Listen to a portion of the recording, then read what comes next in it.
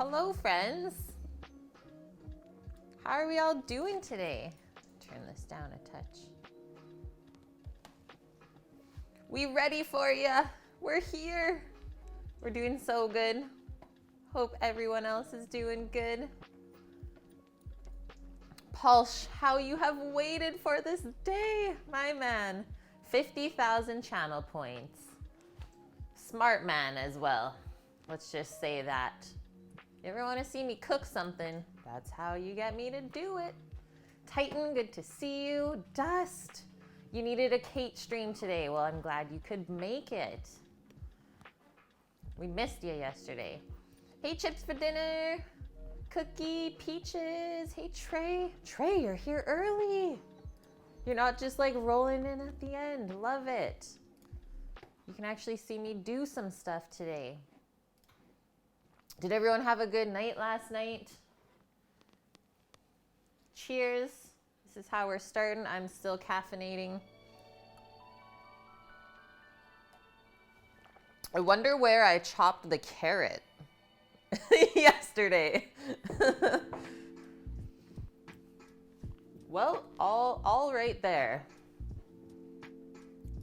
You went out with some friends. Yes, you really needed it. You know what? We didn't go out. We were supposed to go to a fire. And then we were like on the way. And we were a little bit late already. So we're like, hey, we're on the way. And then our friend's like, well, if you don't want to come, it's totally fine. Because honestly, we don't feel like having a fire tonight. And we're just like, yes. Adulting. Oh, Sam says that's not how it went. Okay, that's what he told me. So we're just going to go with that. You woke up at Kate time? Oh my gosh. Why? You got fancy and went to your wife's gala for her work. You shook so much butt. Sometimes you have to. Yeah, shots.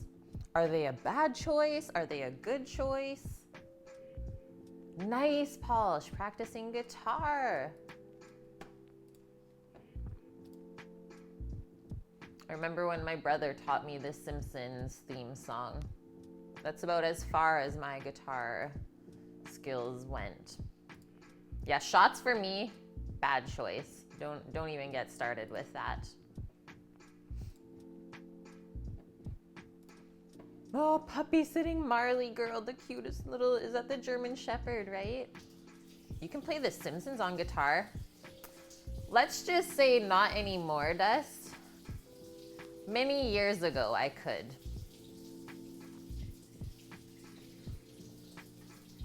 Yes, Titan. That is so true. Oh my gosh. Okay, friends. We have a couple things going on today. So we have obviously our Halifax Donairs, courtesy of Pulsh for requesting that. And then we also have to bake off our sweet little brioche buns that we made the dough yesterday on stream. So maybe we should do the buns first, because then we have to also make some pita bread. We're gonna do as many things as possible from scratch today. Jen, she's grown and still bitey. Oh no, little butthead. Tequila put you in jail once. I've never gone to jail, guys. I'm proud of that. I don't have any crazy stories like that. Little airplane bottles of vodka in their purse. Yeah, I digress. I digress. Hey, Elrad, how are you doing, man?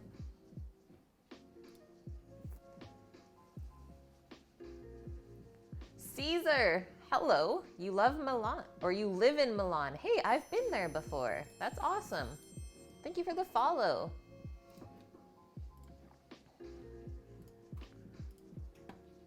And Don Kiki, thank you for the follow as well. Welcome in, guys. We're just getting started. Okay, so who in chat has had, let's call it, we'll start with the things that are not very Canadian. A doner kebab. A kebab. What about a gyro or a gyro? How it's actually pronounced, a Greek gyro. Some places it's just called a pita. You just go out and get a pita, or maybe it's called shawarma. Has anyone had either of those things? I do not live in the UK, I live in Canada. I live on the west coast of Canada. Yes, Trey. So I was wondering if we should watch Maddie's vid together today before we start making this. Titan, you call your dad while you were in jail. He's like, you got in there. You can get yourself out. No! Dust, you've never heard of Donair. So this is obviously not a thing kind of down south. Palsh has had all of the above. Cookie, he's in. Trey's had gyro. Yes, Jen, vegetarian version, falafel pita, so freaking good as well. There's definitely some days where it's like, I don't know if I'm feeling like meat, so I'd get a falafel because they're seriously so tasty. Out of any kind of vegetarian food, I think that is my favorite, falafels. I could eat so many of those. Oh my gosh, you have a Greek food truck?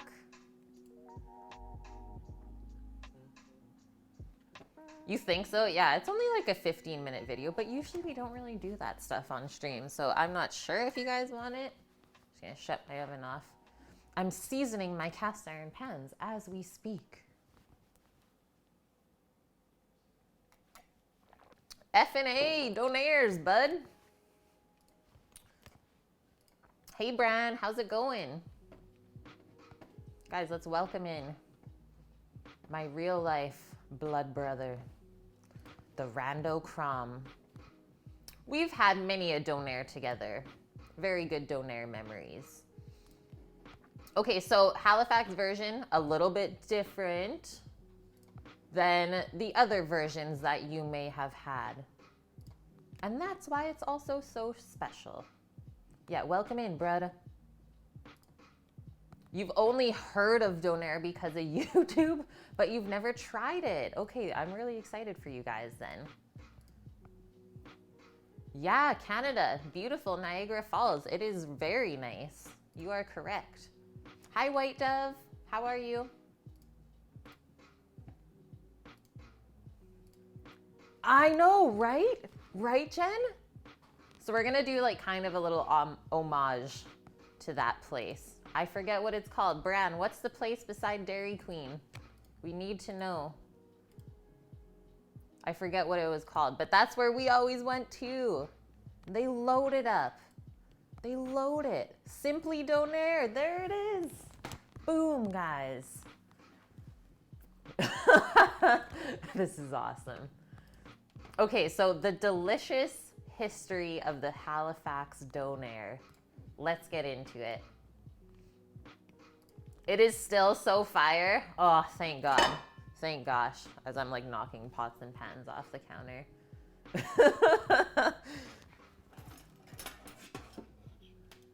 This is how fire it actually is.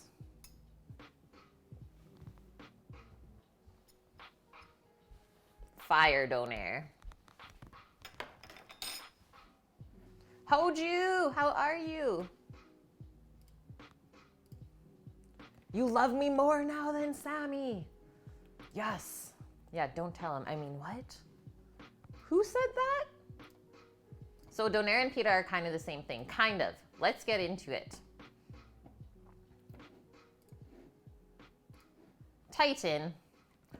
All right, so the next time you're in Halifax, skip the lobster boil and go straight to the pizza shop instead.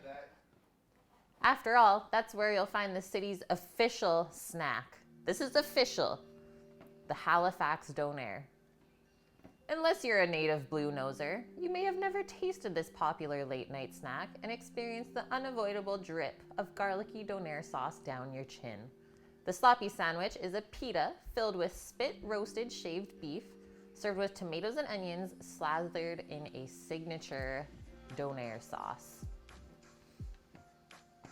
It's spicy, eaten normally at midnight, says Elaine Bose, a top chef from Nova Scotia and ambassador of all things culinary in Atlantic Canada. So guys, Palsh lives on the opposite side of Canada from us. So that's why it's always so amazing when he does come into stream. Because we know, obviously in Canada, we know of the same kind of foods, but he experiences way different food than we get on the West Coast. And the same thing, right? For him. So after a long night out, you line up at a pizza corner in Halifax. It's a great hangover food. Yeah, it's like a different country, right? Okay, Hojerific. So there is the wood-fired pizza place here. It's called Stoked. They do garlic fingers on like their homemade Neapolitan dough with the garlic sauce. freaking amazing. It's so good. Like just the full size of a pizza, but it's just like cheesy garlic fingers with Donair sauce to dip. Deadly. Yeah, it seems that Texas is not educated on the Donair. Well, today is the day, friends. Today is that day. There's supposed to be a very good East Coast restaurant on White Ave now, like a sit-down place. Let's ask Bran. Brother Bran, do you know of this? You're the one who has to keep us updated on Edmonton things. An East Coast restaurant on White Ave. Yeah, guys, so I have actually not experienced the East Coast of Canada yet, either. So really, I'm just making an imposter as well, because I have not tasted the perfect Halifax Donair yet. Yeah, Donair pizza too.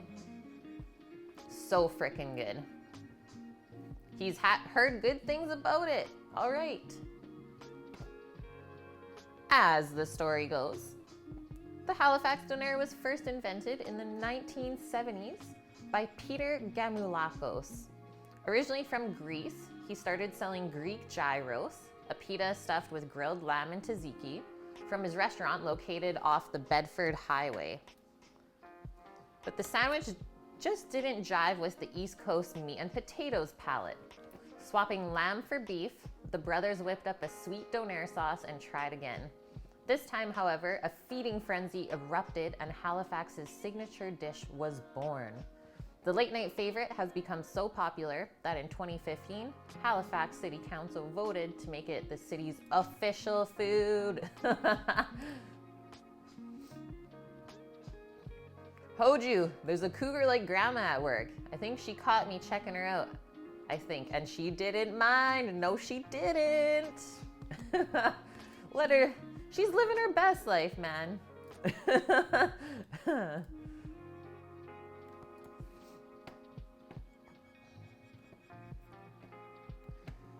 So today, almost every pizza place in the province sells the sloppy and sumptuous late night eat. Some even selling more Donairs than pizzas. And the saying goes that yes, you can put all of those ingredients onto a pizza and it is freaking delicious. So good. Every East Coaster has a favorite spot, but the king of Donair and Tony's Donair have long been local favorites. Both spots have been serving the snack since the 1970s. Recently, though, Donair mania has infiltrated swankier eateries. Fancy. I mean, with this kind of thing, I think keeping it simple is gonna be better. There's a reason that like these foods have not been messed with. I want to like make it too fancy, and then we're getting away from what the actual dish is. Hi, Willamini, how are you? So like really, we have to pretend like we're old Greek guys today while we're making all of this, because we need to think of how they would make this.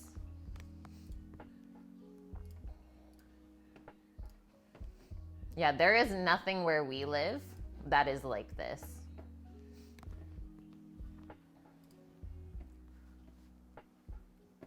Okay, so playful renditions aside, there are traditional techniques to making the beloved sandwich.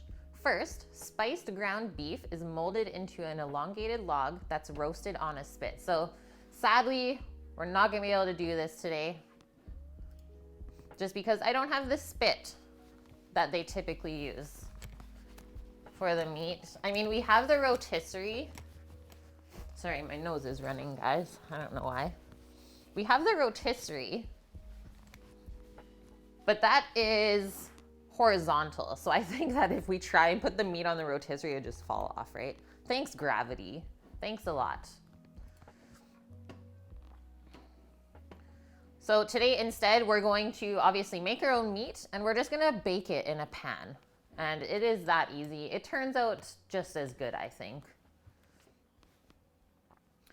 Then the meat is shaved, sauteed, and stuffed into a pita along with fresh tomatoes, raw onion, and a special sweet sauce made with sweetened condensed milk, vinegar, and garlic powder. As Chef Alain says, it's adding the Donair sauce that makes it. The sweet sauce is what makes a difference between a Donair and a gyro. It's true. It's true, it's true. Oh my gosh. We need to get the vertical spit before the wedding so we can have Donairs for the late night snack. That's it, Hoju. That's it. It's decided. Yeah, just turn the showtime on the side. I freaking wonder what would happen.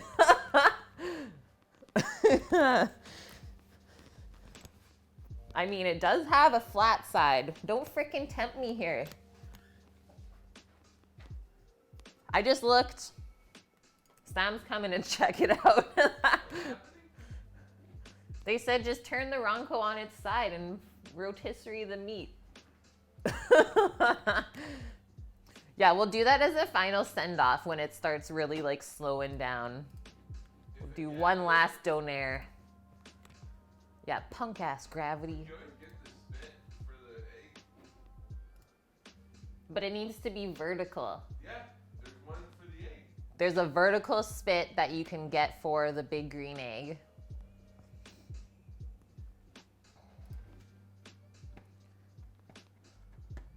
Okay, a little bit more reading and then we're gonna get into this. For decades, the Halifax Donair largely remained a hidden treasure. Yes, obviously, like a lot of you don't know what it is. Scarcely found on menus outside Nova Scotia, but as more Nova Scotians started settling across the country, and with the advent of social media, there's a growing appetite for this late night nosh outside of the province. Canadian chefs are incorporating this trendy food item, oh my gosh, trending, onto their menus and even getting creative with the recipe. H. Joy, thank you for the follow. Welcome in. The Donair sauce is now being used as an add-on. A lot of burger places are making burgers with Donair sauce. There's also pepperoni pizza with Donair sauce. Okay, that's taking it a little bit too far, I think. But to each their own. And now, so if you're looking to truly replicate the original recipe, Mr. Donair, so the original company in Canada, they now sell a do-it-yourself Halifax Donair kit, complete with pita bread, Donair sauce, and a pound of meat. They're sold in grocery stores so that you can always make your own Donair. How cool is that?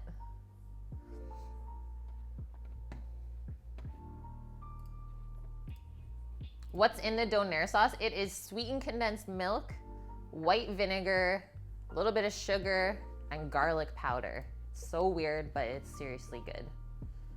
Yeah, what can't the big green egg do? Exactly, Hoju.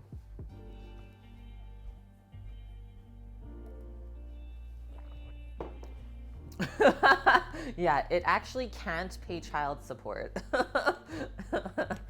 Oh, shoot. Yeah, Donair burger. Instead of bacon, add Donair meat and sweet sauce. Dead. Dead. Okay, Sammy, I need some help for a sec. So we're gonna now watch a fun vid before we start. Some inspiration from a fellow Canadian chef that some of you may know.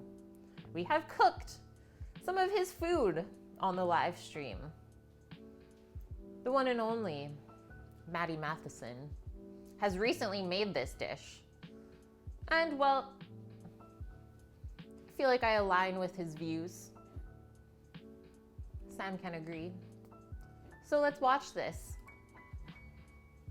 and just see what we're gonna get ourselves into.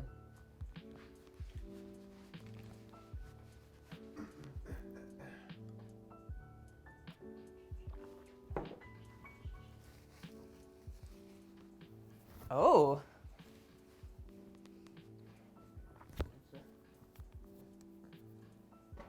Right there. No, on the right.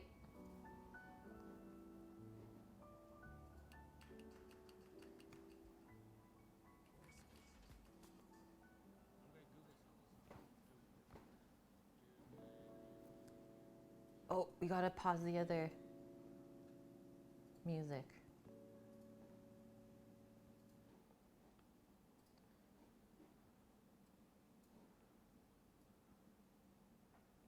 We're going in. Obsessed with this guy, right? He's so good. Hunger service got fed by this guy. Yeah, hunger service.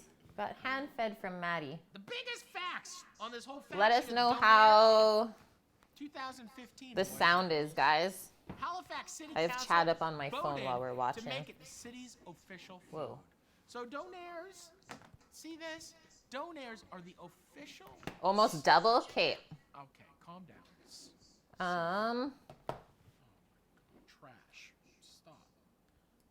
How does Siri just go on like that, you know? Hey Siri. See, nothing. No, it can come So- up almost double. It was already maxed on YouTube. Is that better? No, I already turned it up. Sam! Stop it! Okay, shh. Today is the day. This is some childhood favorite shit, you know? On Just a Dash, today we will be making fucking Donairs, bro. We're gonna be making the fucking Donairs from Halifax. Donairs. A giant, like, meatloaf hot dog. It is so fucking good. Most of the time, Donair meat is made literally just with beef. But you know what? I'm gonna throw in a little bit of Maddie, a little bit. I want a little bit more from the beef. So, I'm gonna add 50% beef, 25% It's echoing? pork, 25% lamb. 'Kay. We're gonna add a big I'll just turn it down on my tablespoon end. ground coriander, big tablespoon garlic powder, maybe 2. Boom. Better? 'Kay. Ground oregano. Thank you, ground my thyme, people. ground cayenne, kosher salt. 1, 2, 1, 2, 3, Ooh. 4, 5, 6, 7, 8, 9, 10, 12, 13, 14, 15, 16, 17, It's 18, 19, reassuring 20. cursing. 20 cranks. A little pepper mill. And now we're gonna mix this, and you wanna start low. And we're gonna mix this up, because we want it to be almost like emulsified. Whoa, Oh, no. okay. So be careful, don't be throwing a bunch of ground beef around your house. Whoa, okay, you gotta protect it. Make sure it doesn't fly, and then all of a sudden you got a big old piece of ground raw meat lying around somewhere sneaky. Oh, little rogue piece there. All of a sudden a week goes by, and you're like, what's that This guy is smell? awesome, Little Paul. sneaky meat. Is this your Got out first of the old Maddie mixer, video? so you gotta be careful of that. I just really want that beef, that lamb, that pork to really get mixed into each other. Whoa! If you set this to 10, good luck!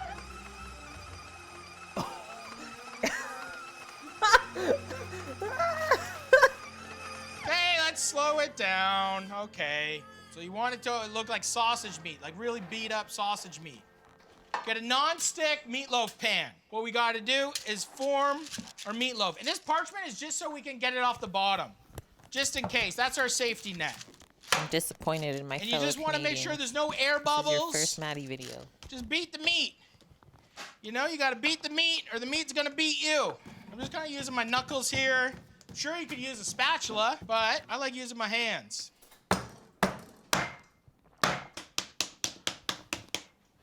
So much meat spanking today. You think I'm doing this for fun and it's fun? It's not. Good meat vibrations. You really want to make sure there's no air holes. This is a bain-marie, and we're gonna put water inside this, and that water is gonna come up to temperature the same amount of time as the Donair meat. That way we have an even cook. So middle rack, 375, an hour, hour and a half. Ow! And we want the internal temperature of that to be 150 degrees, okay? Donair sauce, Donair sauce, Donair sauce. Right here, this is it. Little evaporated milk, 3/4 cups. Nice one. Boom, check this out, guys. So if you're not eating sugar, do not make this sauce. That's 2 1/3 of a cup. This is the secret, white vinegar. Pour the white vinegar into a 1/4 cup. We're gonna pour this in slowly, almost like making like a mayonnaise. And we just let it drip in, and it's gonna solidify this sauce. There's no fucking Donairs anywhere else in Canada. This is a very Halifax thing. And that vinegar is obviously gonna help with all of that sugar, balance all that dairy from the evaporated milk. Just a pinch of garlic powder, stir that around. You don't even have to add any salt, any pepper, none of that. That's it. This is evaporated milk, sugar, white vinegar, and garlic powder. You guys are probably out there thinking like, what the fuck is that, you know?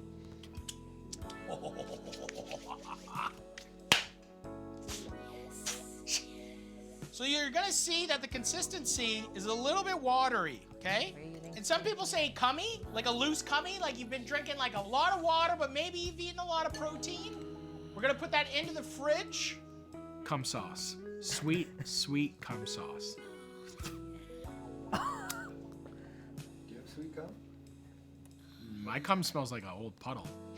Like a leafy puddle. It's been frozen a couple times, thawed out. Someone spilled like a little drop of bleach in there. What's that? I don't know. What does your cum smell like? Why are we talking about cum talk? This has nothing to do with what we're doing today. Copper and This is what I'm talking about. Oh, easy. Yeah, ha, ha. When we slice this is gonna be tight. And the reason it's tight is because we worked it so much in that stand mixer. We really whipped that meat.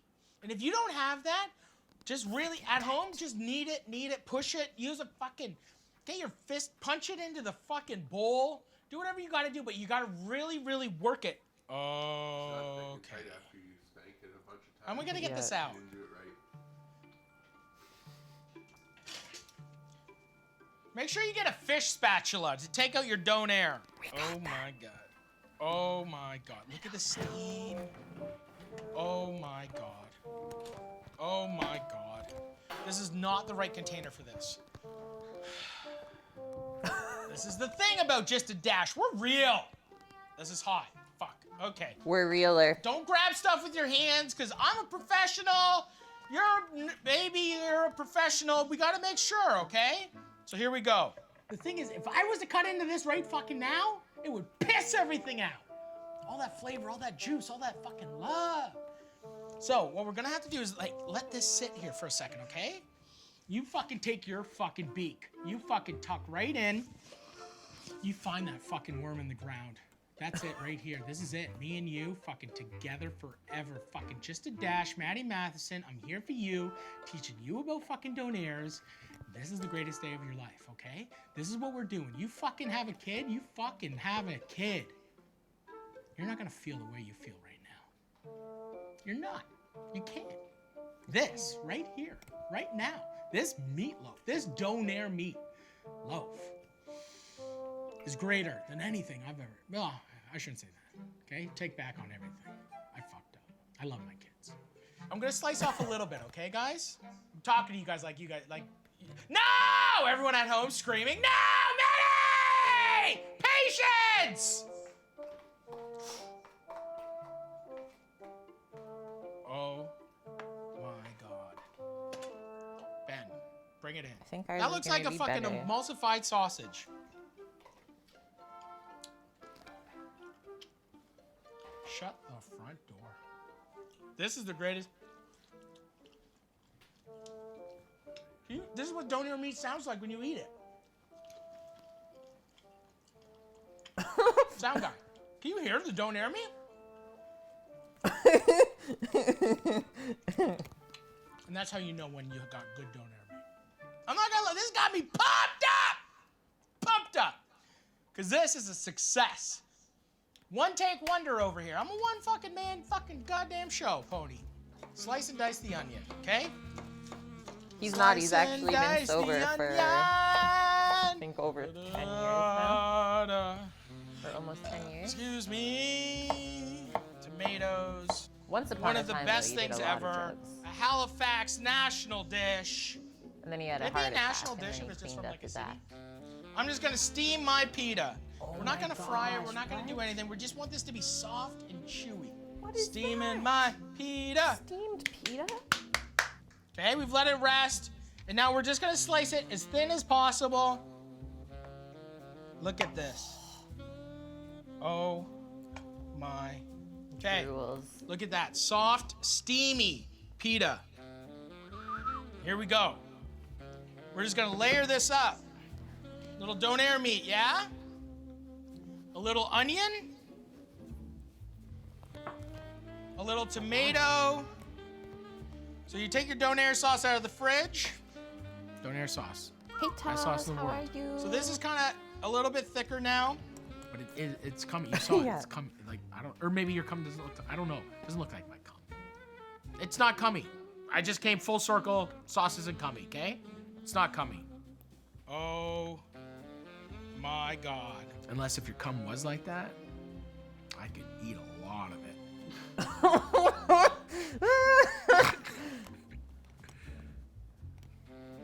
Just a dash. I like a lot of sauce. I'm a sweet boy. Oh my God. Yes. I'm telling you something right here. This is a fucking Halifax Donair. This is one of the greatest things ever. You come out of the liquor dome, the old fucking liquor dome in Halifax. You got fucking crazy kids from King's College, fucking Dalhousie, fucking Dalhousie. Those guys are fucking going right toe to toe. They're scrapping. Maritimers love fighting. Let me tell you. After those big fights, you go get a fucking Donair with the guy you just beat up. He's your best friend. You go grab a fucking Donair. You have the best day of your life. Look at that. The layers of the meat. Oh, the Donair sauce is dripping. This is it. Oh, you know the amount of times I've been kicked out of the fucking liquor dome? Bro. Oh, yeah. I don't even know. No. You don't even know. The meat, the onion, the tomatoes, everything needs to be like that perfect ratio. Not too much. You eat this thing and you fucking fall asleep, fucking wasted, with your fucking mouth open, mouth breathing, and you wake up with fucking dry onion, fucking sweet, fucking cummy breath. This thing will destroy you. Wake up, you drink like 3 Gatorades just to get going. Can't even drink water. Water can't even do anything. You drink water, it just like beads off your back like a fucking baby duck. Can't even do it. Oh my God, that rag's dirty. It's so dirty. It's gross. Donairs. Maybe one of the greatest sandwiches of all time. If it's in a pita, is it a sandwich? I don't know. I don't know the rules. I don't know the fucking rules, man. But I'm writing one today. The rule is, you make this. Someone's getting pregnant. Heaps of babies. I got the giggles. Okay, I love you guys. This is just a dash. I'm mad. That's how you make it. Halifax Donair. You. I love you guys. I love my mom. Blue Noser. Halifax forever, baby. Subscribe. Okay. Love you, Mom. That was. Oh, so good, friends.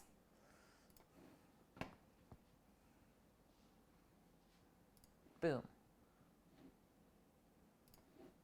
Look at those Tonys. Probably maybe gonna be a bit loud. Yeah, it will. It will. Just a sec. Simon says in the background, you gotta press this. You have to press it. You got to press it. Boom. Okay. Are we ready? Hopefully, maybe you're excited. Maybe you're like, I don't think I want to eat this thing with sweet cum sauce on it. That's okay. I mean, we just try everything once, and then we'll go from there. She said it. Flip it. Yes, Ed G lives. He's from Nova Scotia and moved to the West Coast. Where are you at? I'm out on Vancouver Island. Totally vegan, yeah, exactly. Taz, how's it going, my dude? And yeah, Willamini. Totally recommend people reading up about Maddie, especially my Canadians. Honestly, you too. I am in shock. I'm speechless right now. You guys have some reading to do this weekend. You got some homework. Kate's giving you some homework, Hojerific and Pulse. Yeah, look at my nips. Mama. Okay, you guys, you don't know until you try it. Yeah, what did you come into? You'll see, Scooter Beach. You'll see. Okay, nice, Ed. Mostly in northern Alberta and territories. Cool. I grew up in Edmonton. Yeah, is the sauce for dipping D's? Nuts. No, it's not. It's for the Donair. Gosh. Hi, Pyomai. Okay, so we're going to kind of follow his Donair meat recipe. The only thing we're holding out on is the lamb, but we are gonna do beef and pork. We have the beef brisket ground from last weekend. Last weekend Super Bowl? Yes. Beef brisket ground from last weekend. I actually did a double grind on it during the week. What are you, he's giggling. He's distracting me big time. He's just like walking around giggling. Okay, so we got the beef brisket already ground. We picked up a pork collar from the butcher shop and we're gonna grind that up. So all fresh ground meat, and then we gotta whip it. So we're gonna use the mixer to grind the meat, and then we're gonna use it again to whip that meat up. You grew up having to wait at least 20 to 30 minutes for your donnie? What? That is crazy. Yeah, it is more of a fast food thing for sure. That's what I was thinking, Polish. I mean, in all the history that we read beforehand is they went to beef from lamb because beef was less expensive, right? Isn't that the best part? Just like watching them slice off the spit. Oh man. So Scooter, whereabouts are you located? Because so far, like all of our Texans have never even heard of a Donair.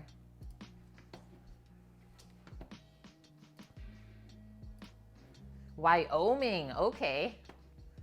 Yeah, I don't think it's made its way down south very far, but it has kind of gone west, that's for sure.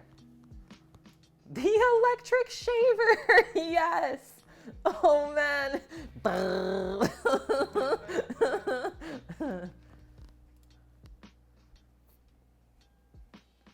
Okay, Ed. Well, yeah, there's so many variations on the Donair, but we know the most traditional now. And so we're going to make, for sure, a traditional one, and then we'll make one that's not so traditional, kind of the more West Coast version, let's say. Hey, Rotax, you're from Minnesota. You never heard of it, but you're intrigued. Hey, as long as you're intrigued, that's all I'm gonna ask from you today. Yeah, Hoju has seen it firsthand. Yes. Yeah, who doesn't love seeing meat get shaven? Wait, what? What? Okay, so let's write out our prep list. So we don't forget anything. I mean, good thing is we just watched Maddie's video, so we kind of already have a gist about what we're gonna do.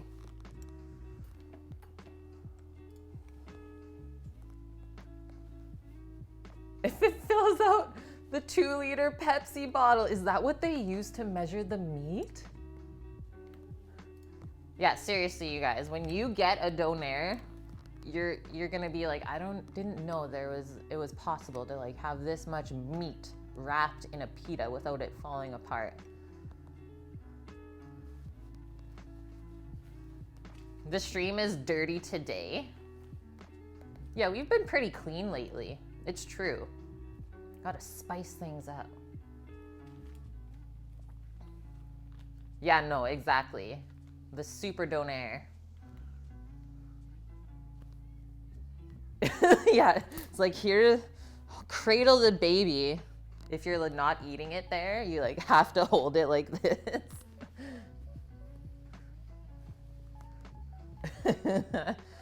Okay, so we have to grind our pork. But thanks so much, Butt Burglar, for the 14 months, girl. She's one of the first. So y'all better listen to her. You guys think Vune's a rough mod. Try dealing with Butt. How are you doing, Butt? It's good to see you. Okay, grind port, or grind the pork. Mix the meat. So what, the meat cooks for about an hour-ish, let's say. So we don't have to cook it right away, but you can. It's totally allowed because we actually do need the meat to rest in its full form before we cut into it. So maybe it is a good idea to maybe make it a little bit ahead of time, just in case it takes a touch longer to cook. Do I like my donair meat on pita and folded like a taco or a wrap? Or do you slice open the pita and then stuff the pita that way? Oh. I do like it stuffed into the pita. I feel like it's just a touch less messy. But I mean, either or, really. Oh no, you think you're getting a cold? Well, hopefully you can fight it. Fight it off. Make a really good like ginger, lemon, and honey tea. Things are good here. Things are awesome. It's been really nice and sunny this weekend. That's why I look like a ghost right now. Yeah, we're sure it's pork. Confirmed, we got pork. So grind the pork, mix our meat, and then bake it. And you still need to find a pita bread recipe. So make pita dough.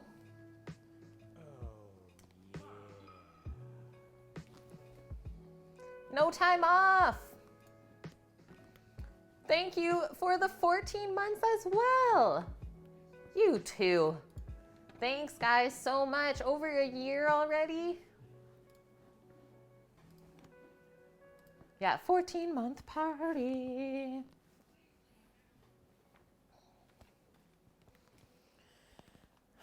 Okay, make our pita dough, then we proof it, and then we press it, let's say. I like to make my pitas in the tortilla press. Oh, look at this. We got a train. A train's happening. Thanks for the 100 babies, Sam.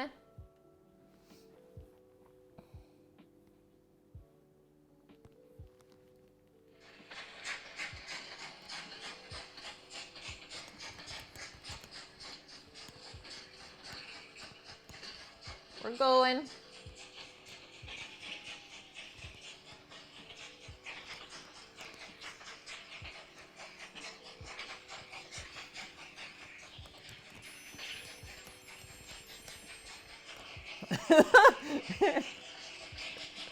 Thanks, guys. Holy, you crushed that one.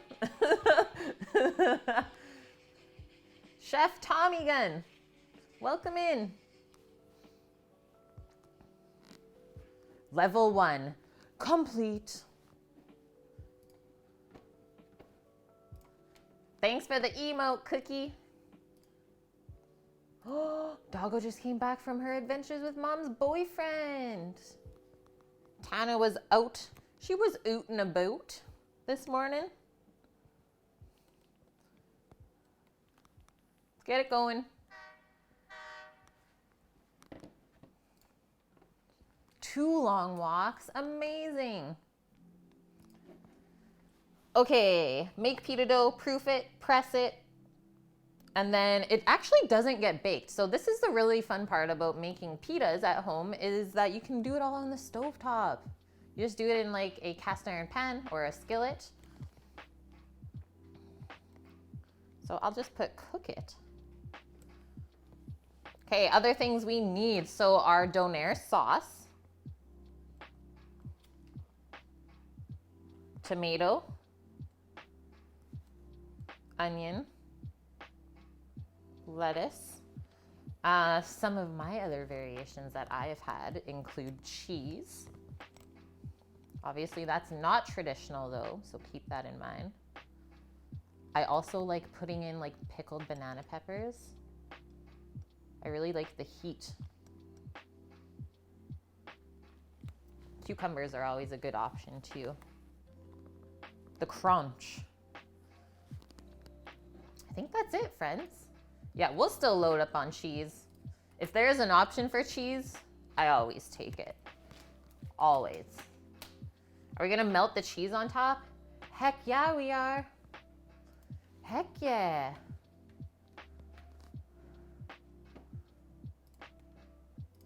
And some pep? I have never had a donair with pepperoni on it. That's new. That's a new one for me.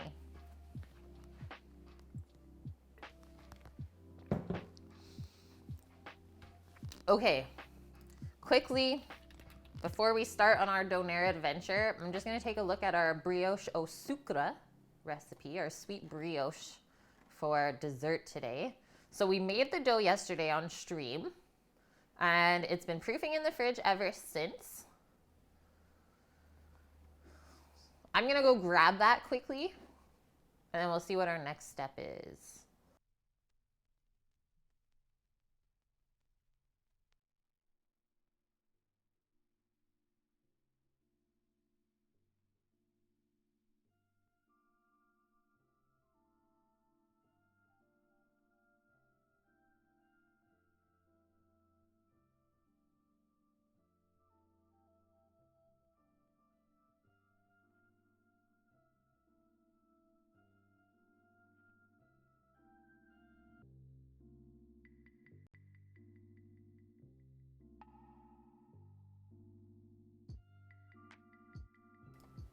I'm back. If you're gonna make a heart attack taco, you might as well go all out. Just a little bit of pepperoni changes it up. I believe that. This is new. Okay, there's our dough. It's looking really good. I love how yellow it is. So we're gonna have to let this come up to room temperature now before we do anything with it, because with all of the butter in this dough it's really hard right now because it was in the fridge. So we need to let that soften up a touch so we can actually work with it. After that comes up, so that'll probably take about half an hour or so for this. So it's a good thing we took it out now. It says butter cups of a standard 12-cup muffin pan. Transfer dough to a lightly floured surface and roll it out to a 15 by 15 inch square. Sprinkle half a cup of pearl sugar evenly over it, pressing gently to adhere. This is the fancy stuff they're talking about. Pearl sugar. And so if we look at this stuff, 6 years, but congratulations. You went for conveyor belt sushi. You got matcha soft served in a taiyaki cone. Thank you guys for the level 1 hype train.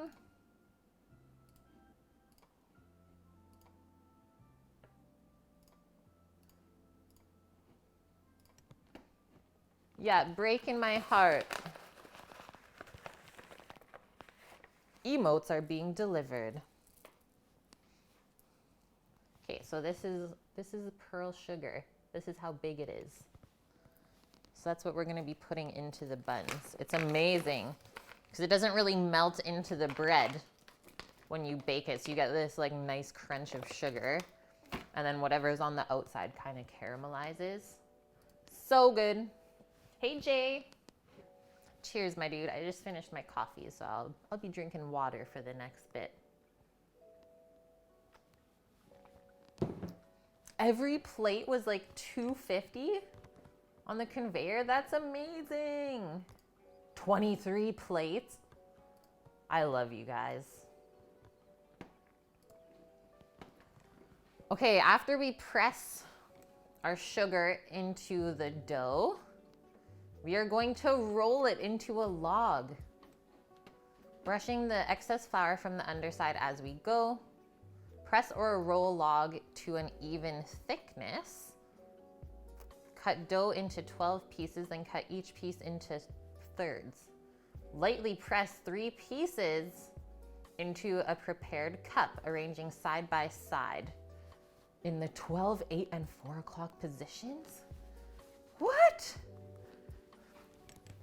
This better be good. Repeat with remaining pieces. And then we have to let it rise again, like one more hour before we even bake it. This is torture, friends. Torture.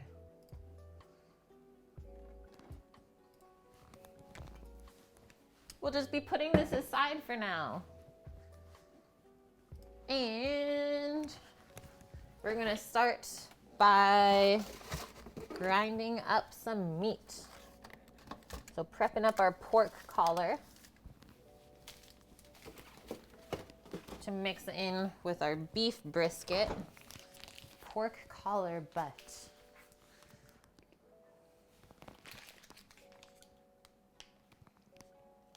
Sam and I both have agreed that this is our favorite cut of pork.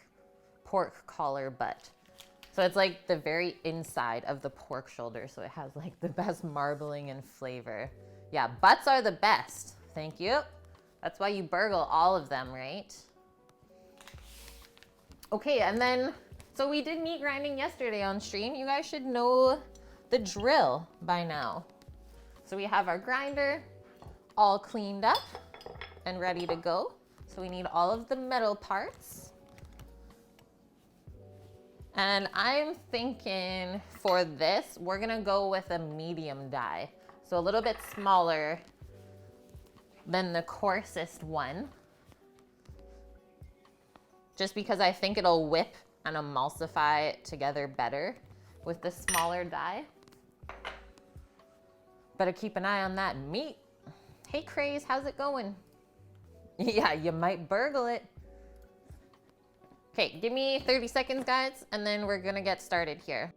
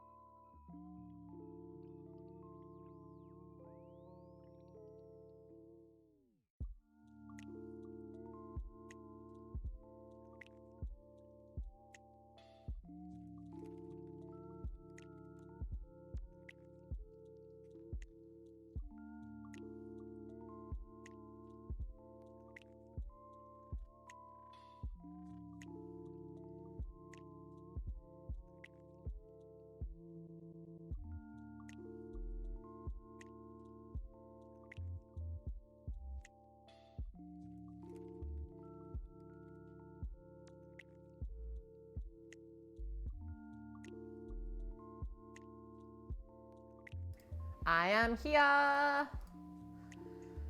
Okay.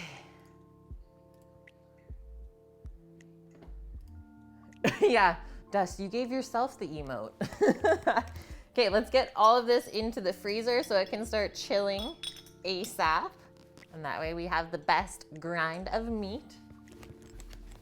And then we can cut up our pork.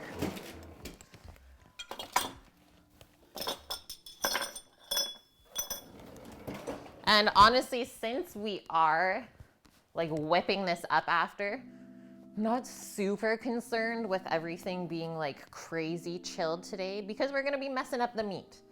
If we were gonna be making something afterwards, like meatballs or burgers, then we would make sure we had a really nice grind. No clue how they work. Yeah, the hype train thing is something new that Twitch just started, what, maybe a month ago-ish now? Let's get into this. Oh, I'm gonna get a cutting board.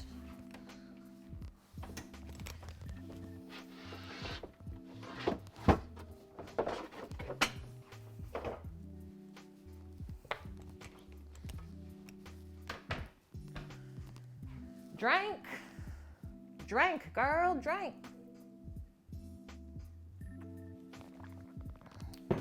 Never heard of throwing the meat grinder in the freezer. But every time you used a meat grinder, you were in a fridge anyways. Oh my gosh, that's amazing then. So yeah, I don't have a fridge to sit in to grind the meat. So we are gonna chill it off in the freezer instead. Chef Tommy Gun. So we're using beef and pork mix. The beef was brisket, and we actually ground that last weekend on stream together. But we're gonna mix in some pork collar today.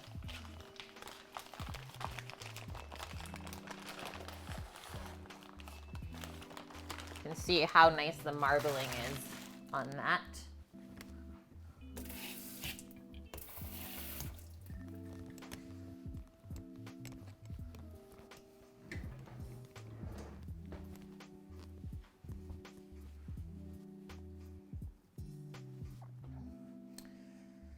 Yeah, is there a reason why the metal has to be cold? So it'll keep the meat from sticking, yes. And then it also gives you a nicer grind, so the meat won't get like mashed through the grinder if you keep it cold. It'll get like cut through properly. So yes, everything should be really, really cold when you're grinding meat. You worked in a meat room from 13 to 18 or so and ground lots of burger. Yes, so you know the dealio, Ed. You know what we gotta do.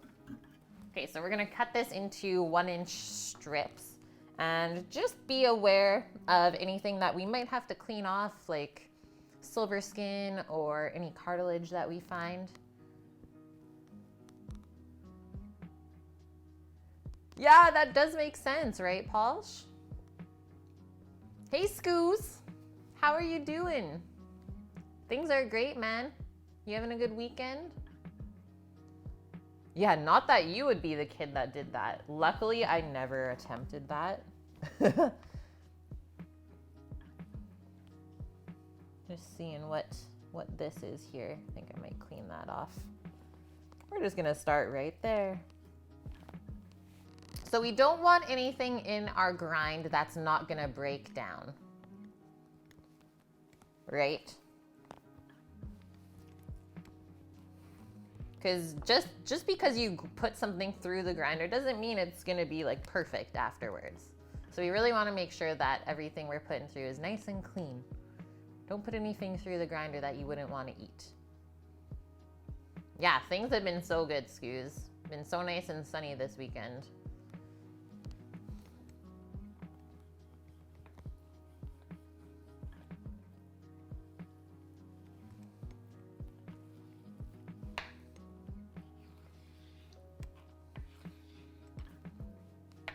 This has some good marbling. Look at that. And typically I find the pork collar doesn't have too much connective tissue that we have to clean out of it. It's mostly just all good fat.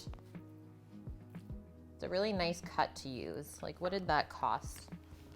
Was it $10? $11 for 2.4 pounds. That's pretty inexpensive.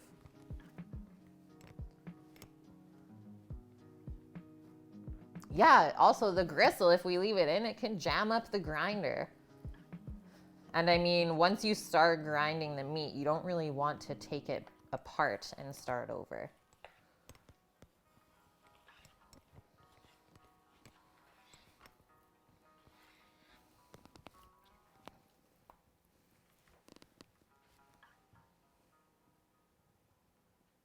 You were using a grinder the size of 3 of my stoves? That's insane. You haven't heard of Donairs till like last week, Scoos?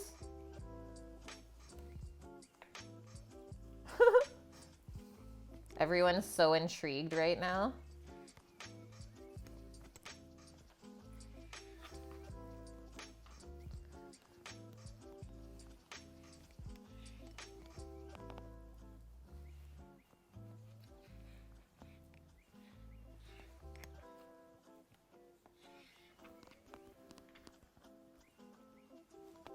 You're a nude.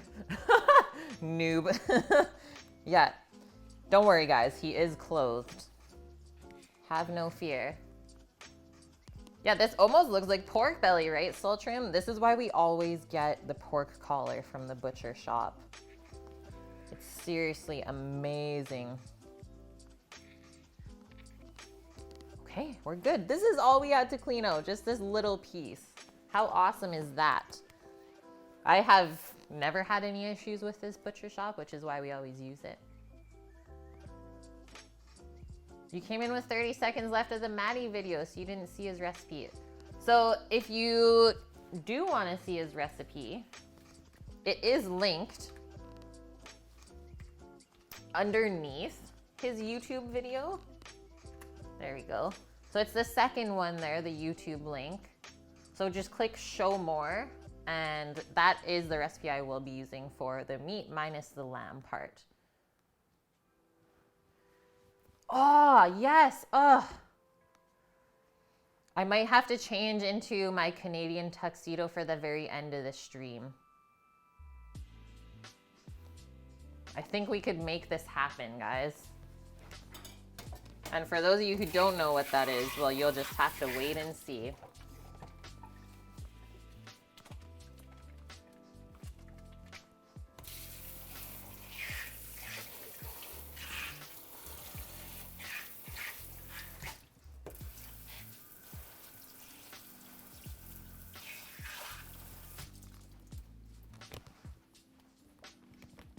It is no longer Polish.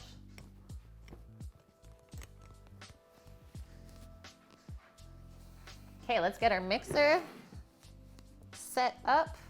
We will also need a bowl to grind the meat into, and we want something big enough that we can also mix the beef into it, right?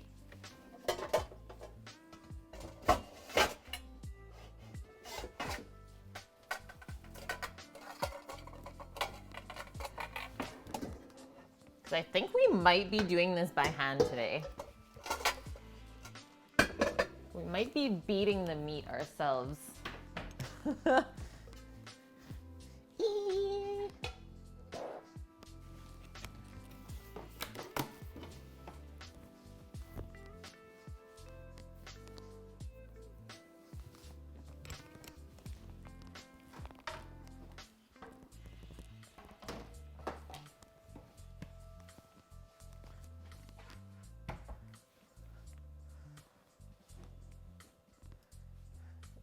Yeah, Mama. You mean I have to be awake tonight at the end of the stream off to see it? I think so. 2 nights on the trot. She is committed. What's up, Mr. Jingles? Yeah, the best was how to wear a Canadian tuxedo, and all we could think of was just don't. Just don't. That's what.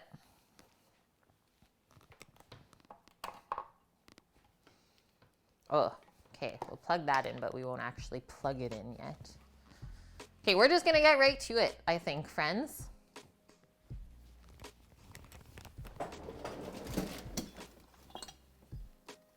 Yeah, everything's cold. Just make sure that we go quick here. No dilly-dallying. No beating around the bush. It's all flannel for you, Ed. Hey, Scat, how's it going?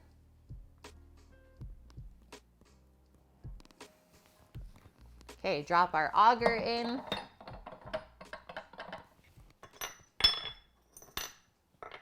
Our cutter, we want that with the ridges facing up.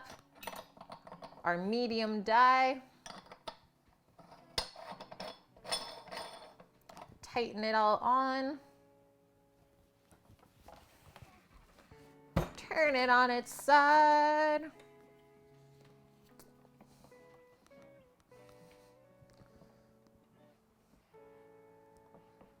That. Just need my feed tray and my presser. My presser? I don't know what to call it. My plunger. The plunge. Will this fit? Probably gonna rattle. Let's see. Let us see what's gonna happen. Okay, before we go any further, just gonna put on some gloves before we feeding the meat, or before we start feeding the meat through. Aw, Scat, yeah, you missed the turkey debone. It is in the very beginning part of yesterday's stream, so you won't have to really sift through the VOD at all.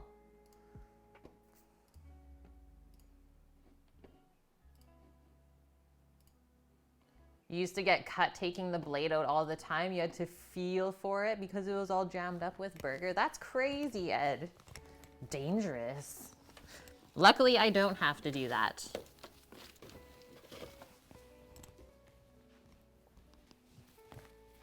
The quicker meter pusher upper.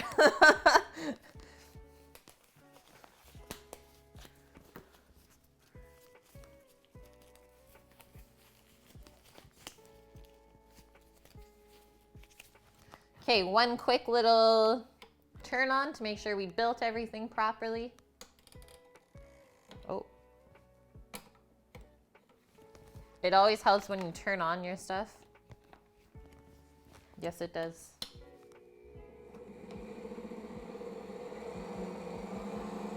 So medium speed for this guy. And we're just gonna start feeding our pork through. Meaty worms. Hey, thanks, Jay. That was very nice of you for telling Scat when we started deboning the turks.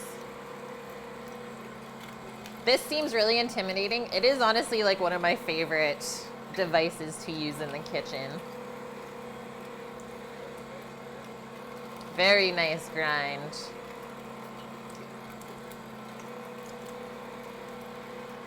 Watch your fingies, that's about it. But I mean, I'd be impressed if you could get your finger down to where the auger would grab it. The cleanup, it's not bad. The cleanup's for sure not bad. I didn't even need the plunger. It just plunged for me. All I'm gonna do is grab a little stale piece of bread to help clean this through.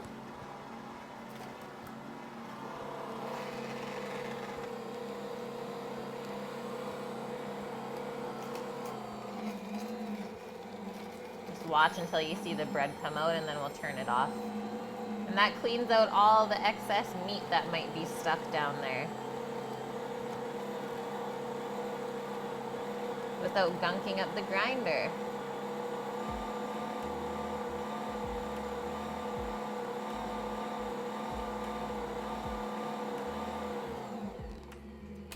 Done. Okay, we want to unplug this. First things first. We are being safe.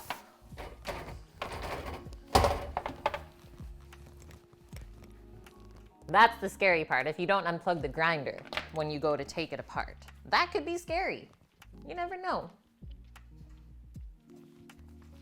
Okay, now that it's unplugged, we're just gonna take the whole piece off and then we'll disassemble it. Just like that. We can just set that there right now in the bowl.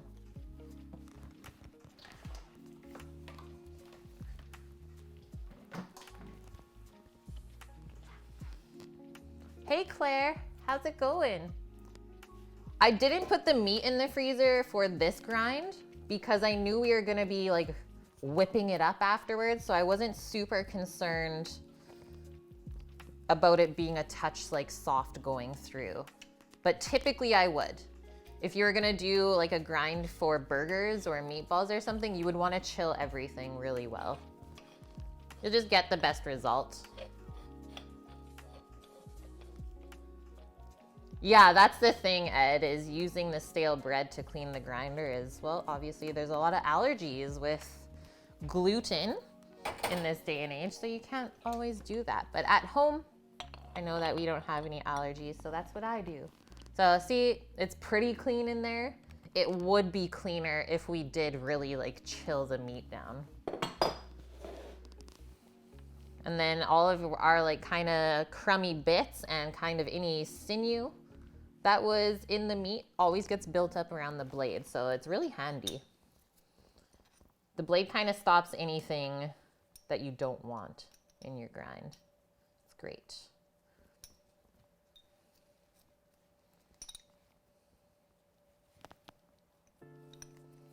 And then all I typically do is just rinse all of these parts with a lukewarm water. You don't want to go hot water right away because then you can like actually cook the meat onto the metal and then it's even more difficult to clean. So just a nice lukewarm water. You can also soak it if you want in like soapy water, but don't use hot water until you have everything kind of rinsed off of it first. Oh, nice polish. You actually got to use a manual crank grinder. Hamilton Beach one you had was kind of useless because you made so much and it couldn't keep up. Yeah, that's fair. Hey, Philibeg.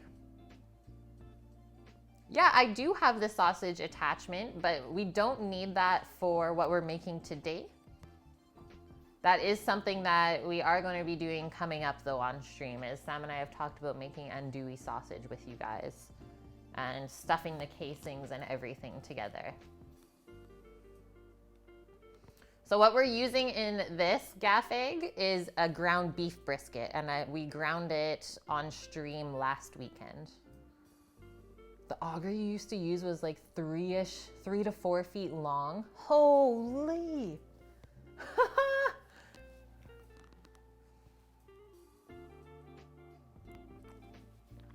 That's crazy. You have to get back into charcuterie. Isn't it so fun? I really, really like doing meat work. Okay, let us get our brisket out and then we'll spice this up. I should have kind of kept my gloves on for this, but I'll just use a new pair.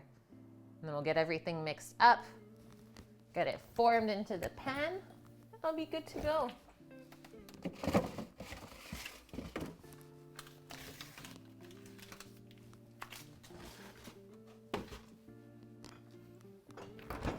Okay, so let's check our amount. So what was this? 2.4 pounds. And then the brisket ground up, I believe I did 1.3 kilos.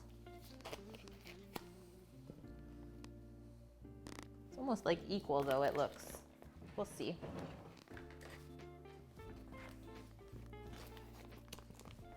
You could make homemade boudin. Yes.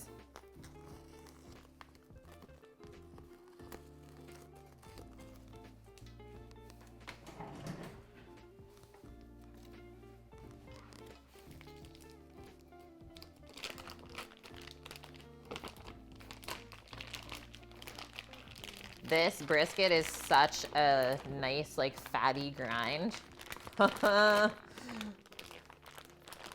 Like when the grind looks pink instead of red, you know it's gonna be good. Oh, meat's flying. You're Cajun. Oh man, that is some of my favorite food. But honestly, there's not really any restaurants here that do Cajun food, so I don't even like know how it should taste. It's so easy to cook. Hey, if you want to share like any recipes, I would so love that. I would love to make something on stream. If you want, you can post them in our Discord. We have a recipe section there. Polish, you made your first donair meat attempt with lean ground beef and pork. It tasted good, but it was way too dry. Yeah, I could see that kind of just crumbling. I don't believe we can get crawfish here, but we have a couple different varieties of like wild prawns or shrimps. Yeah, Cajun as well, Trey. Yeah. Okay, so I am using the spices from Maddie's meat recipe. So he did 1 pound of ground beef, 1/2 pound of ground lamb, and 1/2 pound of ground pork. To that, he added a tablespoon of ground coriander, 2 tablespoons of garlic powder. I think I would rather use fresh garlic. What do we feel, guys? We'll probably get a better flavor with fresh garlic in there, being cooked into it. 2 teaspoons of ground oregano, 2 teaspoons of ground thyme, 1 teaspoon of cayenne pepper, 1 tablespoon of black pepper, and a tablespoon of salt. So the one thing we will do when we have this all mixed up with the spices, the greatest thing you can do for yourself is just take a little piece out of the mix and cook it up quickly before we press it into the pan. We're gonna cook up our meat, give it a taste so that we know it's gonna be perfect when we cook it. We don't wanna be fooling around with it after, trying to like add salt to it or anything like that. So the one thing you can do for yourself, just do a little test cook of your meat mixture if you're unsure.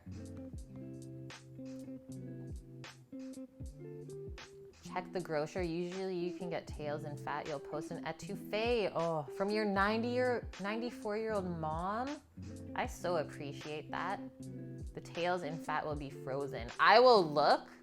It might be a special order thing, but I will look. But I'm gonna say I doubt it. Sad to say.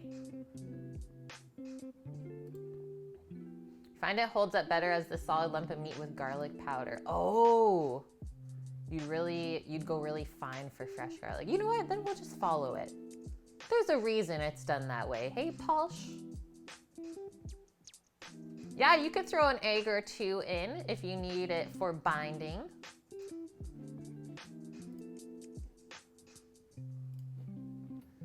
Okay, let's get out our spices. So coriander, garlic powder, oregano, thyme, cayenne. You're down for a catified version. I don't know yet, dude. I don't know what to do. It's probably gonna be the most proper if we just do the dried garlic. Oregano, coriander.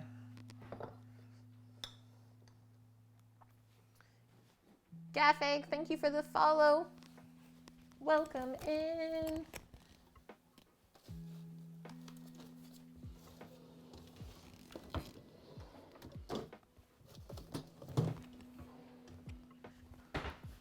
We got that California ground garlic. Okay, cayenne.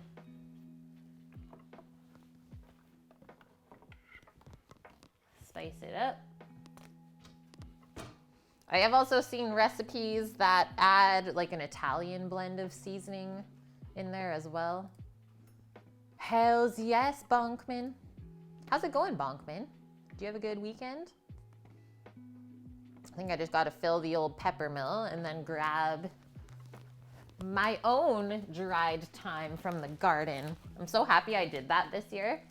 It's been really nice being able to use this in the wintertime.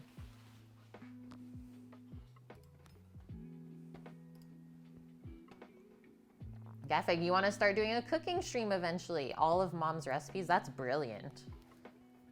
I like that idea.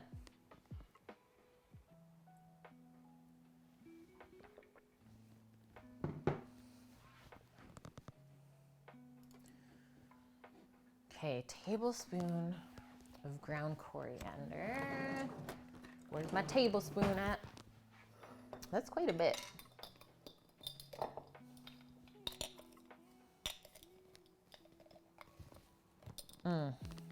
And so the way that I do my ground spices at home is I buy the spice in the whole form and then toast it in a dry pan until it's fragrant and kind of starting to smoke, and then I grind it up myself. So that way we always have like the freshest spices. Hey Greek, how are you? Have I heard of Eliza restaurant? I think I have. So just sprinkle this over it. I think we might need a touch more. We just have a little bit more meat than Maddie used. We have just over 2 pounds. for sure. Coriander is not hot. Coriander is not spicy. It is the seed that comes from the cilantro plant.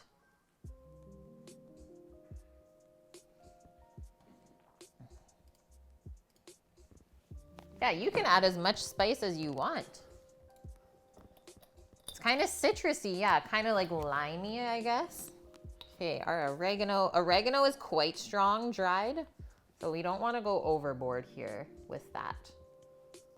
It for sure gets stronger as you cook it into something. So we'll go with a tablespoon of that. Our cayenne. Okay, Jen, have a wonderful day, girl. And hopefully I'll see you next week.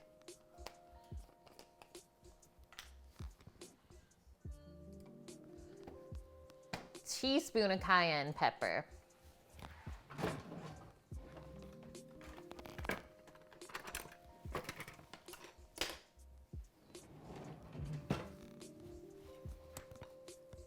So there's 3 teaspoons in a tablespoon. So we'll just do 1/3 of a tablespoon. I think chili flakes could also be a nice little substitution instead of cayenne.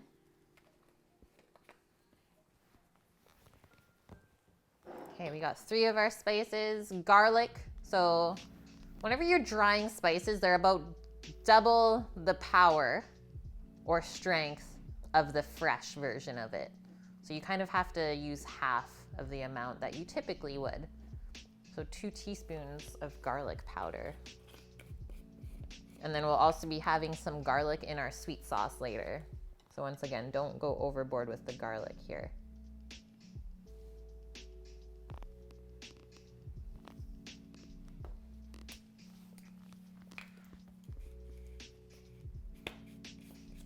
You went to the Eliza restaurant on Friday and the chicken is unreal there. Where's the location of that restaurant? Gotta fill up the old pepper mill. Yeah, excuse me, did you just say overboard on garlic?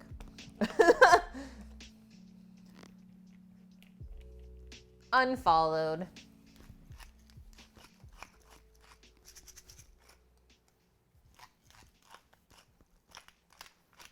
There's no such thing. I don't know why I said that, guys. I'm sorry. With dried garlic, though, I find that the flavor is so strong. It really just like punches you in the face. Okay, we're almost at the point where we get to beat our meat. It's in Yaletown across from the Blue Water Cafe. I think I know where that is. Boom. Okay, second last thing. Just gonna strip some leaves off of this dried thyme. You always use way more garlic than you're supposed to. That makes me proud. That makes me proud.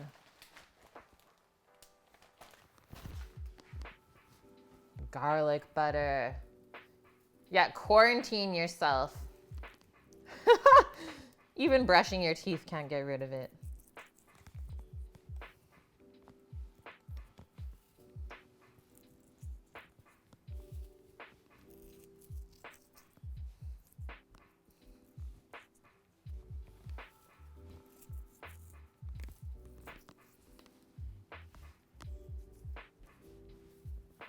Yes, oh my gosh. You can for sure go overboard with raw garlic more than like cooked stuff.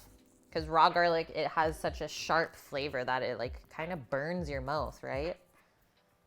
It's like, it's so strong. Why am I crying right now? Hydration, oh thanks, but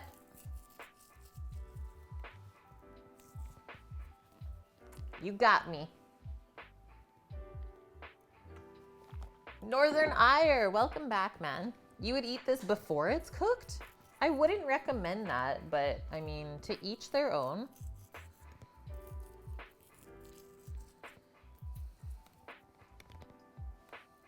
Just trying to remove as much of the big stems as possible. But I'm not worrying about like really busting up the thyme leaves because we're gonna mix it into everything here. One of your friends dared you to brush your teeth with hummus? Oh no. That would just be weird. Yeah, what a weird dare.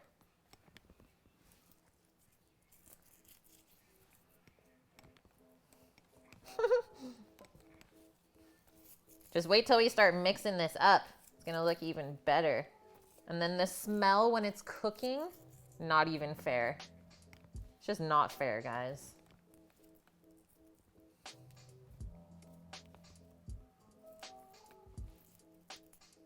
The neighborhood is not ready.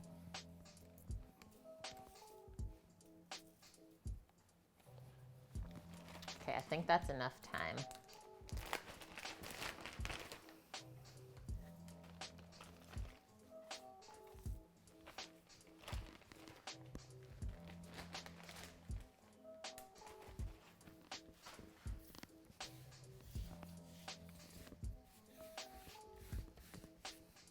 Put the rest of that in.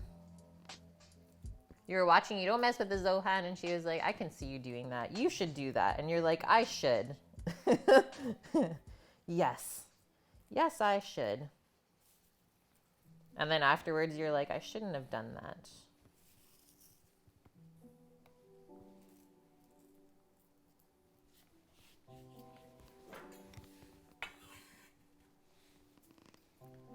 Okay, one more thing. The most important one is salt. Salty salt, salt. And I mean, he says to only put a tablespoon. But I think that might not be enough. Dust! Thank you so much, Dust, for gifting the sub to Folk Metal. Welcome in, Folk Metal. 2 months in a row. Do I make my own recipes just experimenting or just follow one? It depends on what I'm making, but for the most part, if I'm doing something for like the first time on stream is I try to follow the recipe as much as possible. So today we are following a recipe. For a guideline, at least.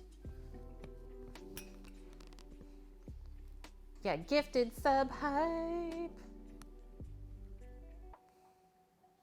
Twitch Stewie, when you lived in Korea, one of the places people always wanted to go was called Mad for Garlic. Heavily showcased in every dish. That'd be tasty. I'm gonna sprinkle some salt over this. Do that. And I think that's good. I'm gonna put some gloves on. Any temptation to have a Donair special on the food truck? You can pay me in Donair instead of cash. 100%, dude. That would totally sell here because there's not really any good spots that do Donair. Canadians need that in their life.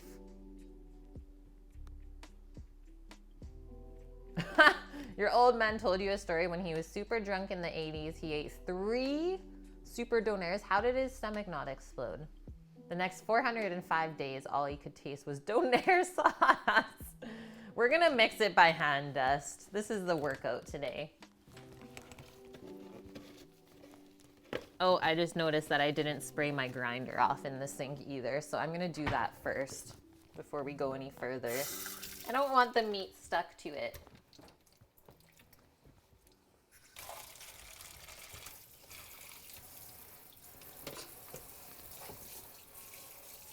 Save ourselves.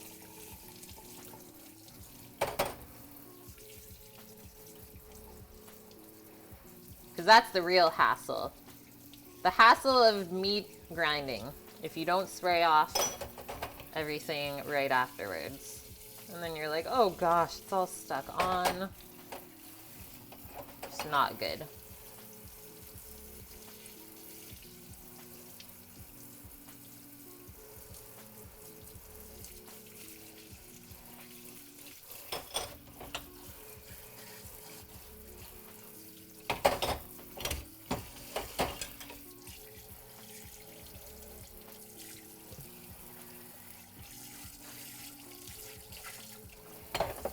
Okay.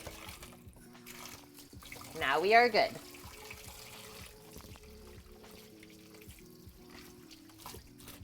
Done and done. It's glove time. Sounds good, Cookie. Enjoy your day. And thanks for the biddies. I so appreciate that. We are getting close to some new plateware on stream.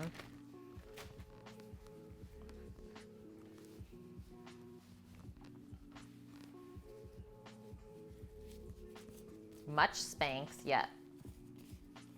Oh yeah, we didn't slap the pork before we ground it. What were we thinking? In the prime of your 20s, you could only do 2 super donairs. Yeah, Cookie, nicest guy on Twitch. It has been proven. Hasn't it though, Scoozy? A Christopher Collects stream. Hi, Martin. How's it going? Welcome in, guys. You're right on time. We're making a famous Canadian dish today that probably most of you in Europe don't know what it is, but you do know what like a doner kebab is or what shawarma is. So we're doing the Canadian version of that today. Hey, Chalky. Hey, Lynn. Welcome in, guys. So we're doing the meat and everything from scratch. We're making our own pitas. And basically we just got started mixing up our meat. Poutine, nope. It's called Donair, Halifax Donair. And it actually originates from the opposite side of Canada from where I am, the East Coast. So the meat is a mixture of ground up beef brisket and ground up pork shoulder. Yeah, I freaking love kebabs, right, Mr. Jingles?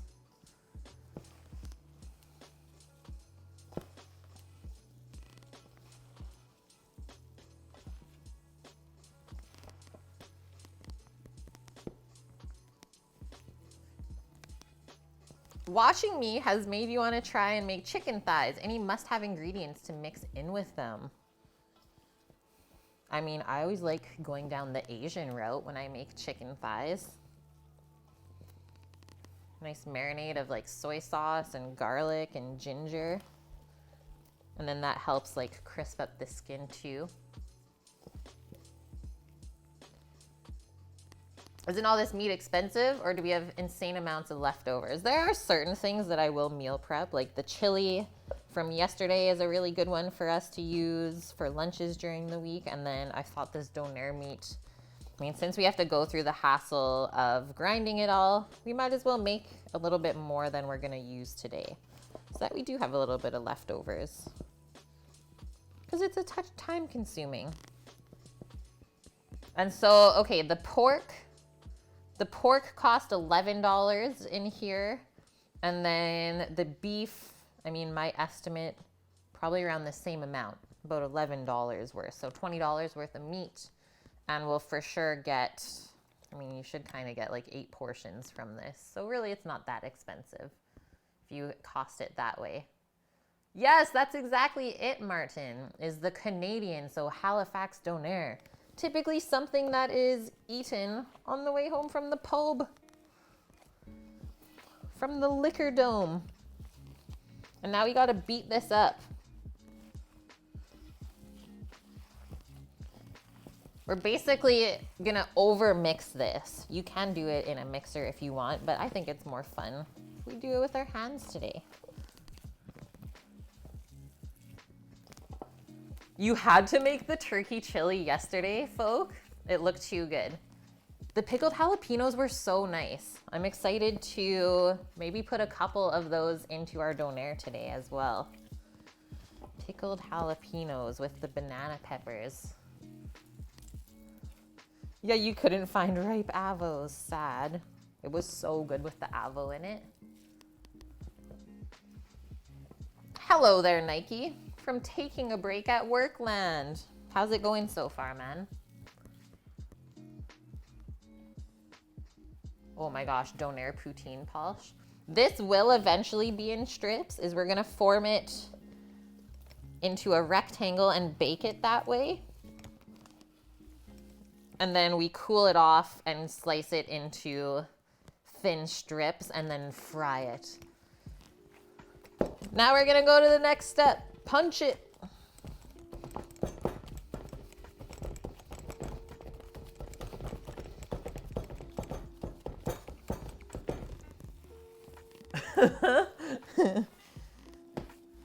Great recipe if you have any unresolved anger issues kind of eating away at you. Punch the meat. Yeah, hold the bowl up. Let Sammy punch it.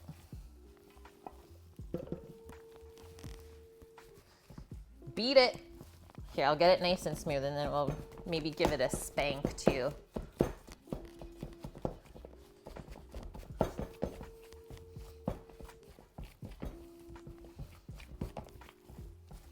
Some crazy stuff is happening outside right now. Lots of sirens.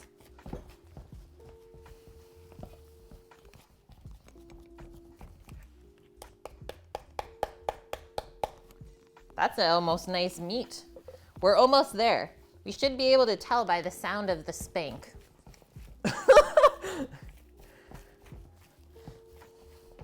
Yeah, they're coming to get me.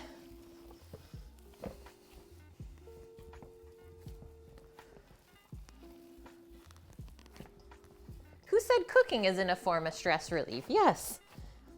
That's the whole point of the stream, to show you guys that it shouldn't be stressful. I think I need a bench. I need like a higher up. Some leverage on this thing. There we go.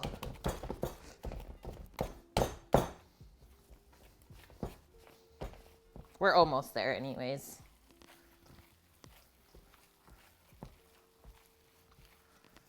Brop. Bro Pulse. Brop.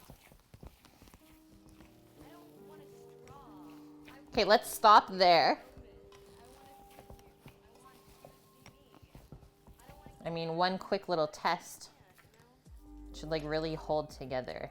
That's looking good. We have worked the fat kind of in more with the meat proteins. And that's gonna hold everything together when we bake it.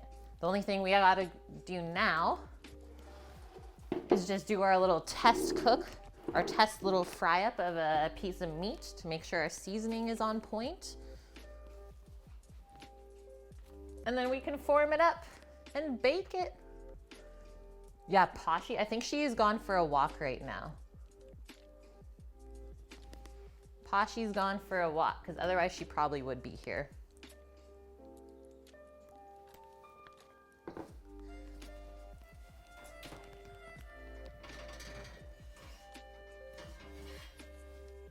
Let's get a frying pan on.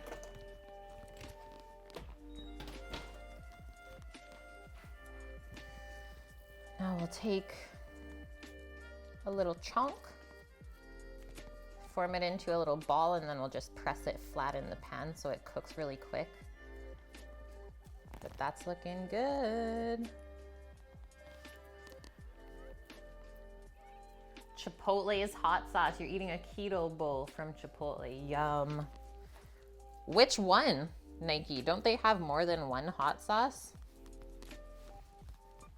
Okay, while we're waiting, friends,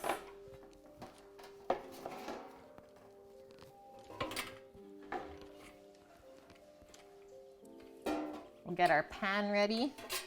We have our fish spatula, as requested by Maddie, to take the meat out later. So we'll set that aside for now. And then we just want to line our pan with some parchment paper on the bottom. So I have never had real hot chicken before, Dust. I would love it, I think. It's fried chicken and they dip it in a spicy oil. Yeah, I would crush that. And they serve it like just on top of a piece of white bread, right?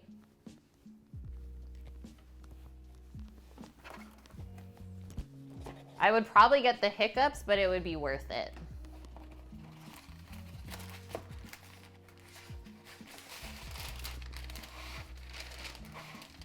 Yeah, Nashville hot chicken. You are correct, sir.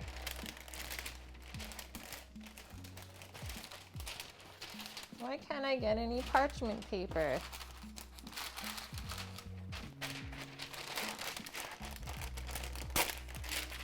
This box.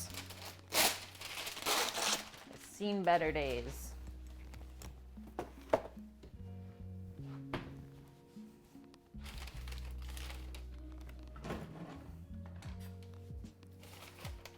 Trim that off.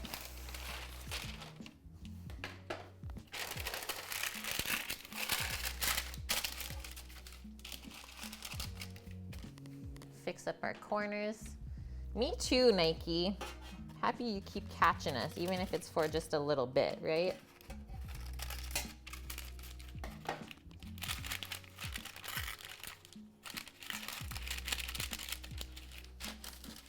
A little bit's better than nothing.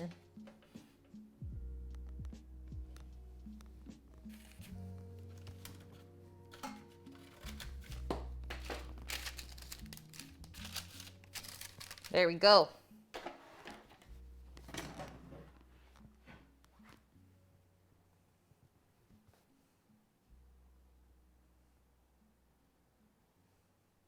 It's worth it, Dust. Was it like insanely spicy? Okay, our meat is starting to cook. We're cooking. We're starting a little bit of sizzle action.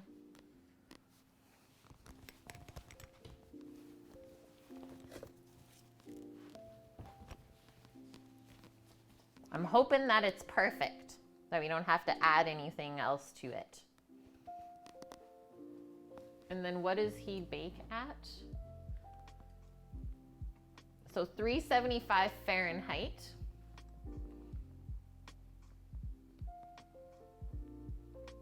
For about an hour and 20 minutes. I'll be checking it kind of every half an hour, I think. But let's get our oven heating up. So 375 Fahrenheit. Oh, that smells lovely. It's smelling good already as it's cooking. Give it a flip.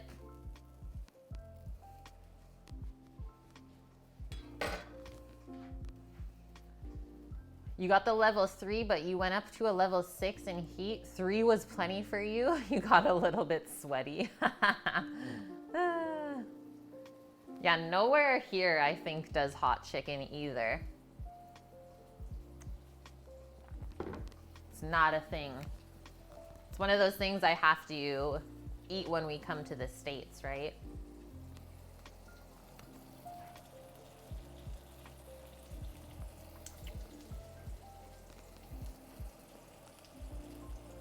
This is tasting good.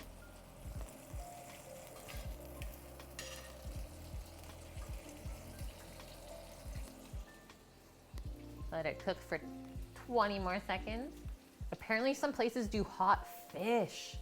If you visit Austin, you'll take us to a place. Yes.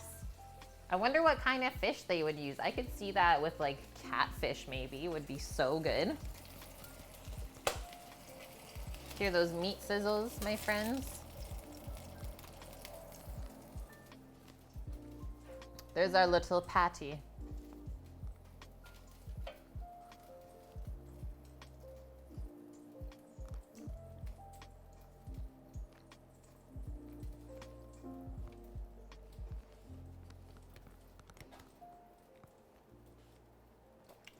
The meat flavor in there is amazing. Like the beef and the pork.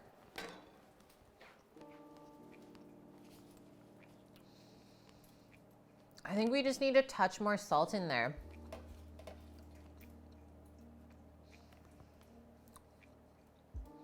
And then actually, well, since we're gonna add a bit of salt, we'll just add like a little sprinkle of every other spice because it's not like super in my face right now with the flavoring, but it's there.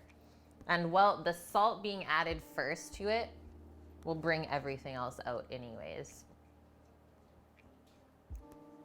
Come to England. Yes. I'm in. It wasn't good enough for you, Sammy. I gotta re-doctor it and then we'll try it again. You can't go shy with the salt, no, especially when you're doing a sweet sauce with it, right?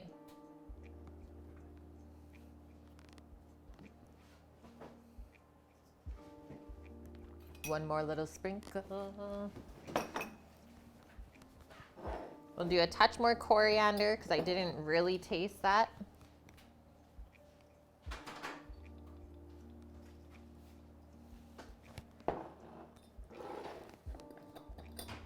And a touch more oregano.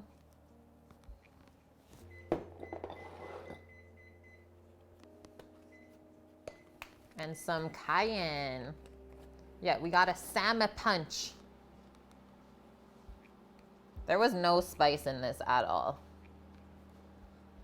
So we can go heavier.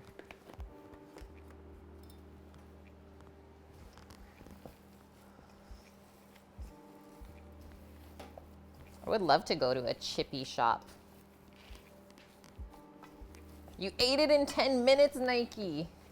Just crushed it, dude. You're a little sweaty. Yeah, when food makes you sweat. When eating is the workout.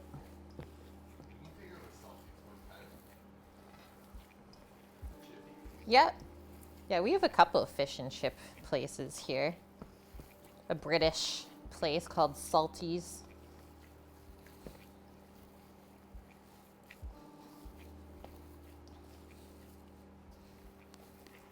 Probably needed an extra little mix anyways. Now we know it's really good. Okay, now I'll take one more small little piece. We'll do a final taste test. Let Sammy taste it too this time.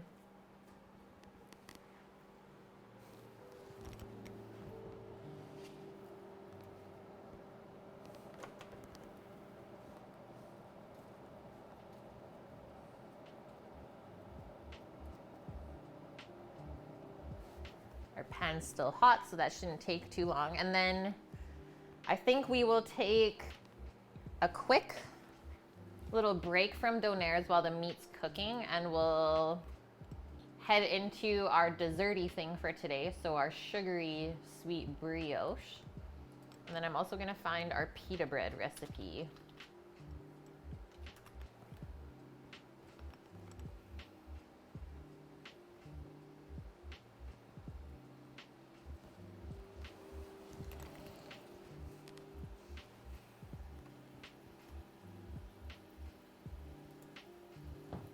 Middle Eastern pita bread recipe. That one doesn't look right. We need something that's a little bit bigger, right? This New York Times one looks good. Or why don't we do the Serious Eats? We know those are always gonna work. This makes 6 pitas. Yeah, that sounds about right. Anything Irish? The luck of the Irish. English chippies suck. Northern Ireland's much better. I really want to go to Ireland. Oh, you live half the time in England. Yeah, so you would know. This meat is so fatty and delicious. I don't think it's gonna be dry at all.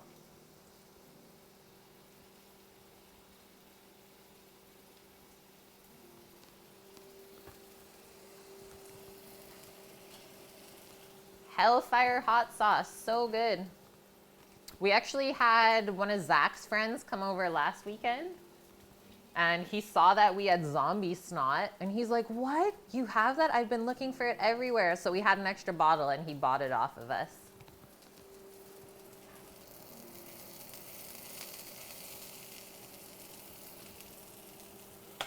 Amazing.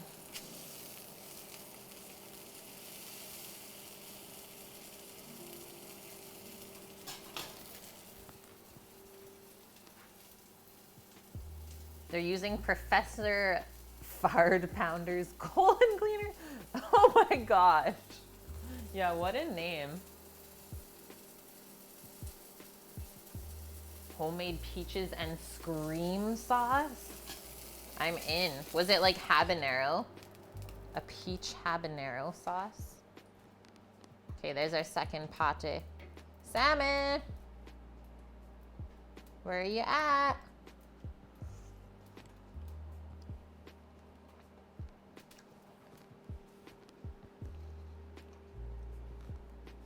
That's on point now.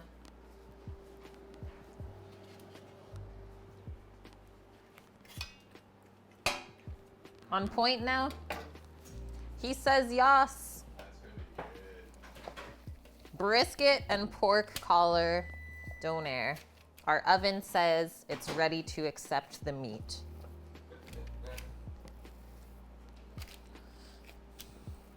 I believe Sam is heating up some of those leftover soba noodles. The soba noodle stir fry that we made on stream on Friday together. Still had that kicking around in the fridge. Hey, I'm ready to poop. Yeah, that's a lot of meat. It is quite a large amount.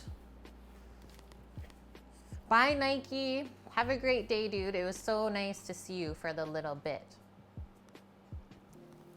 Yeah, the oven is going to accept this sacrifice that we have prepared today.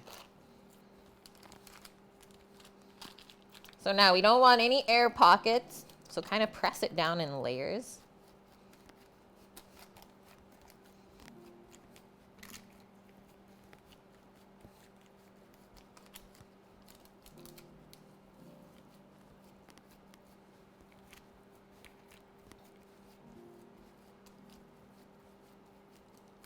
And we want it to be, well, nice and even. You don't want one side higher up than the other. We want this to all be able to cook at the same rate.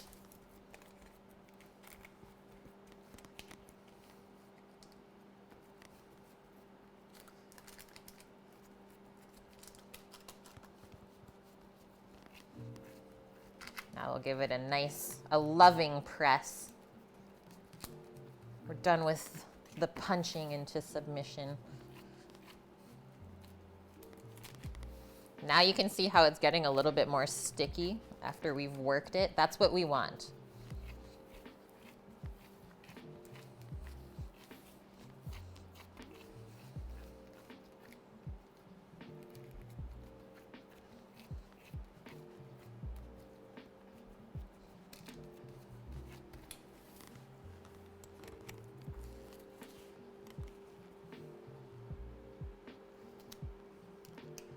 Before we take the glove off, yes, polish. A little backhand. No. It's good. It passed the spank test.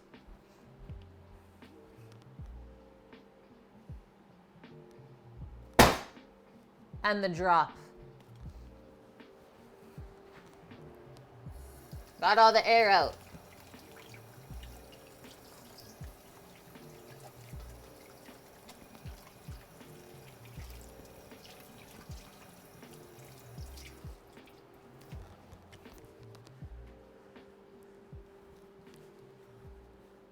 Slap them out. This is what you came here for. I hope so.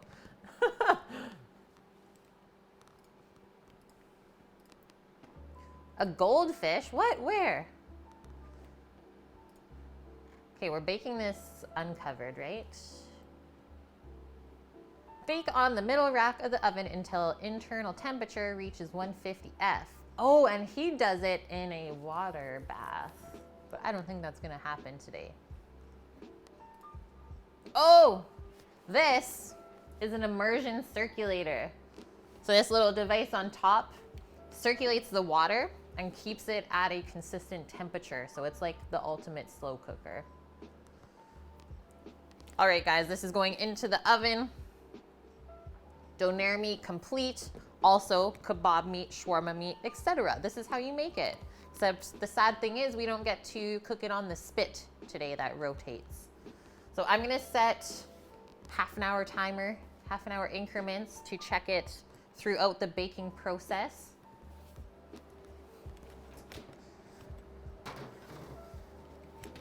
And it says we're looking for an internal temperature of 150 Fahrenheit. So we don't even take it all the way to well done because it's gonna have to rest up so we keep all the juices in and then it will be well done. Perfect. It's a sous vide, exactly. It's an Innova immersion circulator. Chalky, do I stream every day? Sadly, I don't stream every day yet. I am only streaming on the weekend right now and Friday. So Friday, Saturday, Sunday. Hey, Dust Mage, how's it going? Yeah, lewd.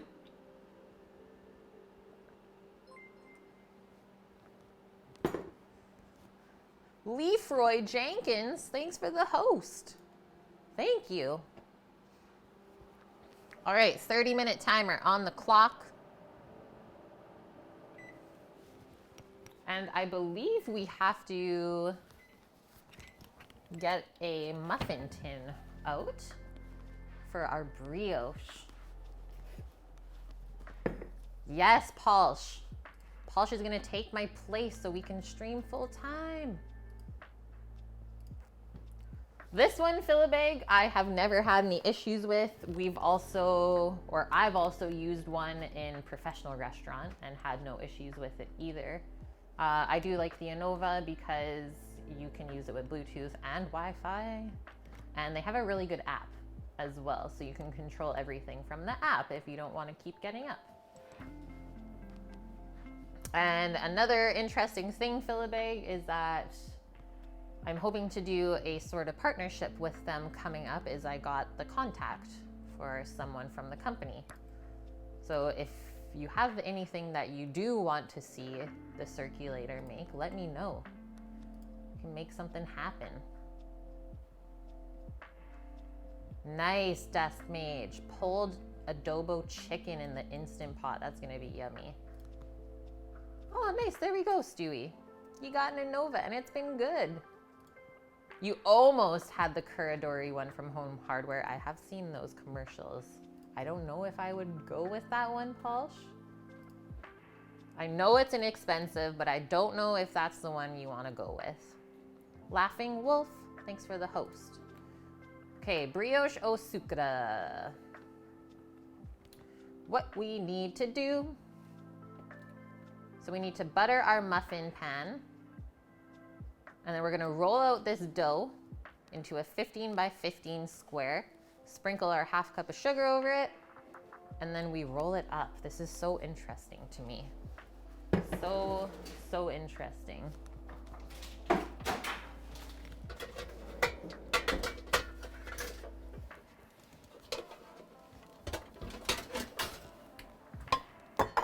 This is not at all how I thought this recipe was done, but this is fun.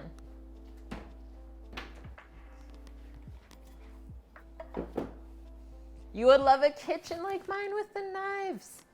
Well, someone did buy those knife magnets for themselves from Amazon. That's where we got them, and they are loving it.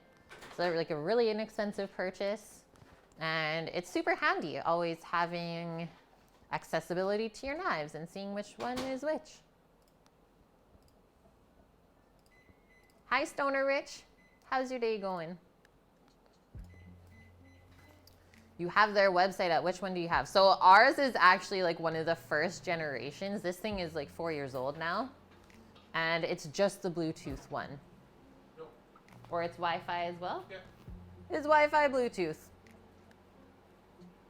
Yeah, Sammy's keeping Chef Mike busy.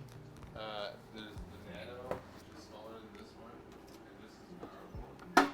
There's this one out still, and then there's the Elite version, which is one I would like. Yeah, we're looking at getting the Elite version next when we start doing like cooking full time for other people. I think that would be more handy. Okay, so I'm just gonna cut a little cube of butter to spread around in the pan. I don't think we want to go with something cheap like the non-stick spray with this. This recipe takes a lot of love, so we might as well just keep on the butter train.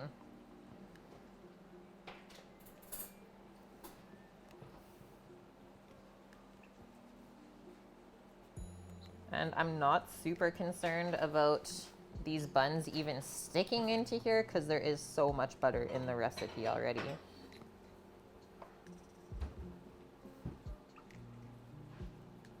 Butter. Butter makes everything better. Butter. A base, 007. Thanks for the follow. Welcome in. There's a new 007 movie coming out. There's a new 007 movie. Does it look good? It looks good. He looks good. No, I said it looks Oh, good. But Daniel Craig's in it again. yeah. Chalky, thanks for the follow as well. Coming in from the Christopher Collect raid. Okay, Northern Ire.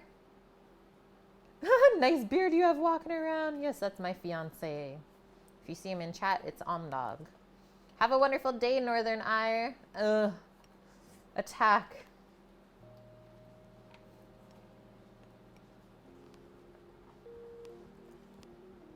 Life in Souk is wonderful.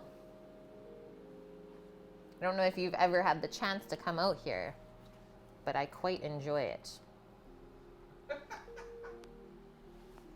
Sammy should be the new 007, yes. Okay, our pans are buttered. That was the easy part.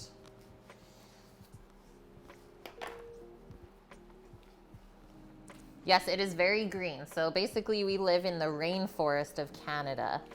It's the most mild climate in the country.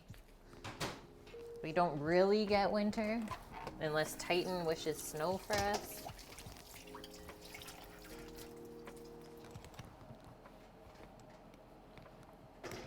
Oh, you're from Happy Chef country. We like Happy Chef.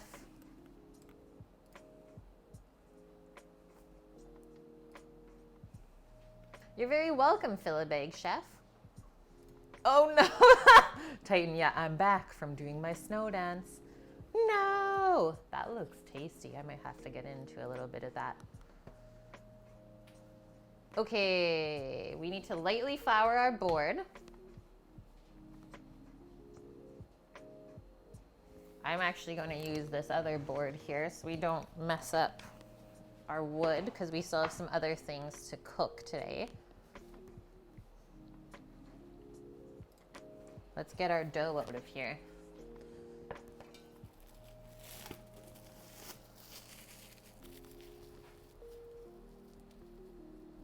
Yeah, Titan has been summoned. Look at how yellow this is.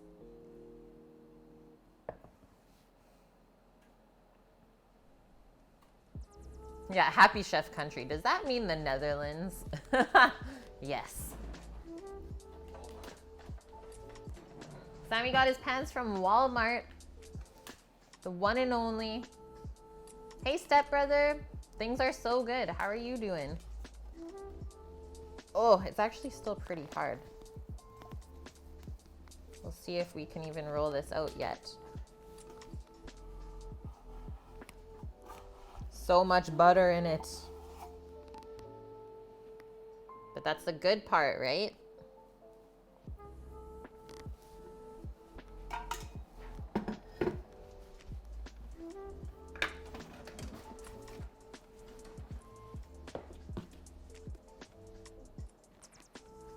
We don't want the dough to stick when we roll it, so for sure flour underneath.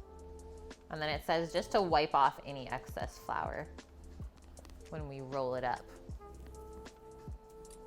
And then the other thing that we can do for ourselves, just kind of pull it into a rectangle or a square.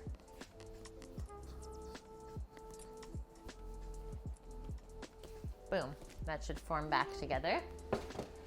Am I working also as a chef? I am not at the moment. I left working in a restaurant in the middle of July last year. Just because the schedule and, well, way of life wasn't quite working for me anymore. It wasn't keeping me healthy and happy as it should. So I needed to take a little break. And basically focus on streaming more is what I wanted to do. Is this the pita bread? This is not the pita bread. So this is our little desserty item for the day. I know I didn't write it in the title. This is a sweet brioche.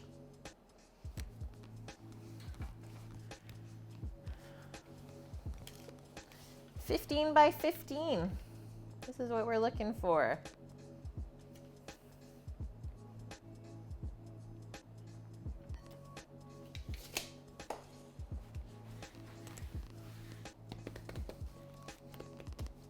Just a little bit of flour on top too. But we will be making the pita bread like right after this, because it doesn't take quite as long to make. There we go.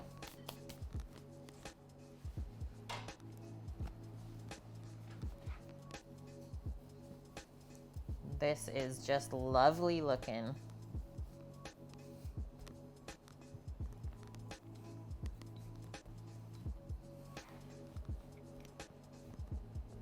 I want to keep it nice and square because we are rolling it. So you want all the edges to match up.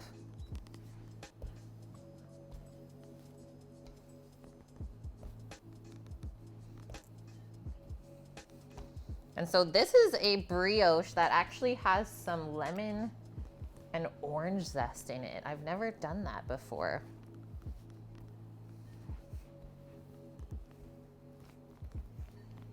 But it smells amazing as I'm rolling this out right now. Yeah. Okay, where are we at, guys?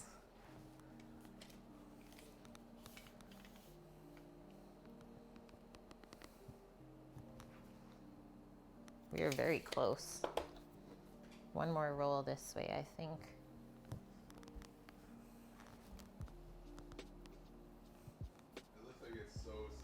It is so soft. Trying to be really gentle. Like I can't even use the full weight of the rolling pin right now. It's just spreading out. Pulse. You gotta lurk for a bit. That's okay. Gotta get some groceries, tidy up the kitchen. Yeah, I hope you're back soon. Obviously, we have a little bit more time until we finish up the Donairs. This is not a marble board, sadly. I wish I had that. Maybe one day. Yeah, it is so good, Novel Kitchen. Okay, so our next step. Oh, the rolling pin, yes. I actually got this on sale for less than $30. It's quite lovely. Sprinkle half a cup of pearl sugar evenly over, pressing gently to adhere. Starting on the side closest to us, lift the dough and tightly roll away from us into a log, brushing the excess flour as we go. Okay. Here's our special ingredient, Belgian pearl sugar, friends. Yeah, he's my fiance. The Sammy man. That's what that looks like. So that's the sugar granules. Another one of those things we ordered off Amazon.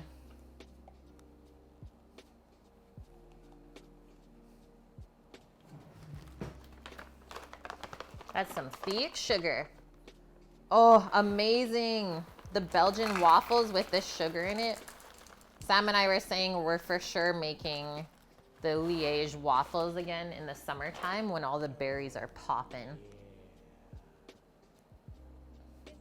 Dust Mage, thank you so much for the sub. 3 months in a row. Is there a brand of immersion blender that you would recommend? You're in the market for one. So I have kind of a more expensive one for sure. This was an investment for me. It was like a kind of heavier duty kitchen brand. It's called Dynamic. So like this is mine. It is heavy duty, but this thing will never break. So the Mini Pro, and then this thing detaches obviously, and you have like all sorts of different blades that you could put on. And then the other really good thing I liked about this one that most other ones don't have is that you can adjust the power on it. So you can always start low and then go higher. So there is it. Dynamic France. You do want heavy duty, then 100% get this. Don't even fool around with like KitchenAid or Cuisinart. Nope. This thing has never struggled in its life. I remember when I was in culinary school and we were doing our blended soup course. I was like, oh, this is perfect. I'm so happy I bought this. Because every other student had their KitchenAid blender. And so then they see me use mine and they're like, oh, can we use yours? And I'm like, no, you can't, sorry. There's Dustfire and a mage. Yep.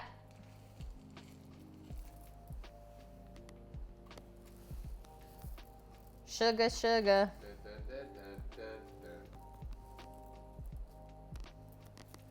Oh, honey, honey. These look like Tic Tacs. Kind of. They're just not perfect enough. Oh no! We're losing our sugar. And then it says press it in. Oh, makes you think of mothballs.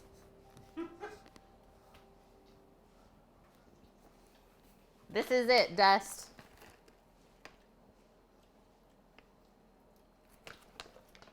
The Dust Pirate. I'm not used to having two Dusts.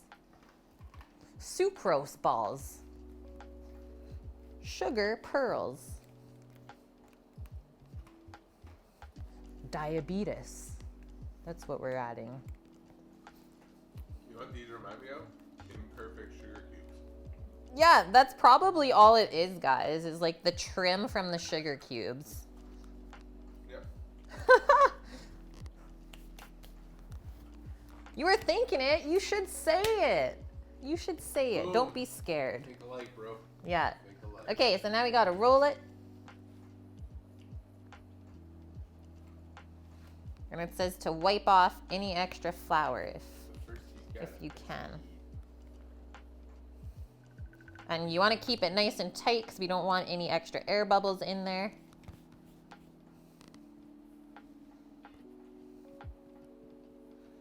Too much dust. Yeah, you really should clean up your chat. Have you ever heard of Swiffer?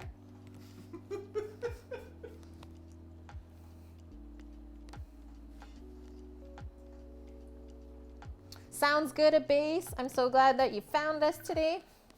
You go get some rest. And I'll be back on next Friday as I work full time during the week. Friday.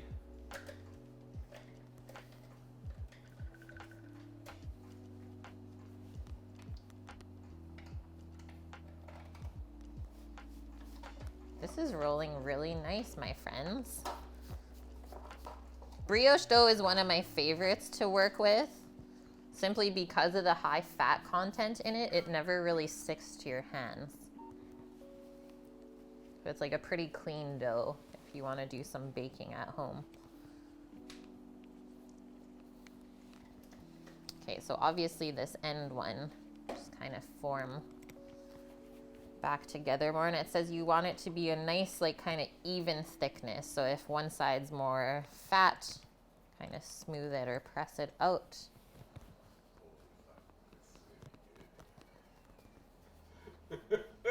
All I'm smelling is like the hint of citrus from this, from just a little bit of heat from my hands touching it. That's exactly it, Chalky. Friday. It's always Friday for us. Friday. Matt! We end the week, My dude! and then we see everybody else. How are you? Something's weird. You turn down the volume when we watch Maddie.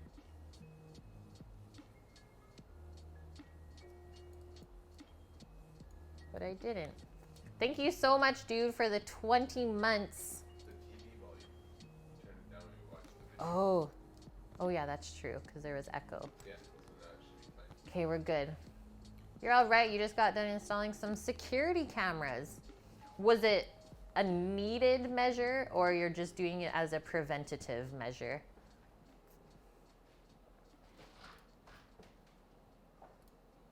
You just got a recipe for brioche last night.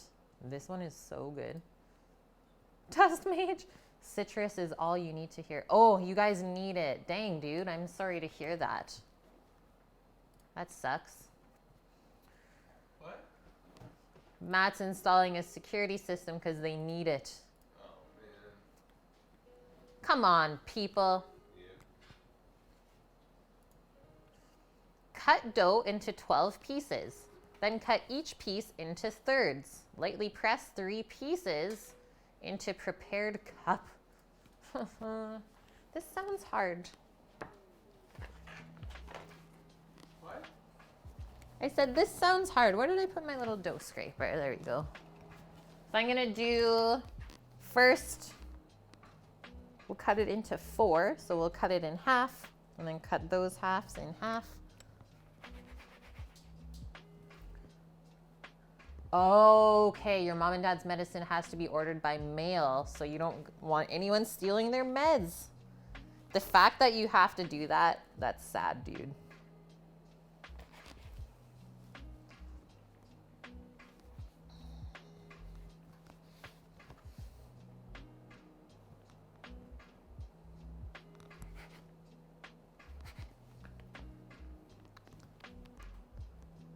Look at that.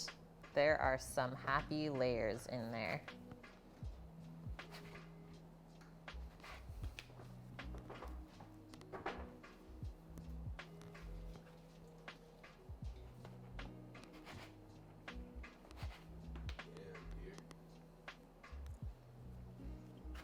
What's in these? Matt, this is a sweet version of brioche. And so we pressed pearl sugar into it. This is something that I had when I was in Paris, and it was just amazing. This was something that blew my mind when I ate it. Yeah, this is my type of pizza roll. Thanks, Wilson. Okay, now we gotta cut each of these into 3. I don't really know which way we should cut it into 3. Maybe this way? Like, keep it rolled, right?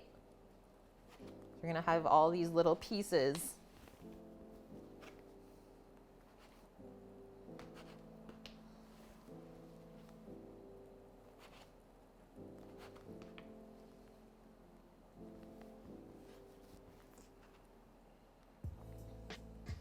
Triangles.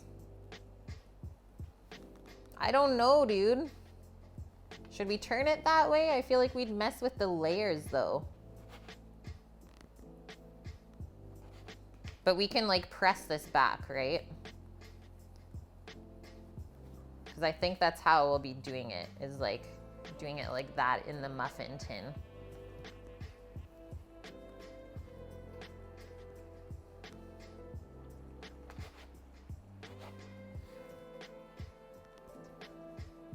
And so after we get these into the muffin tin, then we have to wait for them to rise for like another hour. So we're gonna be going back to our Donair stuff.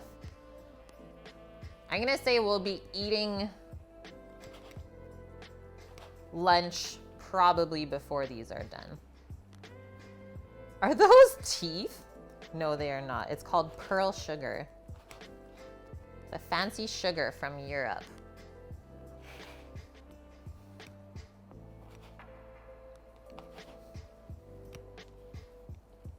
And I didn't have this in the little like buns that we're making today. I had this in like a full-on loaf of bread.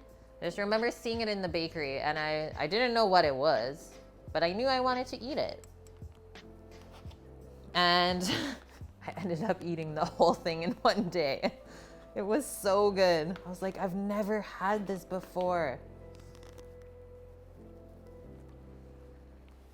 So the texture of the pearl sugar, so it doesn't break down when you bake it. That's the intriguing thing here, is that it doesn't just melt into the bread. You still have the crunch from it. And then just the stuff that maybe is on the outside of the bread when baking it, that gets a touch of caramelization.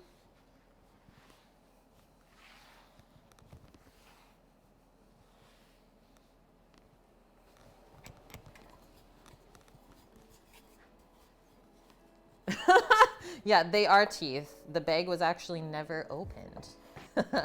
Okay, so next step, it says to add our pieces into our muffin tin like this. Give it like a little press down together.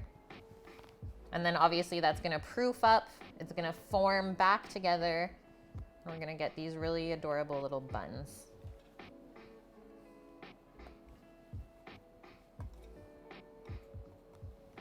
And then they get egg washed before baking and like one more little sprinkle of sugar. I know that sounds crazy.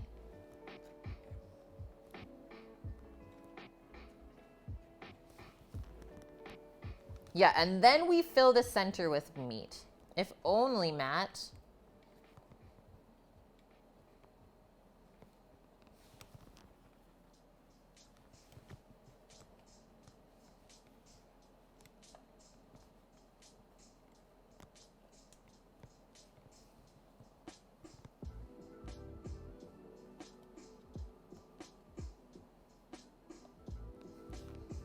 Don't be afraid to be a little bit rough with this right now. I think it's really important that we get it all formed into the tin because it is gonna puff back up.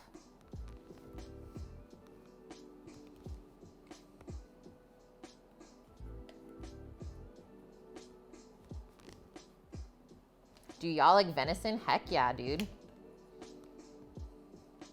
We have a ton of deer here on the island.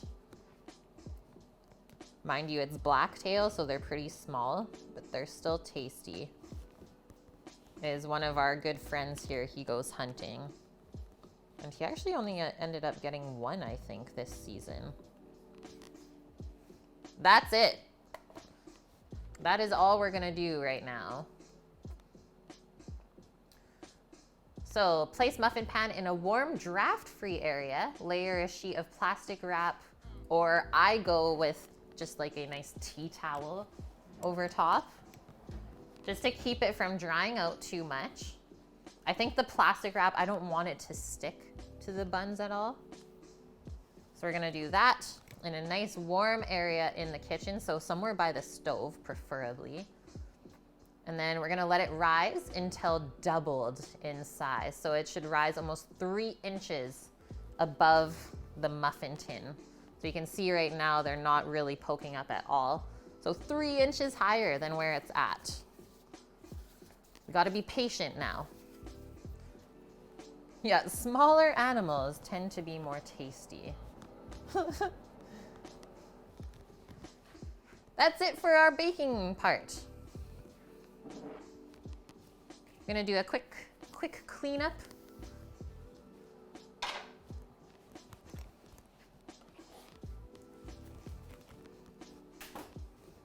We will reserve our pearl sugar for a little bit later.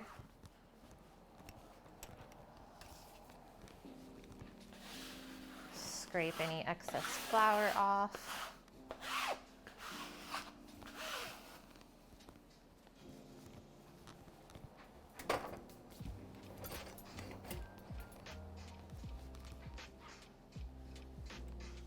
Deer hunting there was bad this year. The season ended up being late. One guy got a deer, so you have some tenderloins, but you have to wait for the sausage. Yes. Yeah, we made some venison jerky for our friend out of the stuff that he got. I'll be back in like 30 seconds.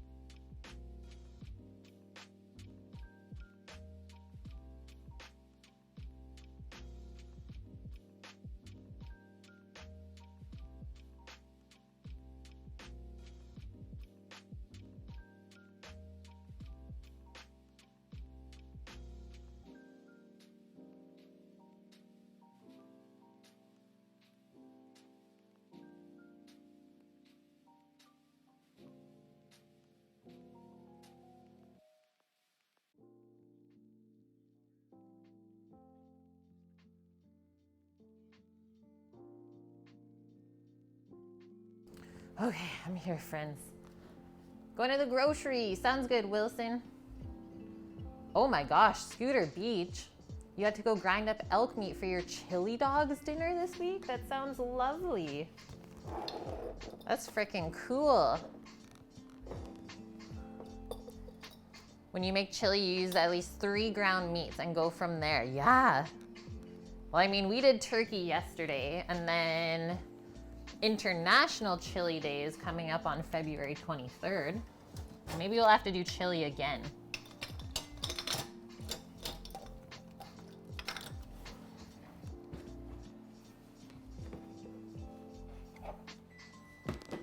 Hey, that's our timer for our Donair meat. So that's half an hour in. I'm gonna guess it'll take us about an hour.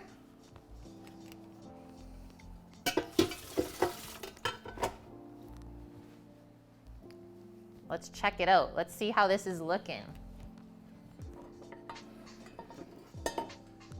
Yeah, you can never have too much chili. Wise words, my friend.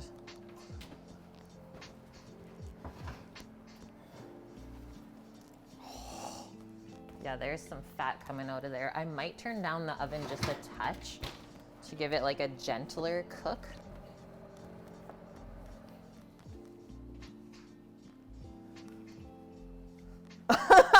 Spank it and let the grease fly. Look at that.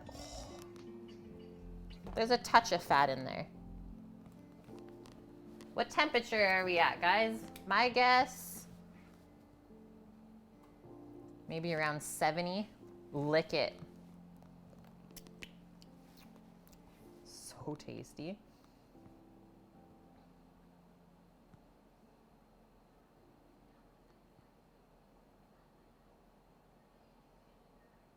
$95 Fahrenheit.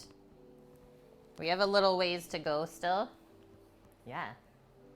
Hell yeah, I licked the fat. What's so wrong with that? I'm just gonna turn the oven down to like 325. I just wanna go a touch gentler. A gentler cook will preserve more juices into there.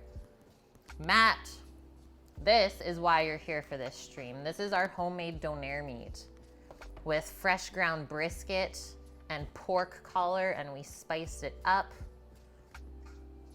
Yeah, nectar of the gods, if you will. Thank you, Elrad.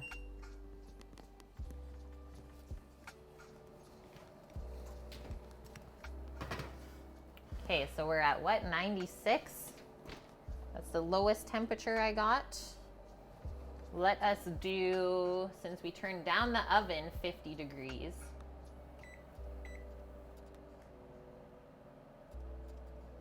Let's do 20 more minutes, because really, I just don't want to overcook this. We don't want to have dry Donair meat. It needs Tony's. This is not Cajun food. Fill a bag, yes. Do the Tonys.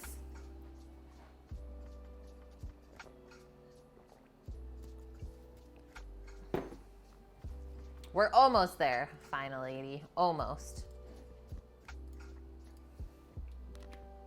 Okay, here is the pita recipe I'm looking at. Perfect pita bread. Sounds great, right? He says, once you see how easy it is to make your own pita bread, and more importantly, once you taste it, you'll never want to eat store-bought again. These pitas have a nutty, slightly sweet flavor, along with a chewy texture, a charred exterior, and big pockets for stuffing. Sounds perfect. So it says we are gonna make 6 pitas.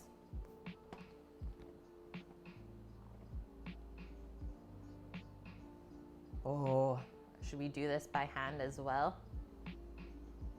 I think we should do this in the stand mixer. Now that we have the brioche dough out, to be honest, I'm not even going to wash it. We haven't gotten it wet yet. I mean, all that's in here is just from a rich dough, and it was in the fridge. So let's get our mixer back up here and go with our basic steps of making a bread. So we're going to get some lukewarm water, and mix that with yeast and sugar and wake up our yeast to get it activated. And then to that, we'll add our flour and salt and just a little bit of olive oil. You've never made pita bread before? In my opinion, it's the easiest bread to make at home because you don't even bake it in the oven. It's also really fun to make because you do get to bake it on the stove top and like flip it over in the pan.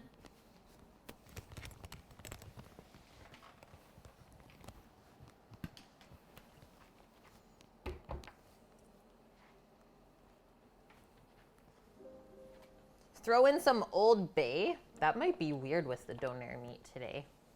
That might be a weird one.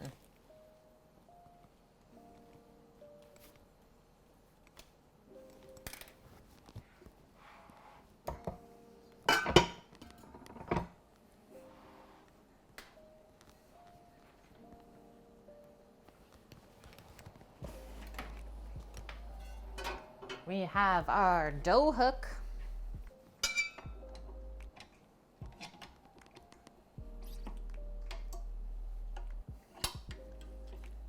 Today, mixer round 2.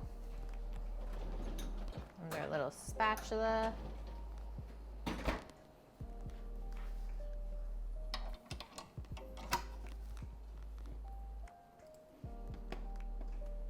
We need 240 mils of lukewarm water. So if possible, weigh out your ingredients for this. We'll get the most consistent outcome that way. If we weigh everything in grams.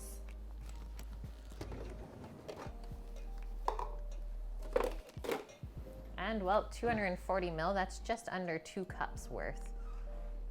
Yeah, homemade naan and homemade pita bread, so good and quite simple to make. So lukewarm water temperature, we're looking for around 100 degrees Fahrenheit.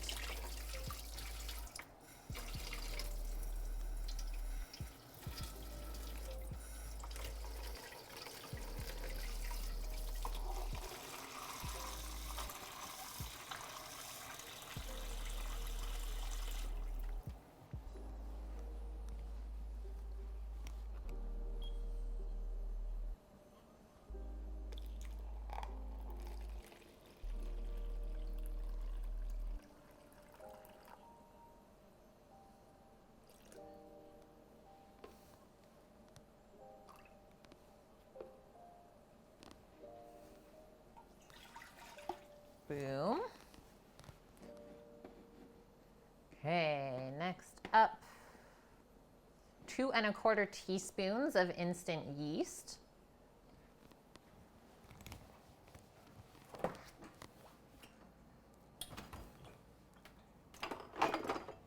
We don't want the quick rise. We just want the active dry. Fleischmann's.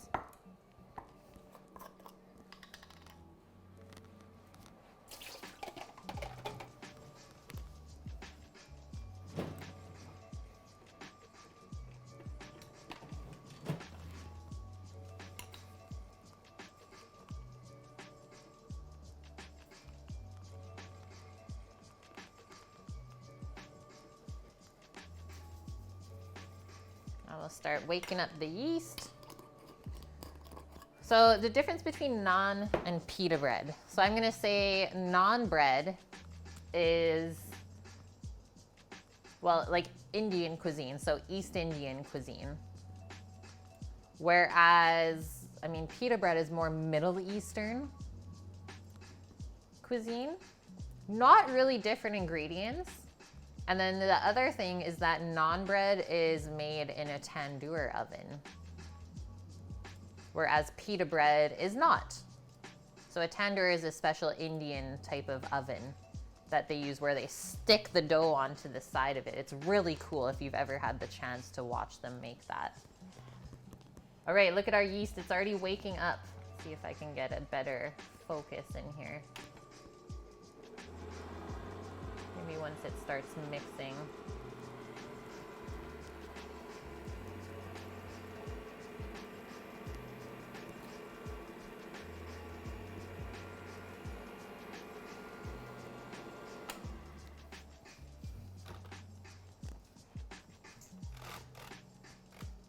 I mean, quick rise yeast, to be honest, I would never buy because they do something weird to it which makes bread rise even quicker, which usually you just have to add a lot of sugar to that.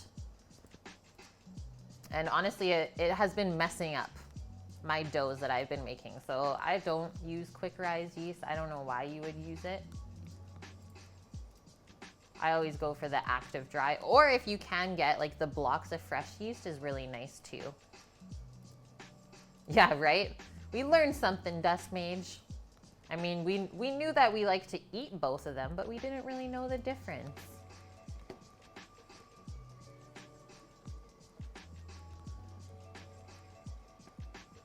Okay, so he uses a little bit of whole wheat flour in here.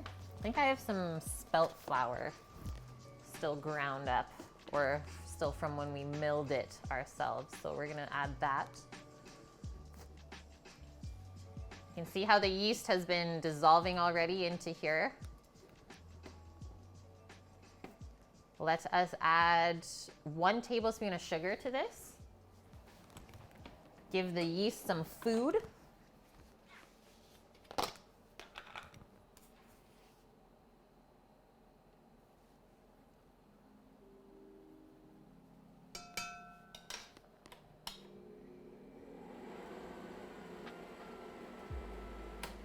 A quick little mix.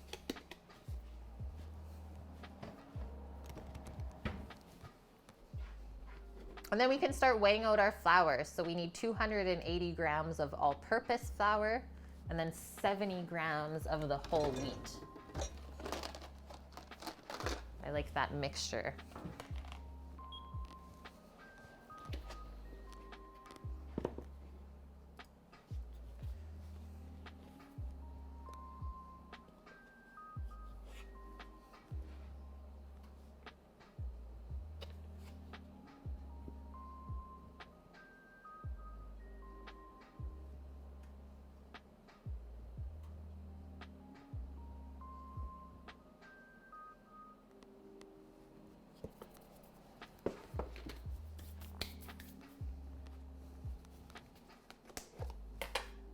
Tare our scale.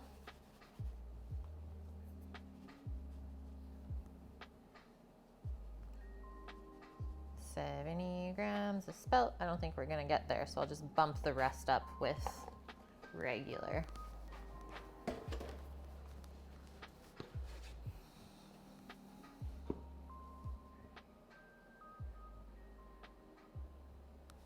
Boom.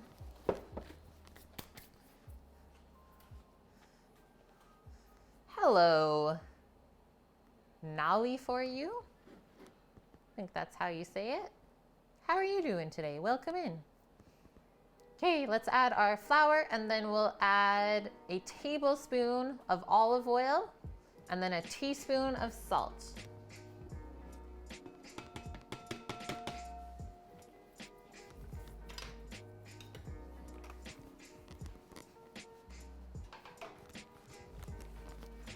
Get this mix in, friends. Turn it on a low speed to start.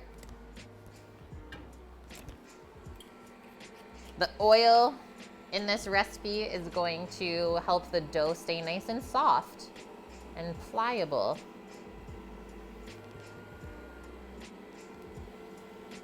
I'm doing great today. How are you doing? Whew, that comes together real quick. And then a teaspoon of salt. We always need to season our bread dough, or pita dough, or naan bread dough. You just made some cookies. Oh, what kind? Right now we're making some pita dough to go with our donair.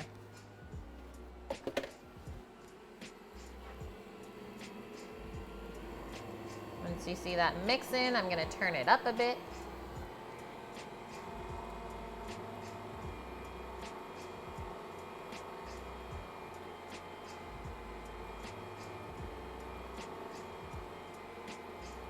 And then this should rise for about 45-ish minutes. I'm gonna have a quick little snacky.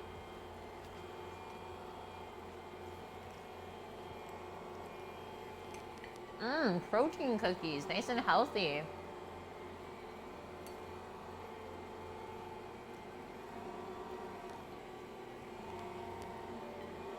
While our dough is rising, we're gonna make our Donair sauce, our sweet garlic sauce. We're gonna chop up our tomato, onion, and lettuce for our filling. Slice up a little bit of cheese and cucumber. And then by that time, we should be able to bake the pita. The meat will be cooked, so we'll fry it up, and then everything's gonna come together. Thank you, Nolly, for the follow.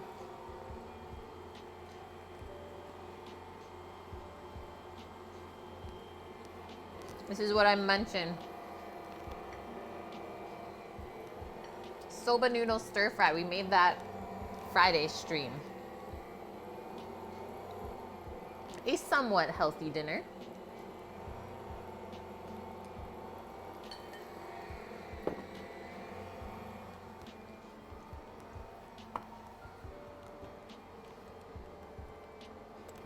The brioche buns are already rising up. They're rising to the occasion. Oh, that's right, Scooter. Nice, you're having it for dinner tomorrow. Seriously, so good. I'm for sure gonna make it again.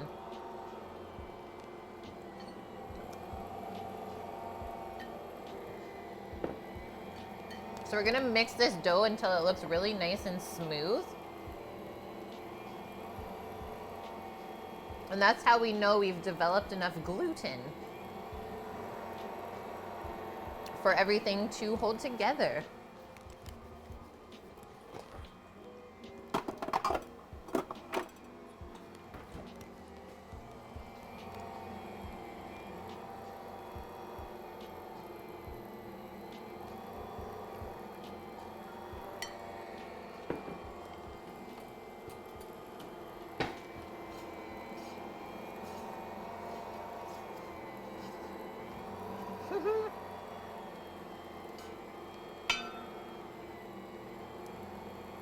Beat it up. We let the mixer do all the hard work for us.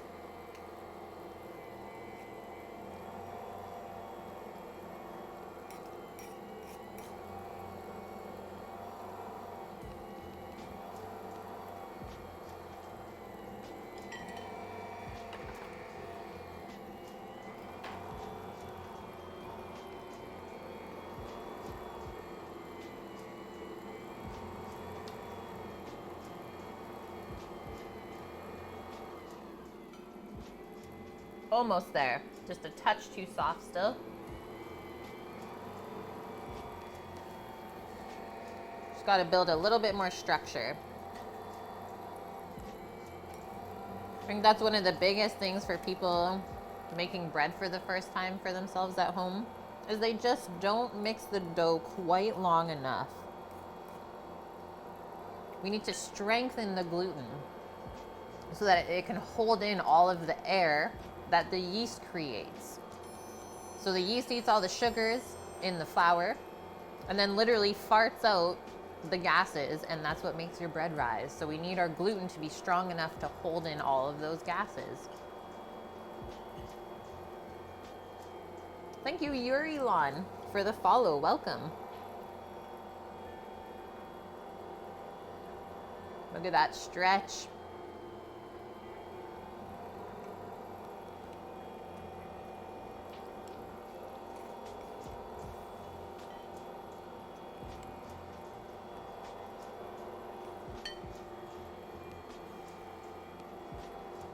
Go, go, go.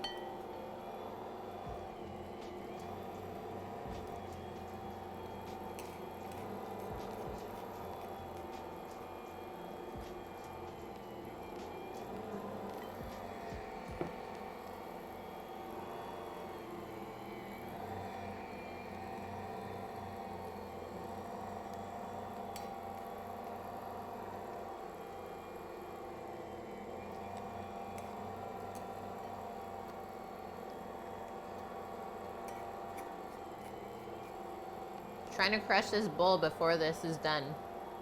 Vyun! How are you? We're making pita bread.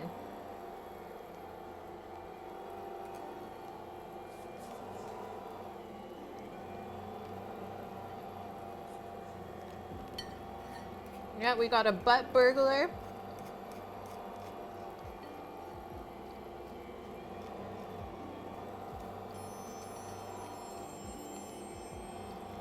Thank you, Snappy Loco, for the follow.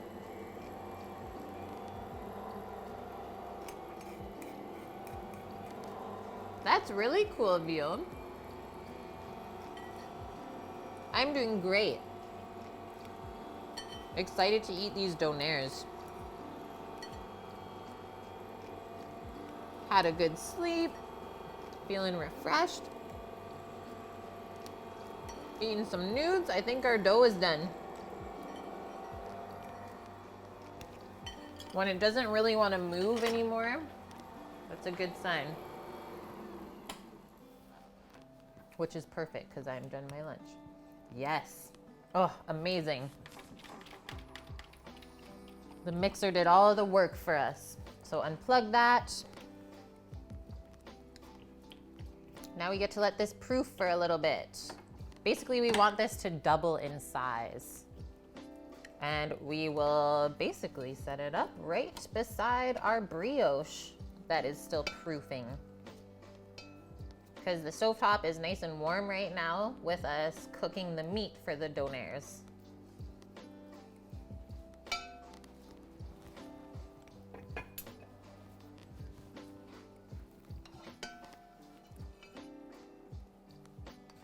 Sticky stuff.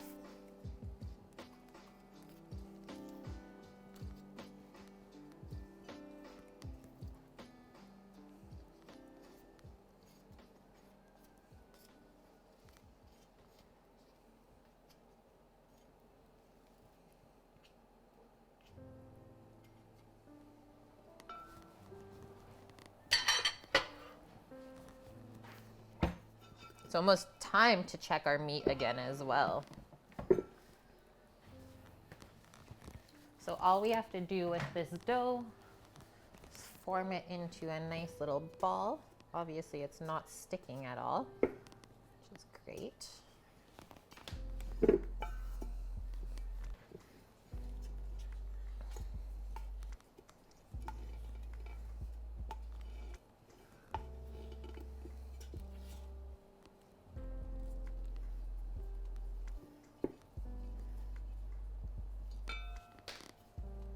Just like that. And we'll cover that nice and tight with some plastic and watch it proof on the stovetop. Now all we have to do is divide it into our balls and then press it down and then bake it in a pan. Super simple. What's the difference between a Canadian donair and a German donair? Okay, so what's in a German donair? The Canadian version has been around since the 70s and was originally made by a Greek chef. So, I mean, in history, it's come from the gyro. And then instead of having lamb in the meat, he switched it out for beef. So it's a beef mixture. We actually did beef and pork today.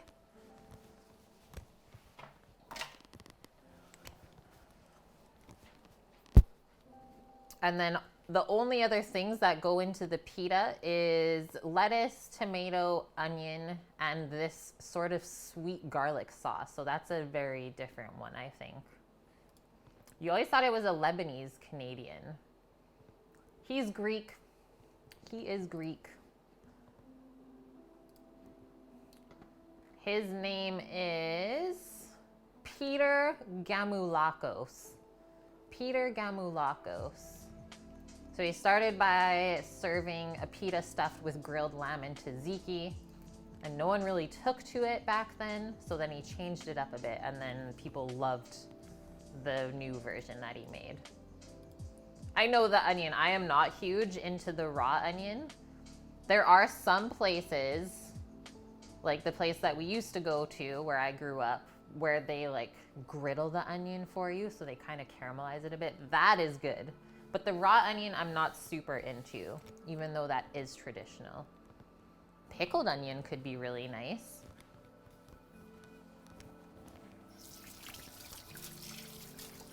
Let's check out this meat. Give this a wipe.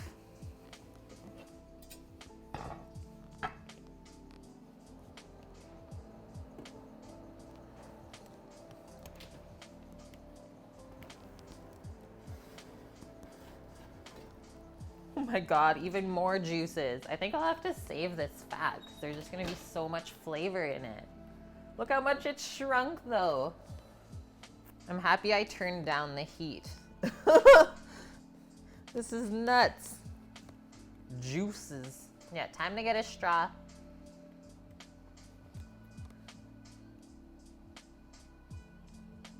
So we're looking for around 150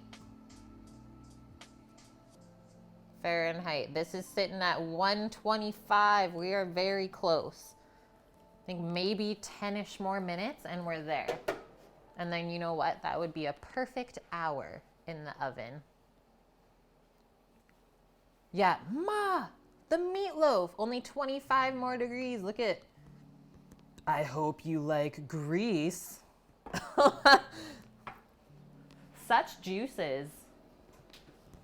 Much moisture.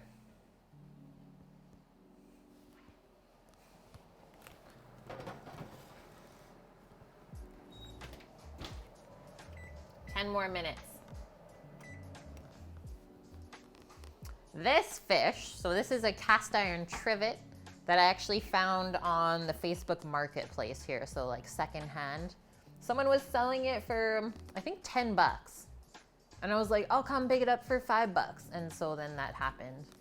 Pretty amazing. I've been looking for other ones and I can't find any others. Yeah, that's not grease, that's flavor. Flavor Flav. Okay, how's our list coming along? So we're making our we made our pita dough. Now we're proofing. Everything for the meat's done. Let's get into our sauce. Our Donair sauce. This is the interesting part of the Halifax Donair. So we're gonna mix. I like to do sweetened condensed milk instead of evaporated milk because it's just a little bit thicker. You'll get the sauce, it will coat everything nicer than having it too liquidy. Yeah, real fish isn't even that cheap. Hey, thanks, Paul. Yeah, keep an eye out for me, guys, for any more fish trivets. Your first cold brew? And you diluted it with hot water, dude. Like, you gotta taste the cold brew on its own because it's super different. It's not as bitter as a hot brewed coffee. All right, let's get out our sweetened condensed milk. I have a little bit from a can I previously opened here. And then white vinegar, sugar, garlic powder. That is it. Yeah, there's not even any salt in here, which is why it was very important that we seasoned our meat properly.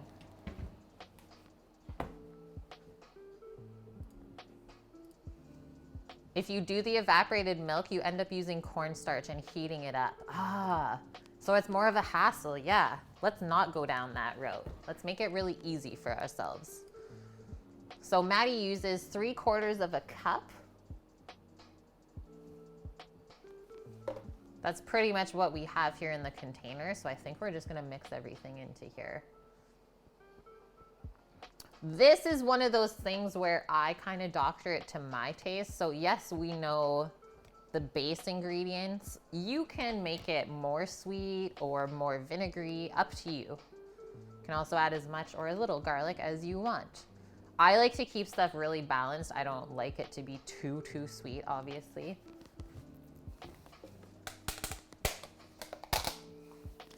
Sweetened condensed milk, AKA Eagle brand. This is the good stuff. And if you've ever made those bars, also delicious. Okay, I'm gonna loosen this up first with the vinegar.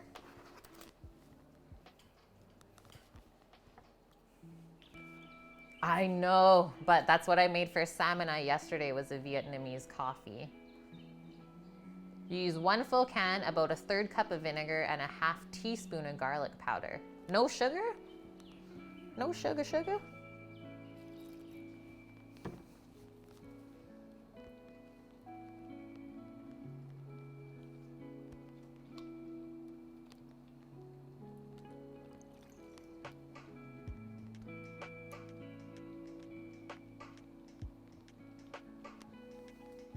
Work it. Work it. Oh yeah, I suppose because the evaporated milk is not sweetened. So it's a good thing that we didn't start with the sugar then.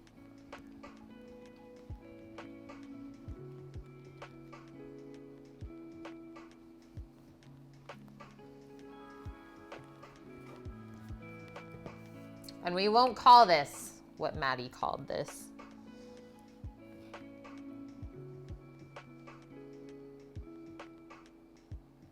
Garlicky goodness.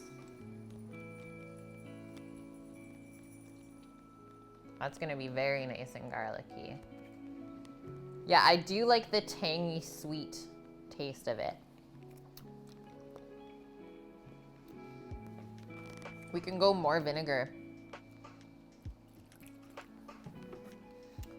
It's also important that we watch the consistency of the sauce, so it should basically just coat the back of a spoon. We don't want it too thick or too thin.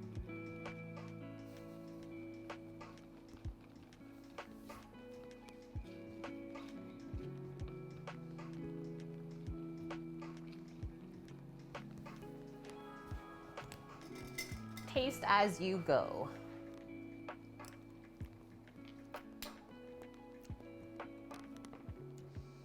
That is it. So yeah, mine doesn't even like stick to the whisk. Let's try it with the spoon. Yeah, it just coats, just kind of coats the back of the spoon, where you can swipe it and it holds the lines. It is that easy, my friends. That is how easy it is to make the Halifax Donair sauce.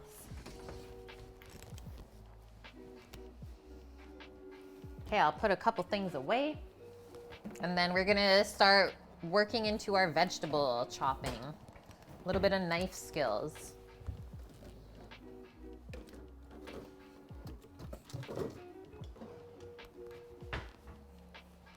We'll just set that aside. Okay, we need to get out tomato, some onion, some lettuce.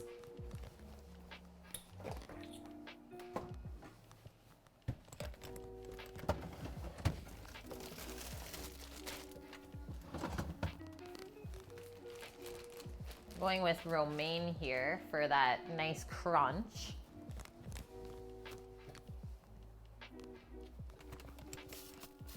And then as far as onion goes, I'm gonna kind of go my own route and slice up some shallot really thin instead. Really, really thin. Trying oat milk with your whey isolate. It's pretty good. Can you buy that? You ate all the chimkin last night, so you had to use protein powder. Sad times. Okay, let's just tear off a couple of leaves, and then we'll wash them up and shred them. Shredded lettuce. You want something that'll hold up. I mean, iceberg is always an option, but there's not much as far as health that comes from iceberg, as it's literally just water. So get romaine instead. And then with all the leftover romaine, at least you can make Caesar salad.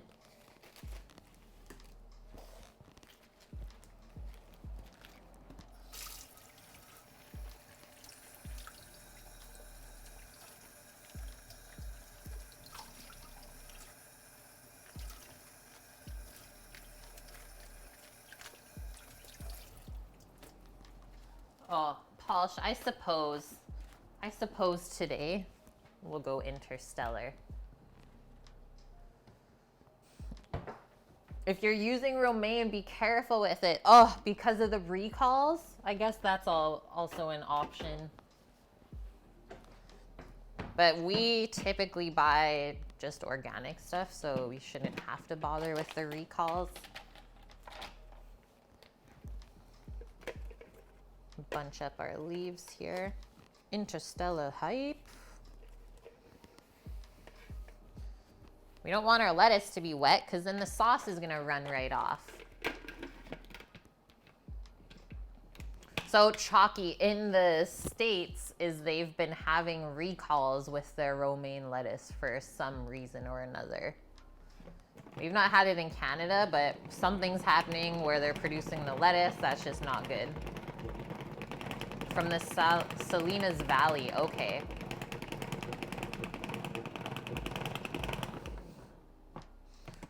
Ready? We'll get it going. Doesn't want to really though.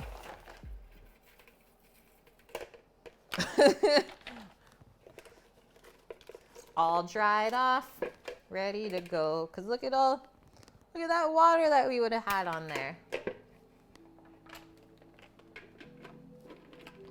Oh, it did happen, Rachel, on the mainland about a month ago. Ah!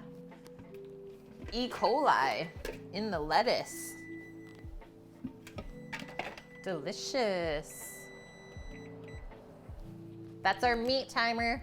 Very important that we pay attention to it. Yeah, there's a couple of poor farming practices happening.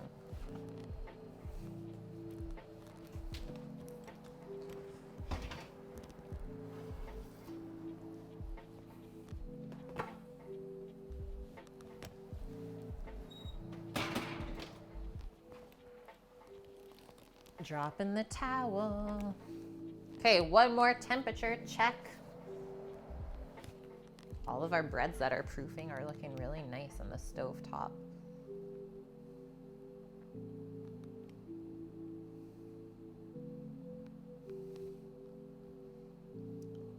$137. I'm gonna stop there, friends. We're gonna take it out here and we're just gonna let it rest up. Let all those juices hopefully soak back in. And it's going to keep cooking slowly while it sits out and starts to cool off. So we should end up somewhere around the 155 Fahrenheit mark. And that way we have nice juicy meat still.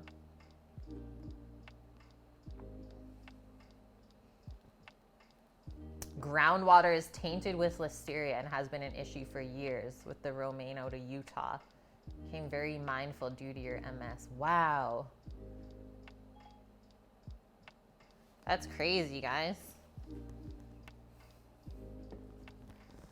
We're gonna set this juicy meat aside.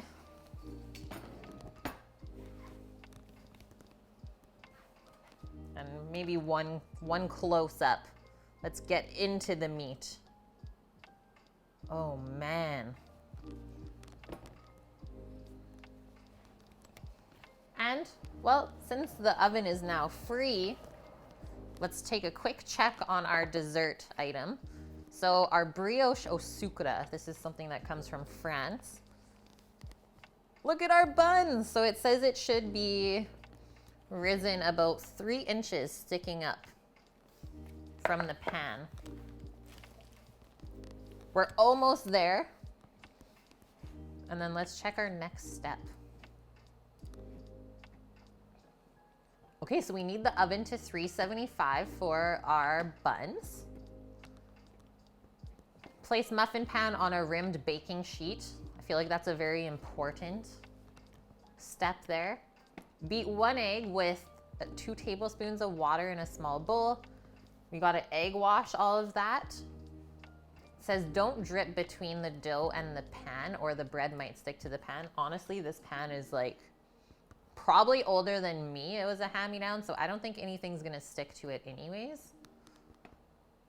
And then we sprinkle a 1/4 cup of the pearl sugar over the top of the dough, and then we bake it for 20 to 25 minutes. Amazing. Let's do our egg wash. And it'll keep rising even if the egg wash is on it. This just looks lovely, doesn't it? Like, you get a close up on all those layers.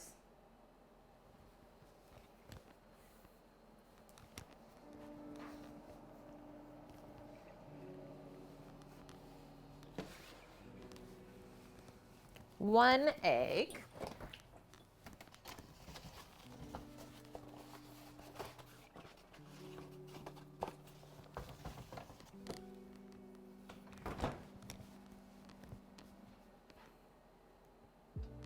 Oh, baby.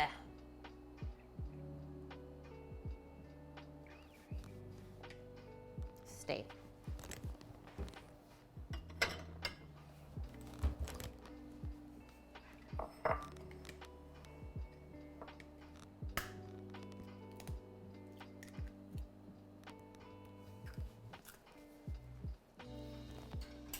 We're gonna beat that up on its own first before we add any water.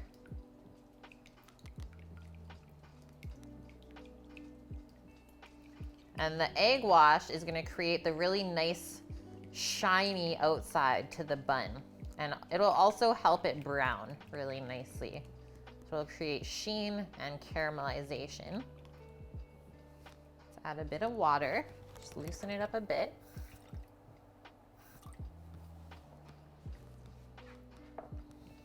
You can also use milk instead of water if you want.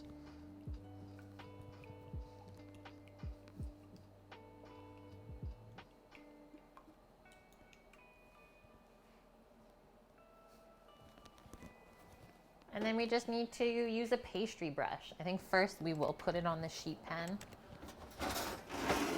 I don't want any egg wash on my cutting board.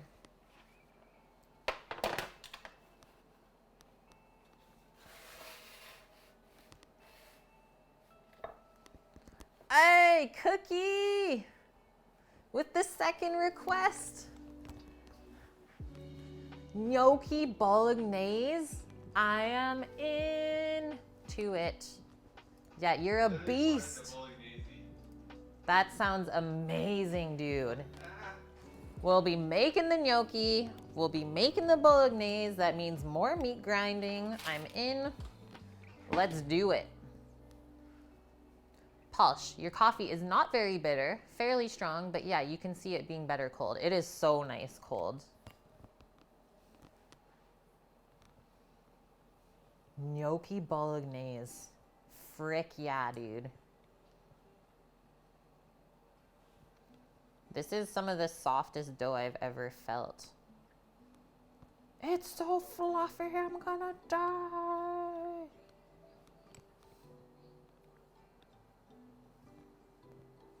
Cookie, thanks for saving up your channel points while watching the stream and using them for a meal request.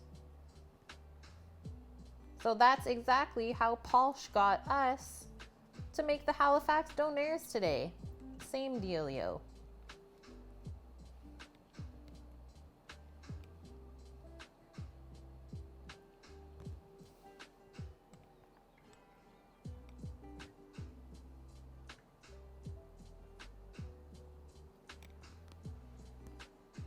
Cold brew is great. Oh my gosh, yeah, nitro cold brew.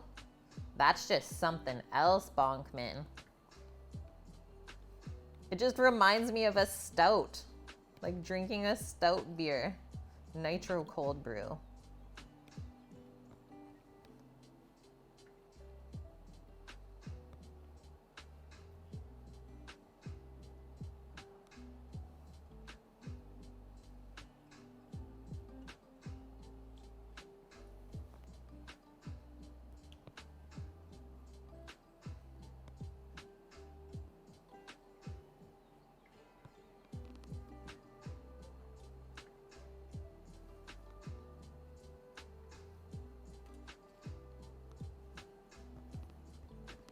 Used to get kegs of nitro cold brew at work. That was a problem. Too easy to drink. Yeah, and you bounce off the walls. I can imagine. That would be me. Oh, cold brew that just comes right out of the tap? Dead. Dead. Okay, we don't need any more egg wash. Let's turn up our oven. I can start heating it up. And then we'll sprinkle the rest of the sugar. I don't think we need too much more exactly. A 1/4 cup spread out over all of this. Your friend is always buying lunch and beers for you when you hang out. So you offered him to have some cold brew with you and got him some of those Raisin chocolates because he digs them. You have really boring taste in beer. You just like light beers and Belgian blondes. Cold brew and raisins? That's gotta be good too. I'm gonna do like maybe five pieces of sugar on top because there is a lot in the dough already.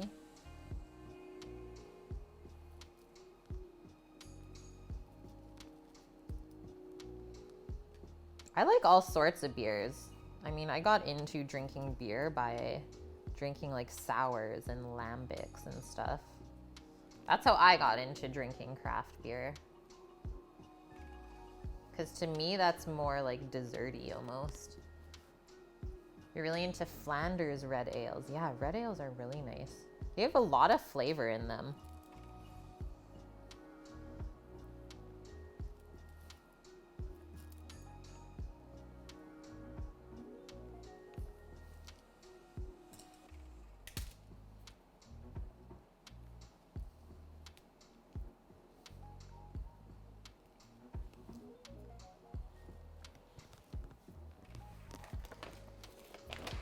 You only drink Guinness? Okay, we're finally done with our Belgian pearl sugar today. We have enough for maybe one more recipe, whether it's waffles or buns. How's your day going, Torino? Look at our bubble, our dome on our pita bread proofing. That should be ready pretty soon here as well for us to divide. Belgian! Yes, Claire. Do you have any other uses for that sugar? Like, is there any other Belgian treats that use that other than the waffles? Okay, we'll set that aside. I think I'm gonna take a quick photo because it just looks so lovely. I wanna see the before and after baking shot.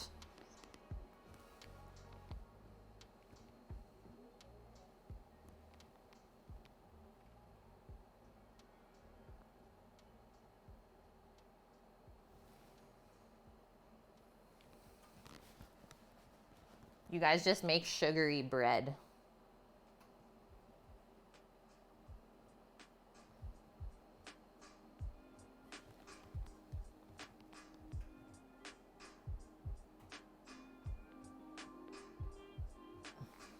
Got it. Got it.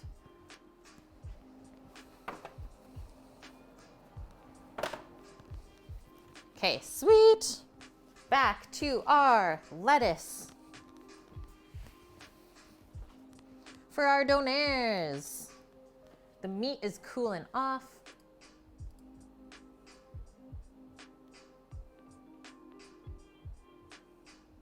Yes, that's true, folk. When they cheat doing the sour beers and just add like citric acid to it, it's like, this is not a real sour. Okay, I'm just gonna trim up the ends here and any parts that maybe look a bit rusty, like that piece.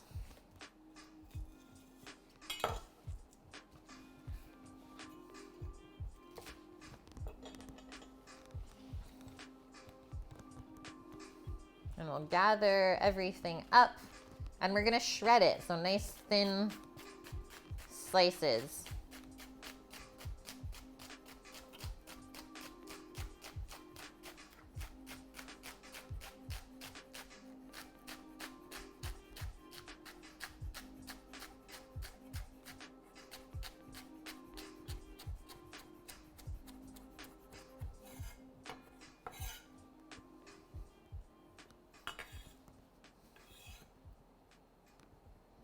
I think we need a bit more lettuce.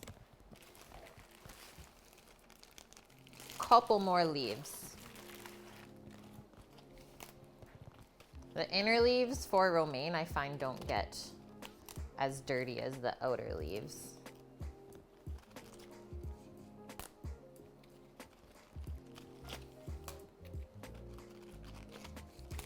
It's like, well, that turned into nothing. I make it look too easy. I'm sorry. Practice makes perfect, friends.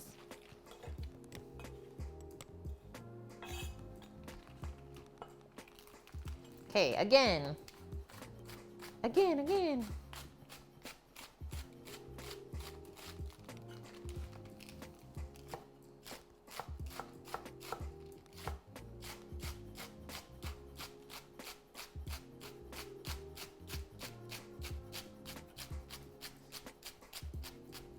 Much crunch.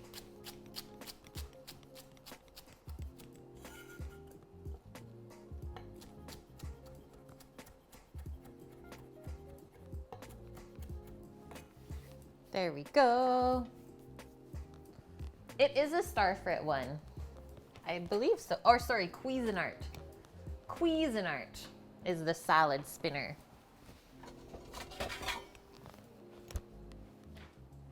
Perfect practice makes perfect. Yes, it does. Erlen, that was really satisfying. Chopping the lettuce. Heck, we might just have to add like just an ASMR episode once a week. No talking from me, just listening to all the sounds in the kitchen. That could be super relaxing for like a Friday night. Just all prep sounds, yep.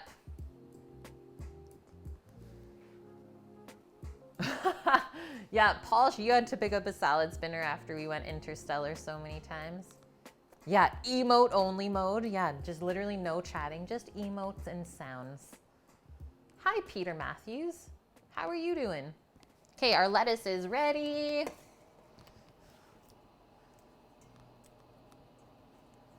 Now, let's do up our bit of onion or shallot, whatever you want to use. I'm going to try and slice it as thin as possible.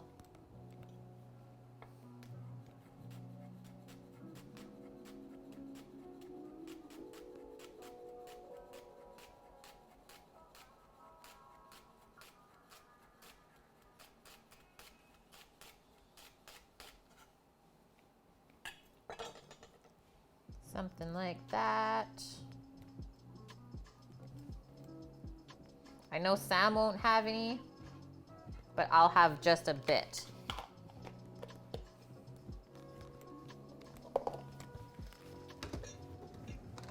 Because we gotta make one traditional one and one not so traditional. So that's good to go.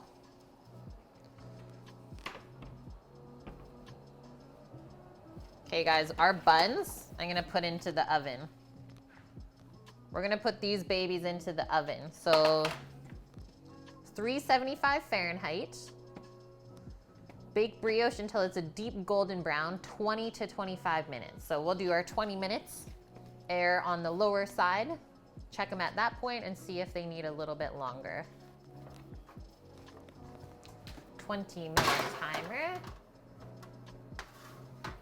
on the clock. Yes. What is the definition of a brioche anyways? A very rich dough. Brioche is a bread of French origin that is similar to a highly enriched pastry and whose high egg and butter content give it a rich and tender crumb. Chef Joel Robuchon described it as light and fluffy, slightly puffy, more or less fine, according to the proportion of butter and eggs. It has a dark golden and flaky crust, frequently accentuated by an egg wash application.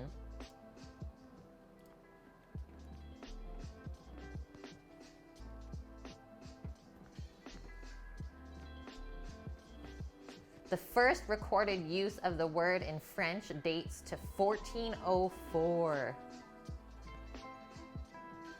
It was first described as a bun.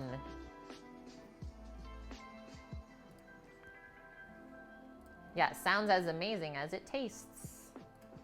Madame. Okay, good sir Yoon.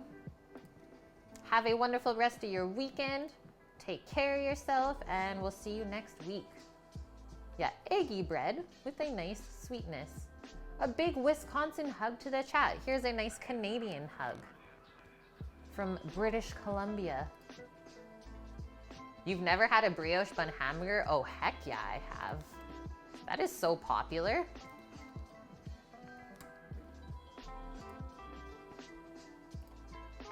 Okay, that feels good to have that in. Let's get into our tomato. A tomato. Got a couple of bruises on these babies.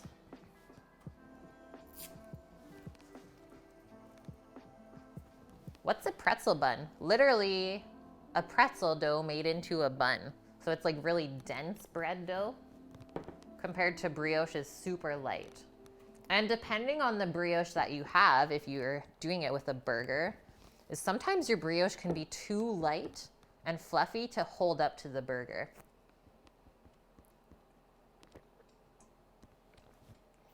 Yeah, Wisconsin cheese. Okay, let's trim up our tomato.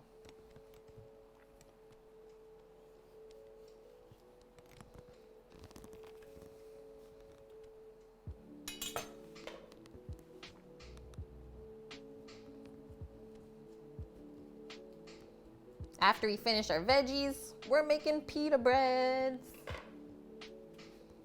Okay, first we are going to slice and then we'll dice our nice cubes of tomato.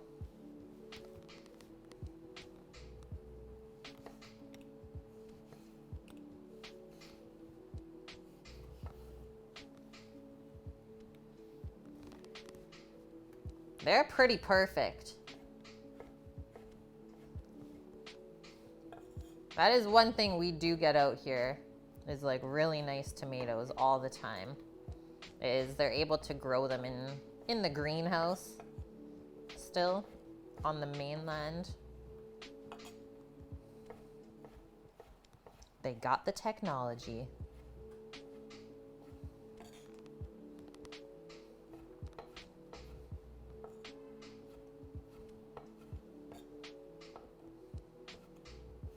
Oh, someone's honking outside. There must be a deer on the road.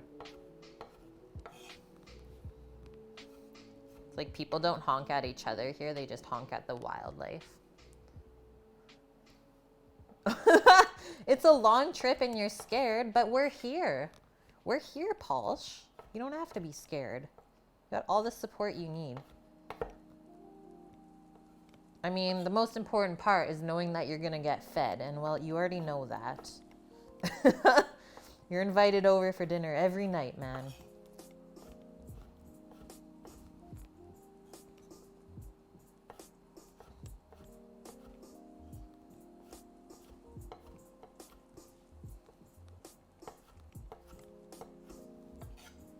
There's our tomatoes.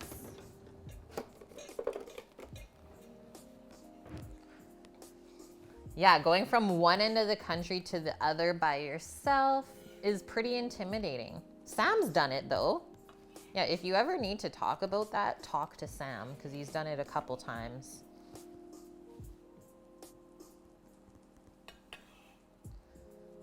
Yeah, Tana, that one, doesn't have a driver's license or a job. Like, what is she really contributing here? All she ever wants is snacks. What kind of support is this?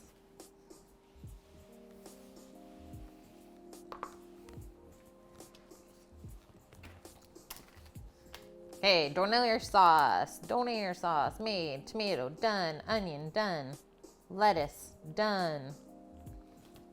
And now for some extras. Cheese, banana peppers, and cucumber. That's what I would add into my Donair.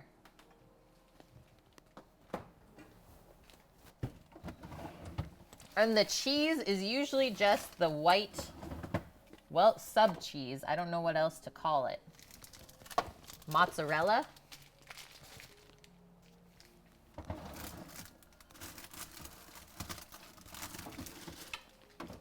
White cheddar. The very processed version of it. Angel Mist. Thanks for the follow. Welcome in.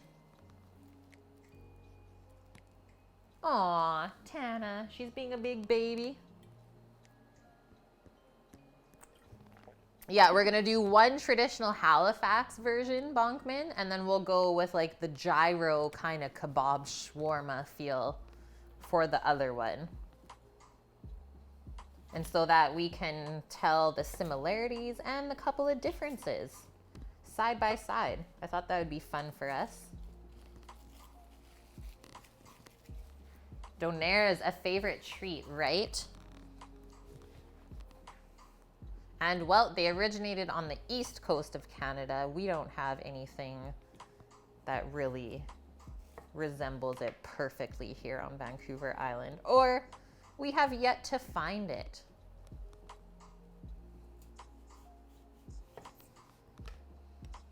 So cutting our cucumber down, and then we'll just do nice little chunks of it. Something like that. Nice bite-sized pieces still, so it's easy to eat.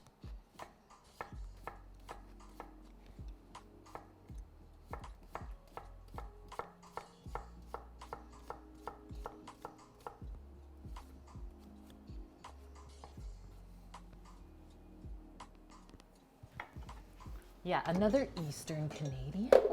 Could it be, Posh? Could it be?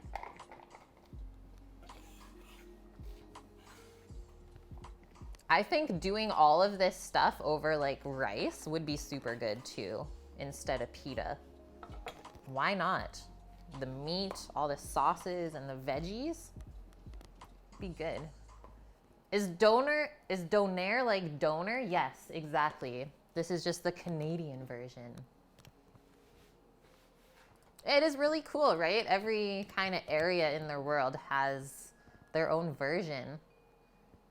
Eastern Ontario near Ottawa, yes. We love our Canadians. Canada hype. Hey, slice up some cheesums. I just have pizza mozza. First, we'll square this up. Don't worry, guys, I'll sacrifice this piece of cheese. You should come visit. It is so nice up here. Like, it's so nice and green. There's not a ton of people.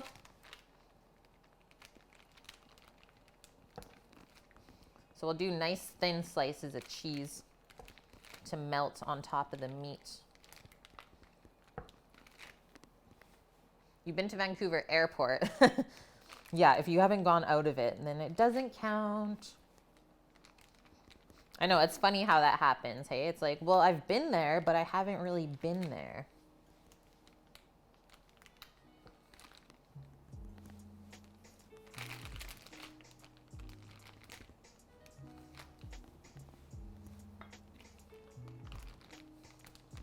That should be good. Cheesing slices.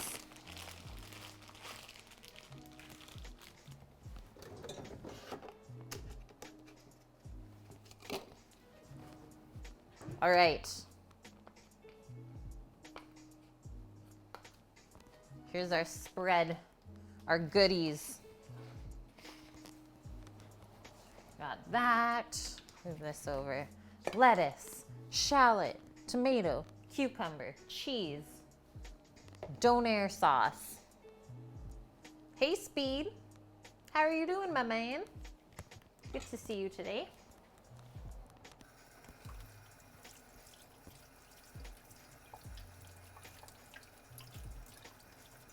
Little rinse of the cheese off of our knife.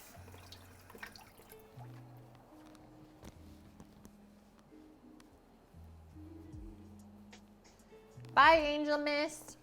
Good to chat to you. Take care of yourself. Yeah, things are great here, man. We are almost ready to assemble our donairs. Just waiting on our pita bread. Okay, one more thing that I want to put into this. Pickled banana peppers. This is one of my faves. I don't know if you guys have ever put that in your donair, but they are deadly. Once again, it has like that sweet and sour flavor that the sauce has.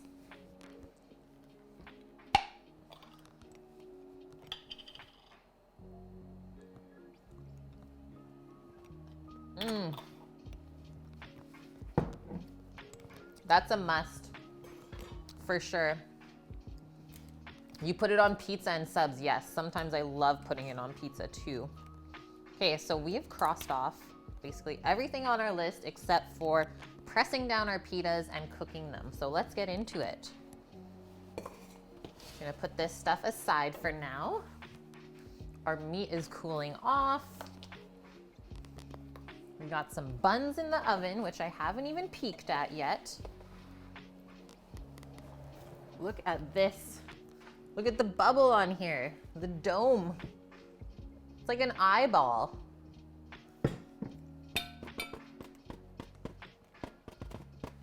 And this has already doubled in size. It's our pita bread dough with a little bit of spelt flour because health. Help us digest a little bit better.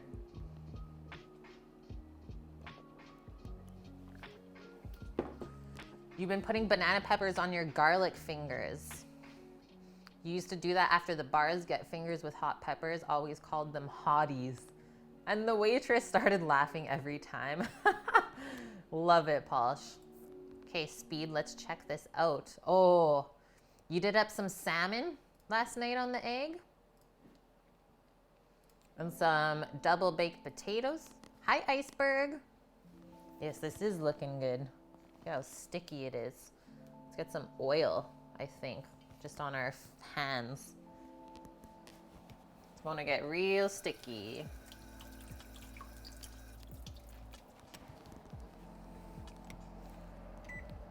Not gonna open the oven, but I am peeking, and this is looking delicious.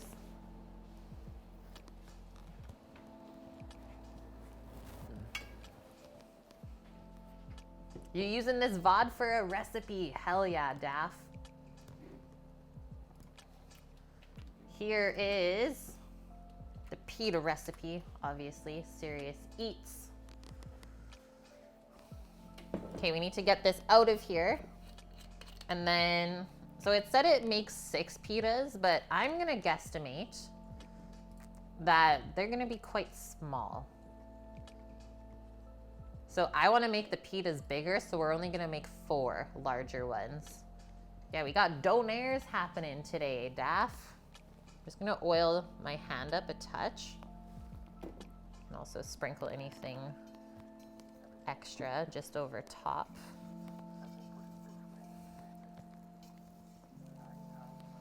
Should make getting this out just a bit easier for us. Oil it up if you have a really sticky dough. Don't worry, I won't do anything crazy to it.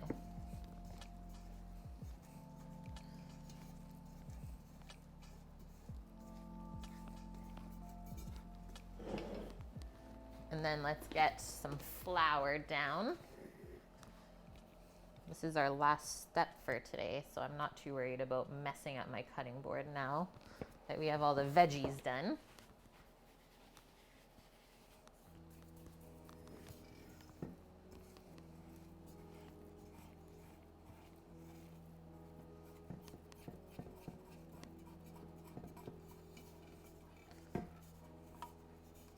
Oh, the container that my flour's in? So funny you say that. Because it did not come like that. So, quick little story. Is this flour container is actually an old bucket that we used to get cheese in when we worked at a brew pub together, Sam and I. And then I thought it would be awesome because it has the little flip top. I'm like, this is so good for flour. So we kept it instead of recycling it. That is what that is. Okay, we're just gonna divide this into 4. I could just use a knife. Hopefully that's not sticking, maybe sticking a touch.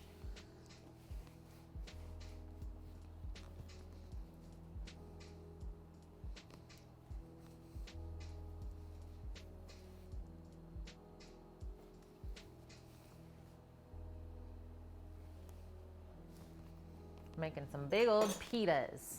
And then one more quick step is we need to ball it up because pitas are round, right? We also want to get some of the air bubbles out of there right now. We'll do another little mini proof while our pan is heating up for these guys. So work it. We got a nice ball of pita and not really any seam underneath. So what I'm doing here, wipe off some extra flour, we're turning the dough into itself.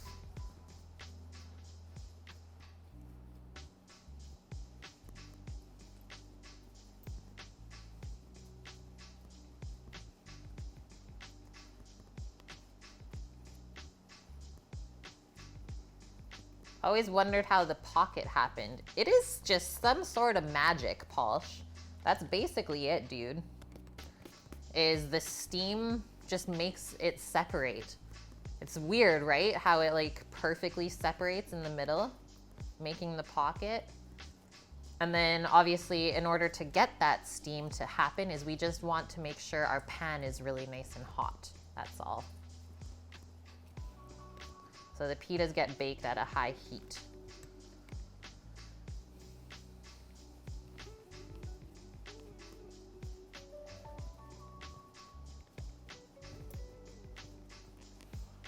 I was like, I'm smelling some brioche in here. There's a minute left on the timer. We're already at the 20-minute mark. Okay. I'm using a big cast iron pan to bake these today.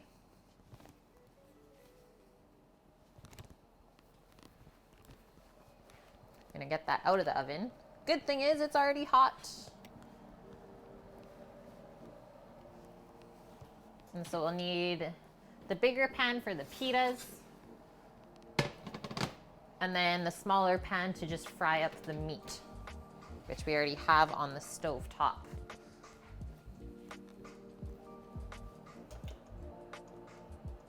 So we'll heat up our pita pan to a medium-high heat right now.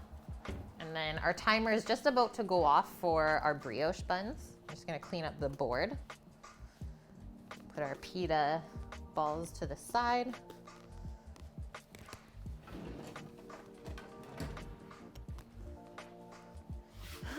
Heckin' yeah. Yeah, it's not cheap. Luckily, we did get a pretty good discount on the mixer from a restaurant supply rep, which is why we got it. Because yeah, who would buy a mixer for that price?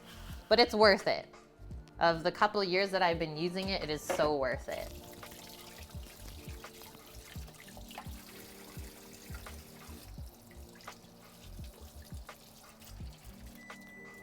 There we go.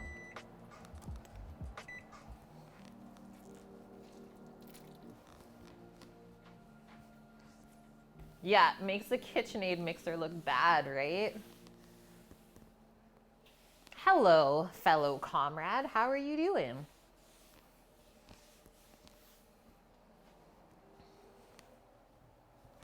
You guys aren't ready for these buns, by the way.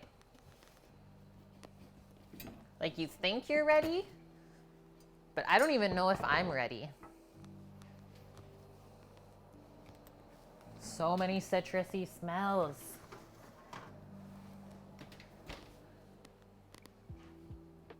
Buns. Well, those turned into something amazing looking.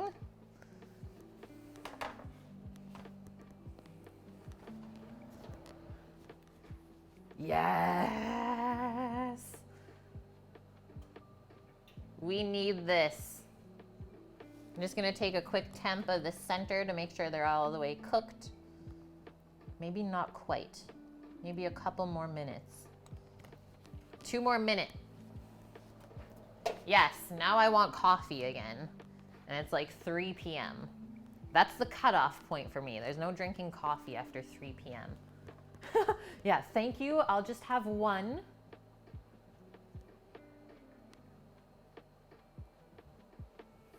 Is it coffee break time? Okay, couple more minutes. You guys see how the sugar doesn't really break down? Quite magical indeed. Thanks, Chalky. All right, so pita breads. Let's set up our little flattening station. This is the really fun part.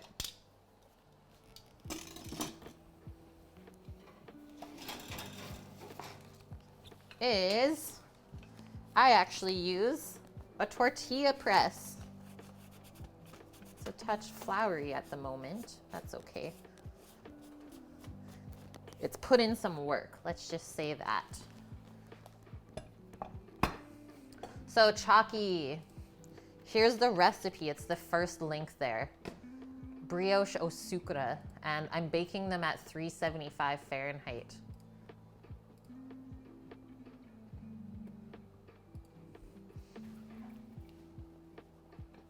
Okay, so this tortilla press, cast iron, got it off Amazon, one of those $20 things. And then the way I like to use it is you cut down the sides of a Ziploc bag, and this helps it to not stick to the press. And so I'll do this for the main part of flattening the pita, but we might have to come in with a rolling pin to really get it flattened out correctly. Oh, the brioche center temp. So whenever I bake bread, to know that it's perfectly baked through is we're aiming for like 190 Fahrenheit to read on the internal, and then we know it's perfectly baked. So somewhere around that. Just put a touch of flour on here, I think, guys. It's always better to have a bit of flour than to have it stick.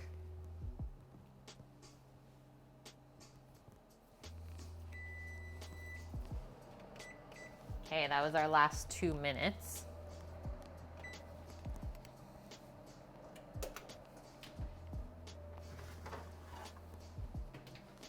Buns are out, cooling off.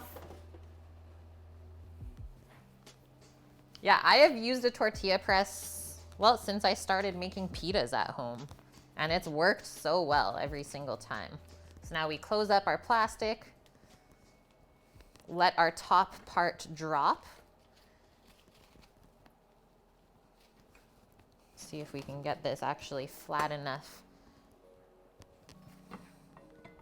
She's a big one, so I'm gonna give it a little turn. Like that.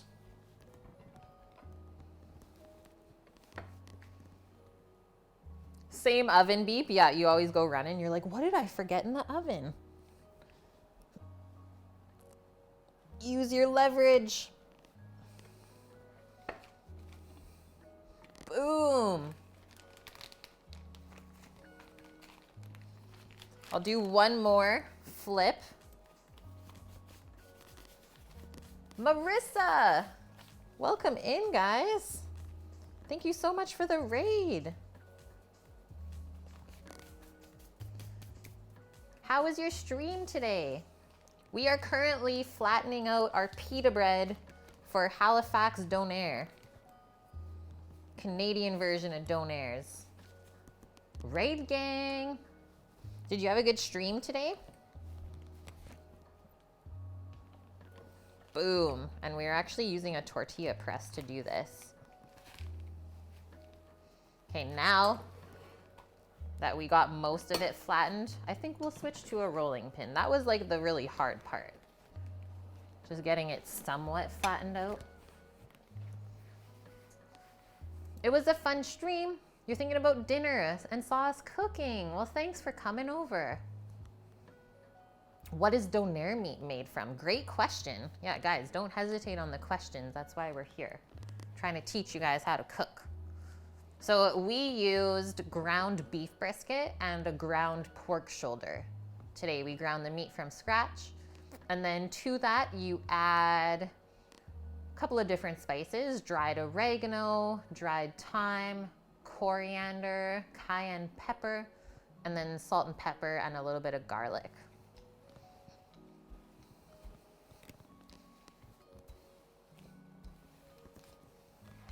So we're trying to make nice big pitas to fill up with our meat and some lettuce and tomato and a nice garlicky sweet sauce. And this was requested from a viewer that saved up their channel points. And he lives on the east coast of Canada, so opposite of me.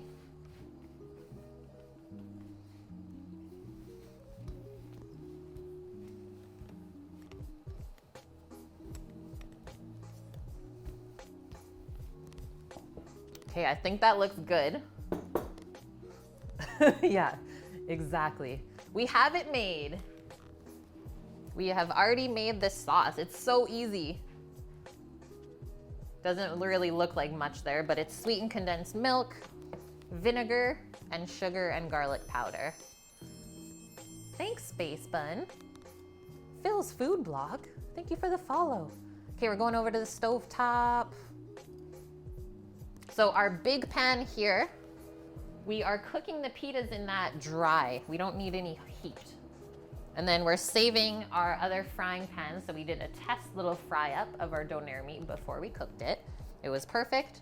So we're gonna fry up our donair meat in that one in a little bit here. Just gotta get a couple of these pitas made. And a chef de partie raid? Holy smokes. Welcome, guys. Welcome. Marissa keeps sending you guys to Canadians. Yeah, we have stolen the prince.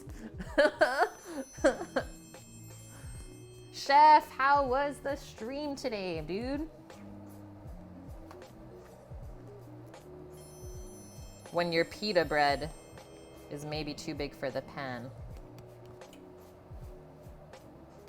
Let's see what happens. It should puff up. So we have our cast iron on a medium-high heat. That's the one thing we do need is the steam to puff up the pita. You could go for a donair sub right now. I'm sorry. Just a short pummel party game. Fun.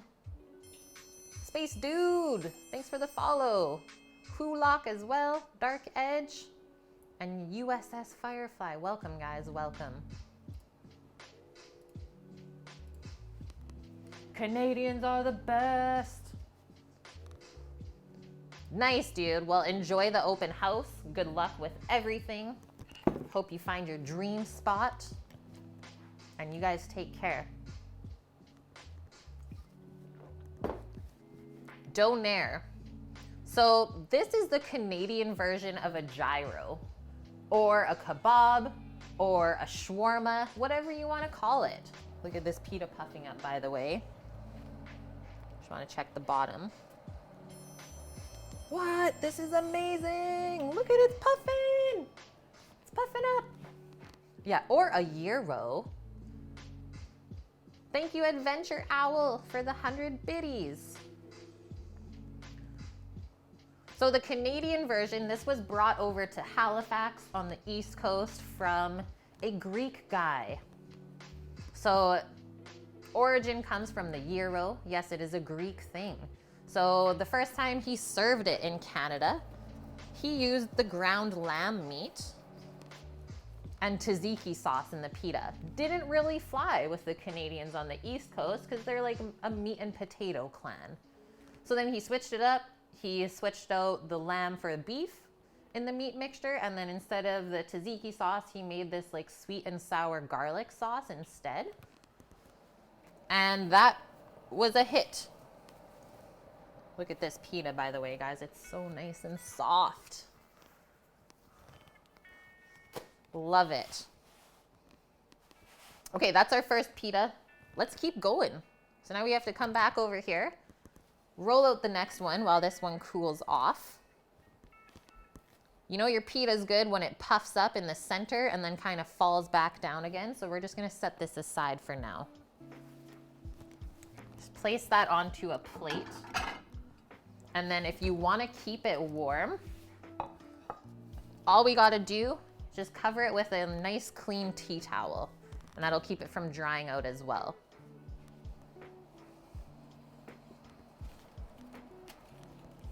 So back over here with our press. Give me a moment to get those cameras for you. So I'm using all Sony mirrorless cameras in the kitchen right now. And we upgraded it last year on stream. So we've been rolling with these for almost a year now.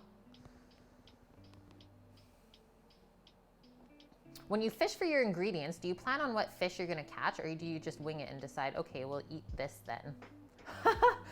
I mean, most of the fishing here is like salmon and halibut, etc. But sometimes, obviously, when I'm not streaming at home, sometimes it's really fun to just go through the pantry or the fridge and be like, let's make this concoction and see how it turns out. And honestly, that's how some of the best foods have been created, by just trying something.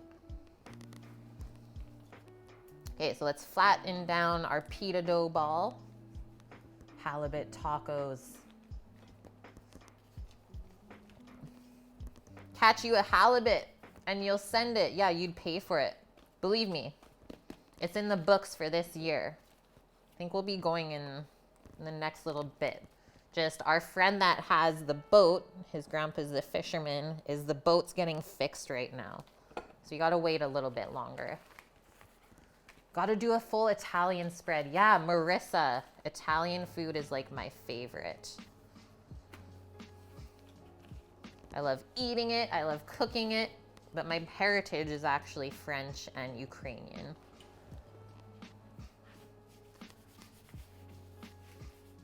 Okay, sounds good, Paulsh.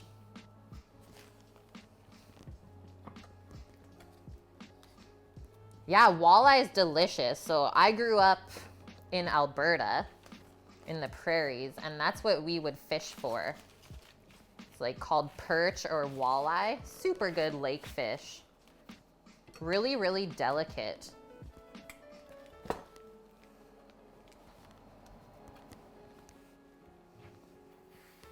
Okay, we gotta roll out the rest of the way.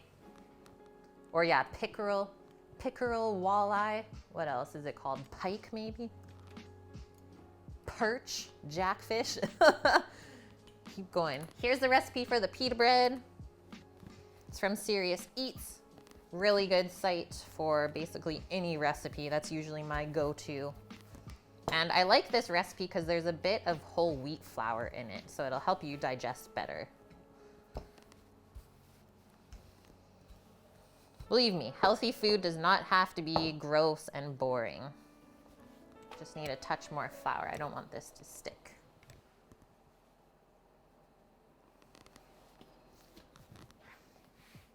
So what we're gonna do, we're gonna roll out all of the pitas, and then we're gonna cook them all so that we can focus on the meat and the assembly of the donair. Now that we're nearing the end,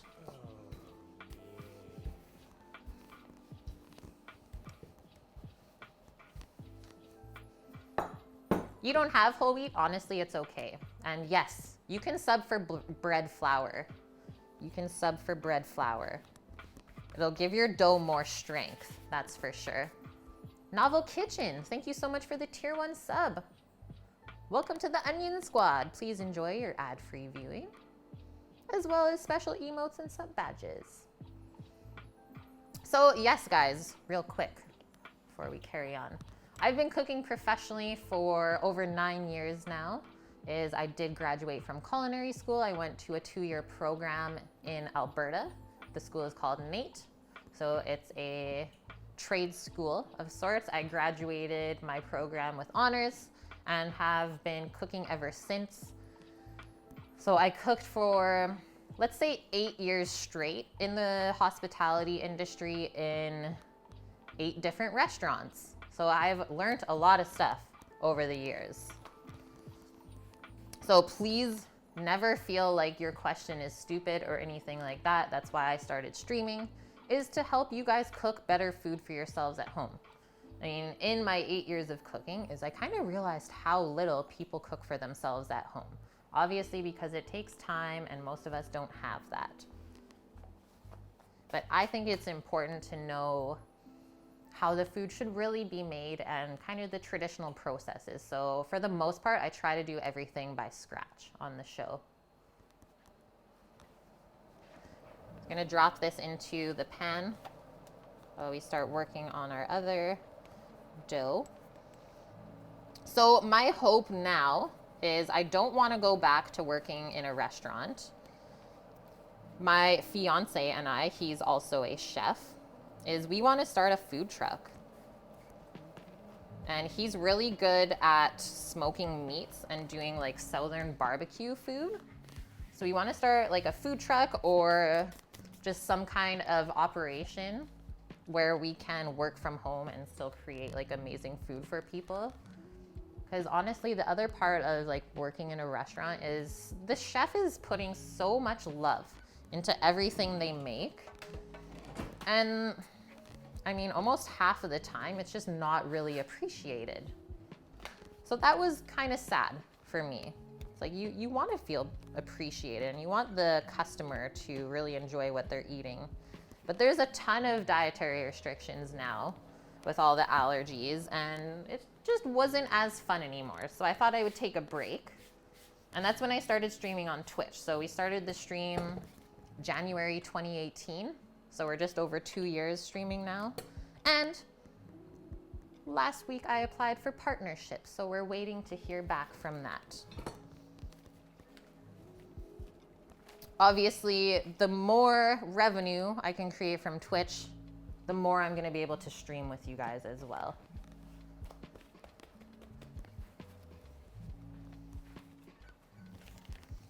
And actually, so last week during the Super Bowl, that was one of our first like real gigs where we cooked for other people. We cooked for 4 different people that came and picked up their food from the house. And everyone loved it. So that's kind of how we're starting our small business. Hi, Miss Molly. How are you and Exceed doing? Whew, almost took that pita too dark.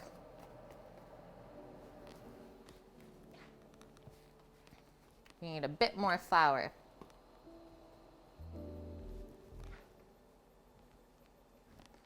Speaking of Twitch partner, you know the struggle. Yeah, the allergies. I mean, it sucks. I feel really bad for those people. Also, it's quite stressful cooking for people with allergies because, well, they could die. Their life is in your hands.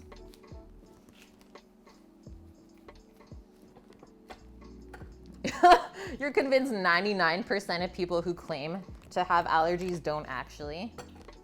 Who knows, man? But you have to take their word for it, right? Nice, you're just having coffee, which would go really well with these buns that we just made. And they made me want to have some coffee too, Miss Molly. Yeah, maybe 75%.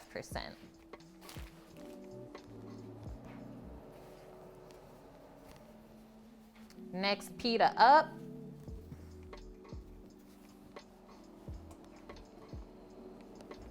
Two more to go.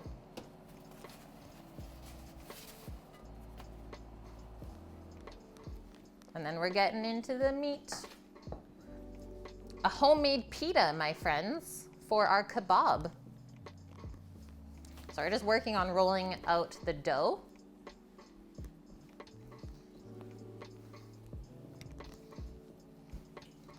Trying to make them nice and big so we can fill them full of all the good stuff that we made today.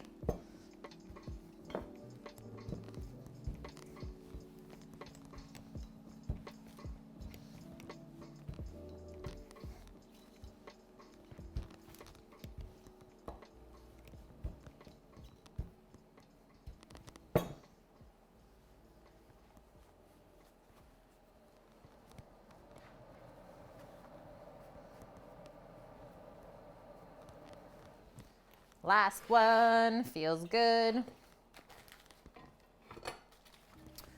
I'm in Alberta. I grew up in Alberta, so I was there for 23 years. Now I'm on the West Coast. I live on Vancouver Island. I had to run away from winter. Oh, Matt, how's it going, my dude? Let's press down any air bubbles. Yeah, Phil, Indian naan looks super similar to pita bread when you make it, right? Yeah, I ran away from winter just to get rain. But I'm okay with that, honestly, because it's always so nice and warm here. It's stormy there. I'm happy that you could join in at least one stream as well. You guys got wind and rain? Oh, Matt? I know one of my UK guys said that they were in for a storm as well. Hey, there we go. Say goodbye to our tortilla press for now. Moose meat in Bannock. That would be like the most Canadian donair ever. Torino.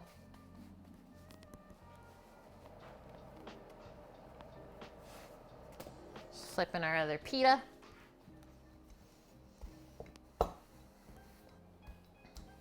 Oh, Matt, did you cook anything delicious this weekend?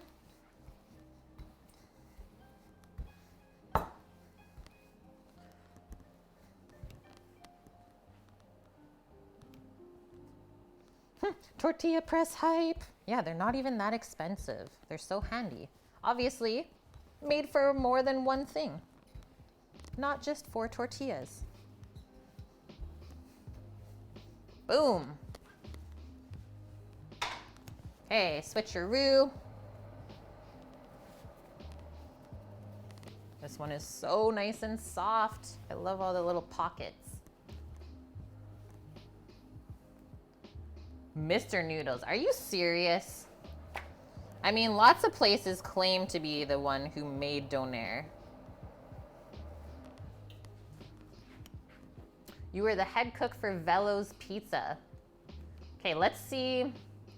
This is my history that I got.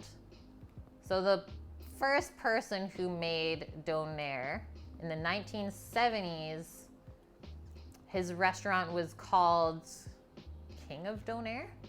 Donair King? Or Mr. Donair? Okay, I'm just gonna wipe off our board now. Look at our plate of pitas.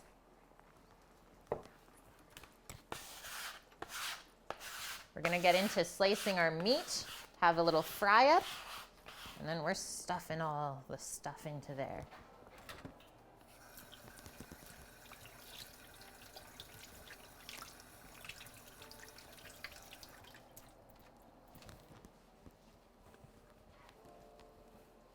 Time to start cooking your own dinner. That's allowed. You're cooking while you're looking. Pasta with salmon, spinach, and walnuts. Yummy, oh Matt. Walnuts and spinach is really good. So Donair is one of those like late night things that you eat on your walk home from the bar or the pub. So usually you get like an order of fries with it.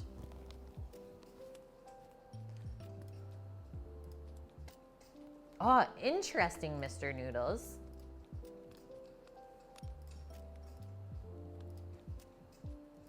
Yeah, usually a Donair weighs about a pound, so you probably won't have room to eat anything else with it.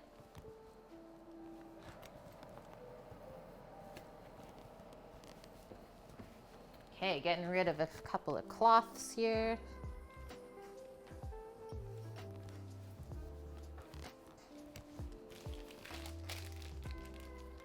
Put a couple things away.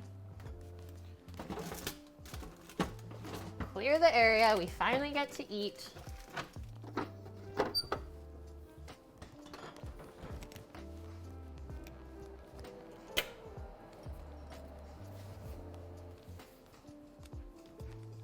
yummy.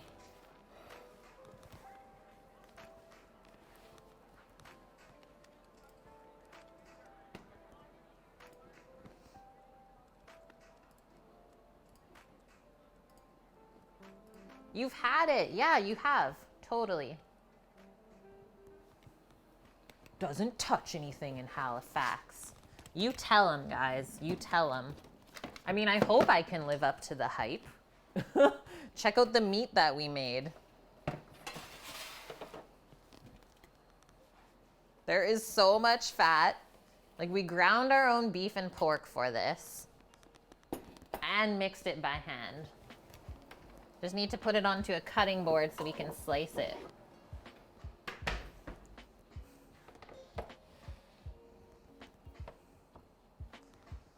Delicious, Eric. And as instructed by Maddie Matheson, we must use a fish spatula to get the meat out.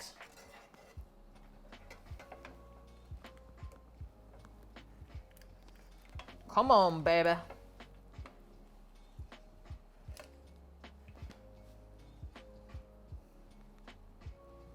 If you think we're throwing out the juices, you are very wrong. None of that's getting thrown out. Let me just wash my hands.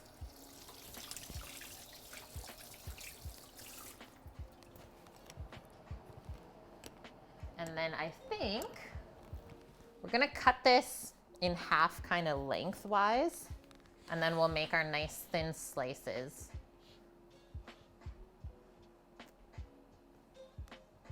How to clog your arteries. Yep, it's that, Omat. You would drink them, yeah. Get the straw, Phil. Get the straw. UK Donair usually has the same stuff you'd find in a burger. Pretty much, right? Check that out. It's still dripping. Just turn that guy that way. Super juicy. This is nuts. I'm gonna try this end piece. Mmm.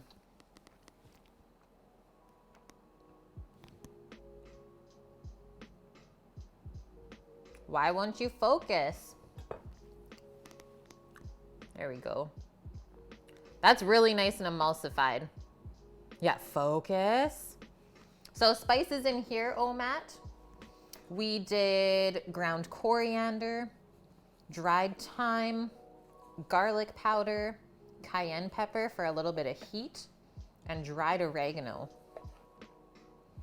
And obviously salt and pepper. And then that really gets like mixed up rough. Basically you have to emulsify it together. And then you press it into a form like that. I know, it's not the same as watching it twirl around on the spit. But we don't have one of those. So this is like the home version of making a donair.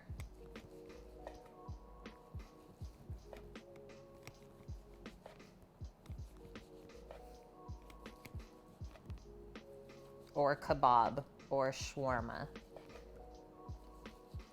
Wherever you want to go with it. And so then this meat gets fried up again, just real quick in a pan. All these scrunchions coming off, well, we'll just eat that. Mmm. Let's turn on our frying pan. Medium heat, we don't have to go too crazy. Just get a steel rod, compress it frozen around the bar, and then what would we do with it? And then what? Got nowhere to put the steel rod where it would rotate. So I have a fiance, and then we also have friends in the area that typically come over after I stream and like take all the leftovers. But sometimes I do meal prep too. Like this meat, once it's made up, it will freeze really nicely. So that's why I made some extra, because I think it's gonna be great for, well, pitas down the road.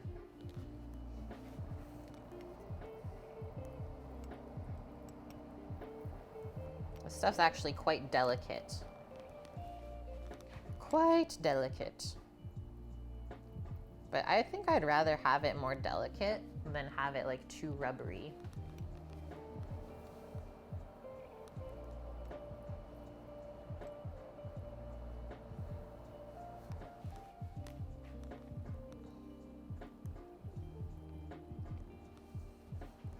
Yeah, she's a little bit fall aparty. But that could also be because it's still warm. I've also seen a couple of recipes just put a little bit of flour. So adding that little bit of gluten will kind of help everything else together in the meat too. So you can add stuff, but I would prefer just to have the meat, right? Yes, no, seriously, show the VOD to the owner of the Donair shop. Give me feedback. I mean, we can't get better if we don't know what we're doing wrong. I'm okay with that. Feedback makes us better. Okay, so our meat's in the pan heating up. Let's get a plate out and start fixing up our pita bread. Phil, I used a mixture of ground beef brisket and ground pork shoulder.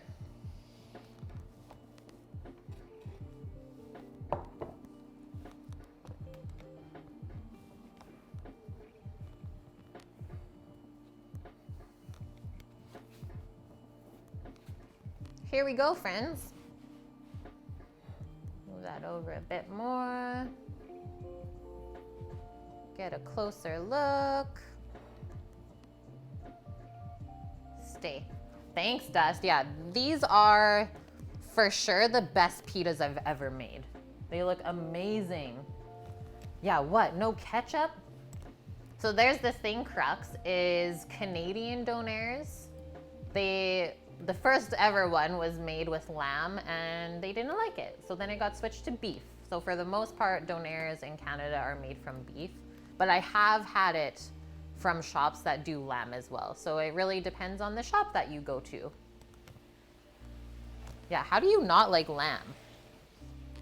These are the East Coasters that literally just eat like meat and potatoes. Or some spots even do like a lamb and beef mix as well. Okay, first thing, going down. A little bit of shredded lettuce.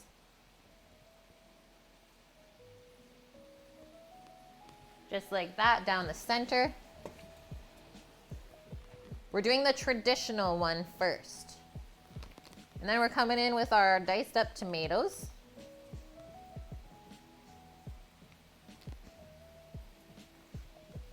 Sam is sleeping, I think, Dust. He fell asleep again. Not that this is anything new. Yeah, garnish it with the plastic flour.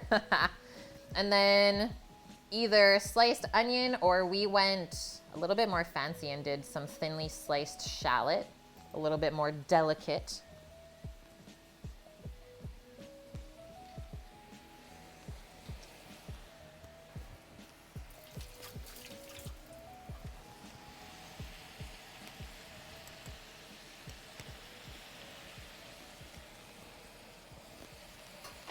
Check out this, the meat in the pan. Oh yeah. Homemade pizza oven this weekend too, not just the pasta. You cheated with the dough. That's okay. It's allowed. Yeah, pizza in the oven. I got it, don't you worry. 4 cans of canned milk, 4 cans of white sugar, 1 cup of vinegar. As you're pouring the vinegar very slowly, use a wand tool mixer to blend. And it will thicken. Where's the juice? It's right here. The juices. The sauce.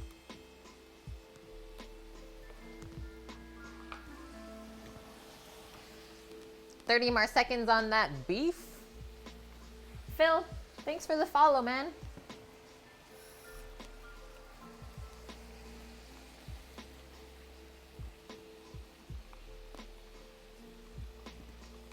Spinata Romana pizza. It's so damn good. Also with walnuts. I'm guessing there was spinach on there.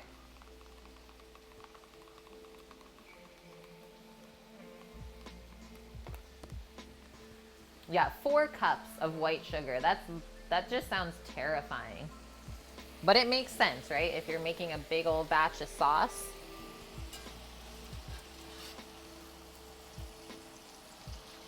Okay, we're getting some browning action on the bottom pieces there. Not gonna disturb it too much yet. So that is a Canadian thing, cooking girl. That's a very Canadian thing, is switching out the tzatziki for this like sweet and sour garlic sauce. Kinda loco. A little bit loco, but it's tasty. It is tasty. I can guarantee this.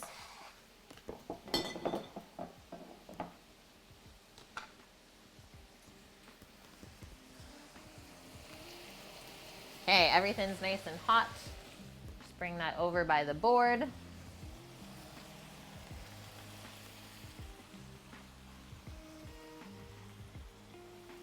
Hello.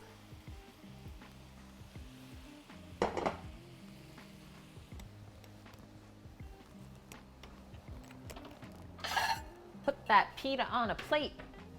Hey, iShot. How's it going, man? No spinach, tomato, garlic, onion. Spianata Romana. Is that a cheese then? Spianata Romana. I don't know what that is, man. Cherry tomato, sun-dried tomato, shallot, walnut, bell pepper, and cheese. That is a loaded up pizza.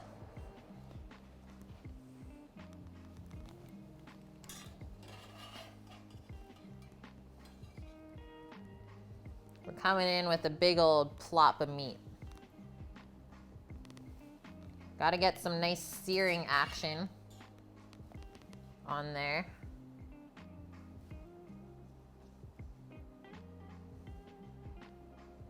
Load it up. It should be so full that you can barely close it. That's a rule. This is not cured. We made this today on stream. It's pork and beef. And then I think I'm just gonna pour this sauce.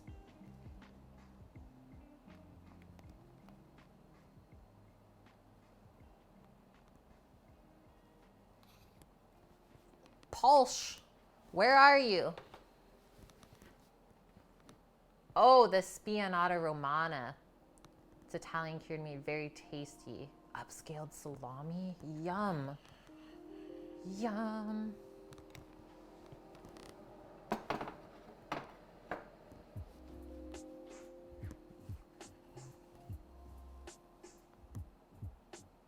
There we go, friends.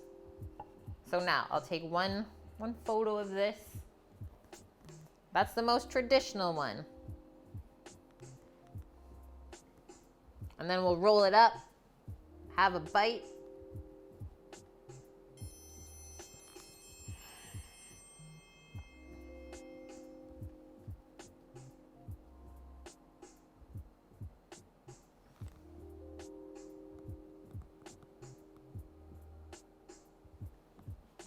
And then we'll make another version. We're doing a less traditional one, yeah. Mrs. Gashuffin, welcome in. Guessing you're related to Mr. Gashuffin.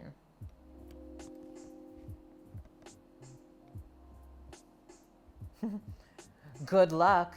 That's what you have to say when you serve this to someone. But I told you guys, we need to fill it so full that you don't know if you'll be able to close it. Should be really hard to eat. Dear Lord. Dear Lord, Pulse. Hold the bottom shut.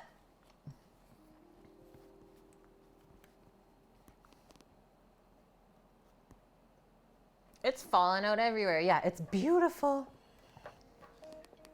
It's just so beautiful. Pita versus head. About the same size. Perfect.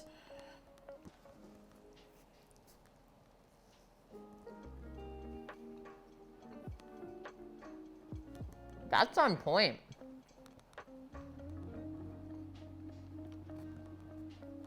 That might be better than some I've had at the restaurants.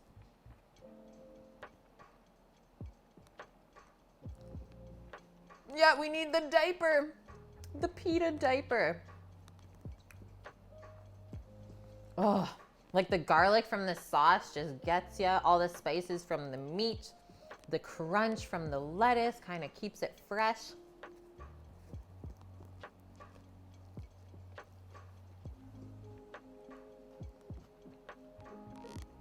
The shallot's really nice in there too.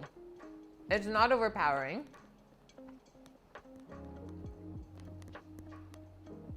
The sauce is good. Also, this is how you know.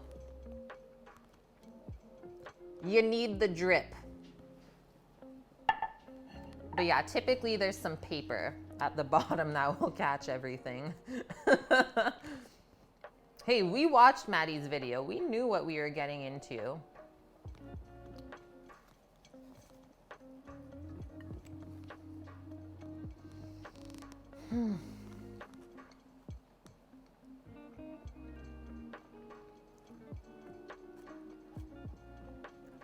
Yeah, that ring's just gonna fall right off. Careful now. You guys, all of the effort that we went through to make that is paying off. I wish you guys could taste it. Like, that's the one thing. The one thing that I don't like Twitch for. You guys can't taste the food that I'm making. How do we make this a thing?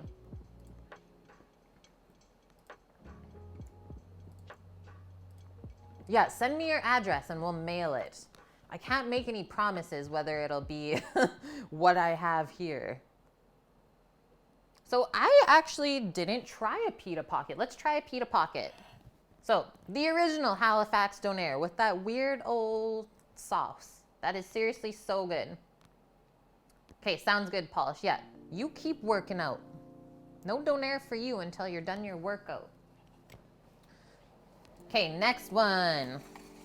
Try and wake Sammy up too.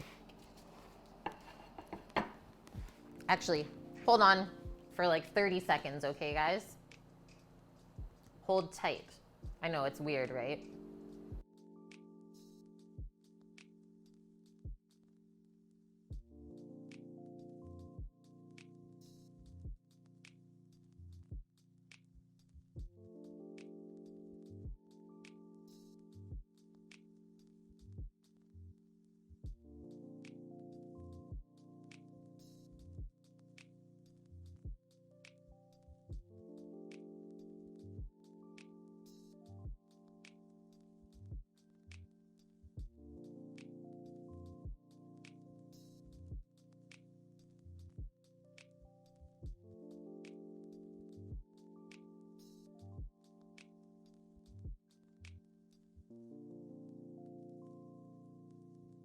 We're back.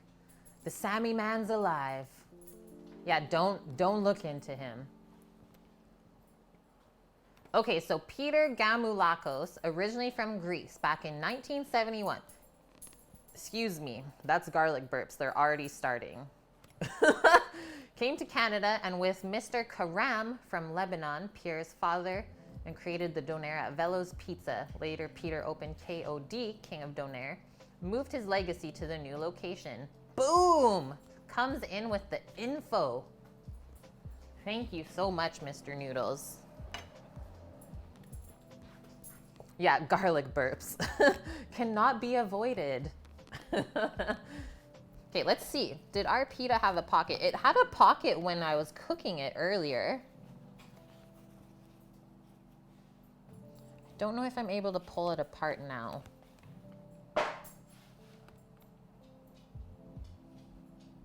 I don't think so. I should have opened it up when it puffed, right? Because there's a little pocket here. Hi, Annie. How are you doing, man? Okay, We're gonna create one for the Sammy man. Rum and Shrub.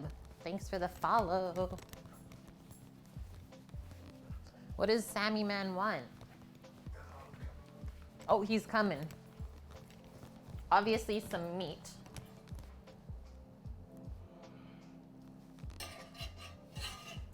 And lettuce. How was robotics practice today, Annie? Did you guys get some fun stuff done? So first thing, as always, we start with the veggies.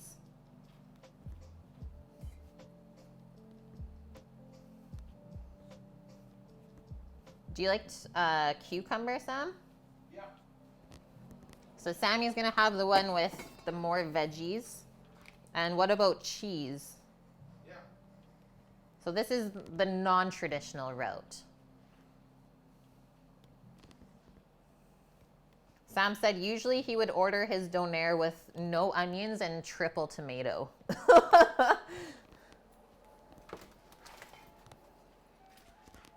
You got the CNC router working. You've been working on it for a month. Well, that's gotta feel good. So cucumber is gonna add more crunch as well. What about banana peppers? No banana peppers, but we are gonna use some mozzarella cheese. And then obviously we want our meat a little bit warm so we can melt the cheese slightly.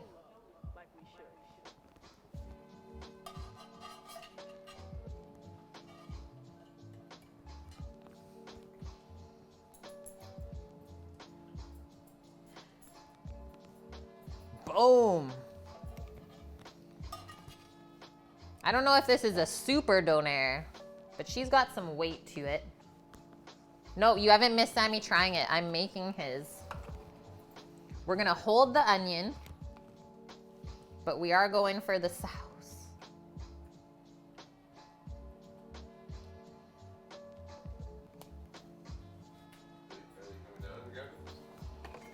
I just have to make one quickly. Okay, you just need a plate there, Sammy man. Take a photo of that before you wrap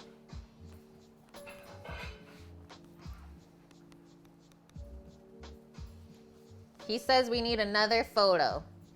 So I said okay.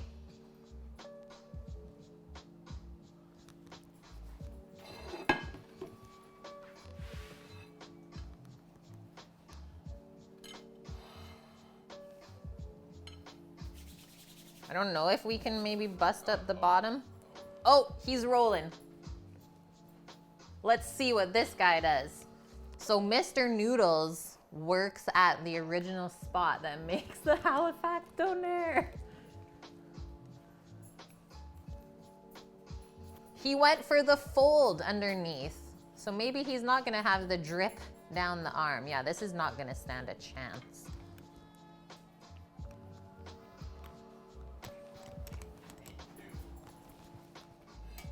Okay, I'm gonna get a little more meat going.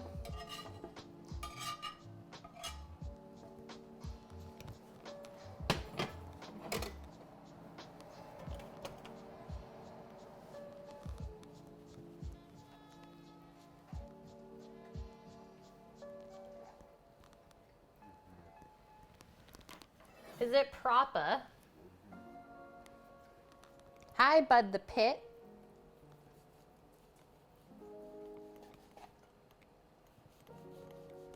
Yeah, the brisket and the pork shoulder have so much flavor in them. As far as like ground meat goes, those have some of the most flavor. So that's a really good cut to choose if you want to make the meat yourself. The tuck and roll.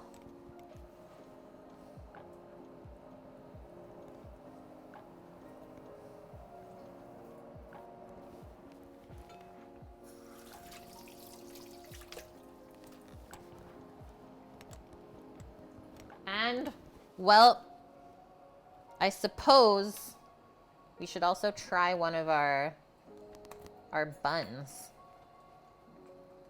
that we made.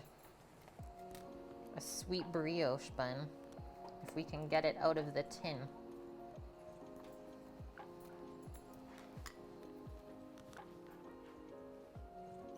That's dessert, friends.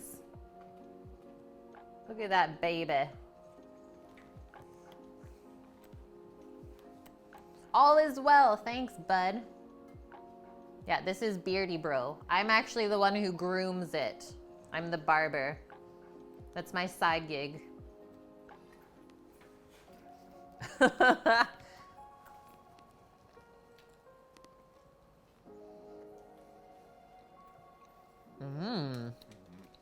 Yeah, that's not rich at all. Yeah, Polish. Getting extra calories just from watching. The citrus zest with the sugar in this bun.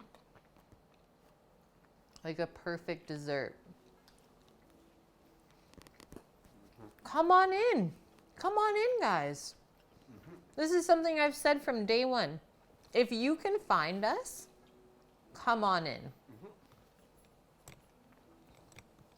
There's no stalkers allowed. Yeah, road trip. Hey, I straight up put where we live.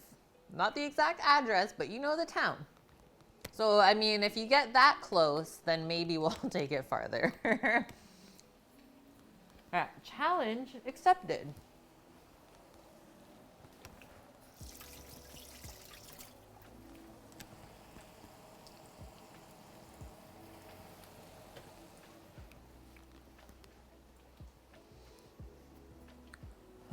Another snow dance?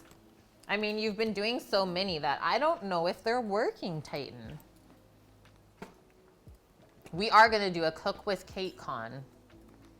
Not this year, but maybe next year. We got to get married this year. I feel like I have stuff all over my face.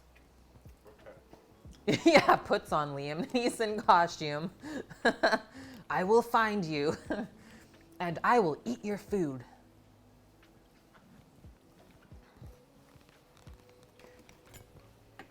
Okay, I gotta do a donor for the folks upstairs. Yeah, Polsh. Keep it going, man. There's no messing around.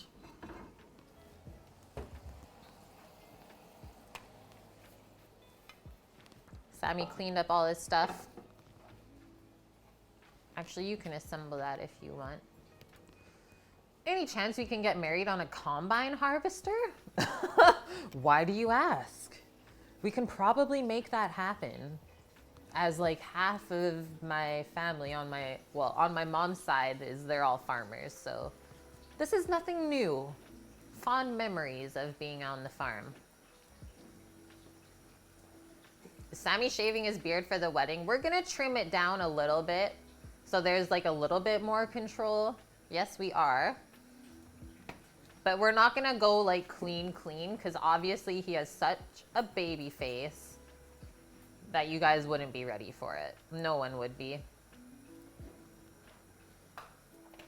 Okay, we did it, friends. We made all of the delicious foods today. And now I'm gonna go bask in a food coma after I crush my donair. Who should we go raid?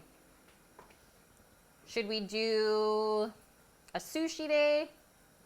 Should we do someone not in food and drink?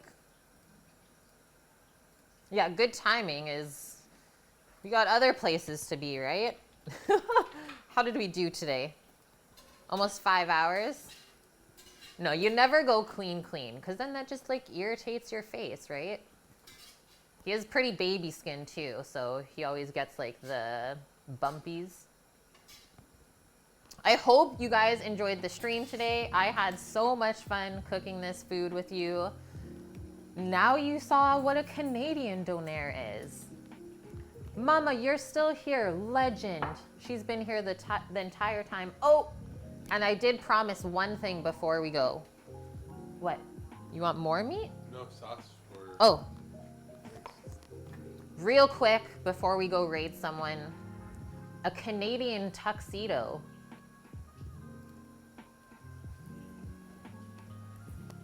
Yeah, it actually hurts your face, right, Omat?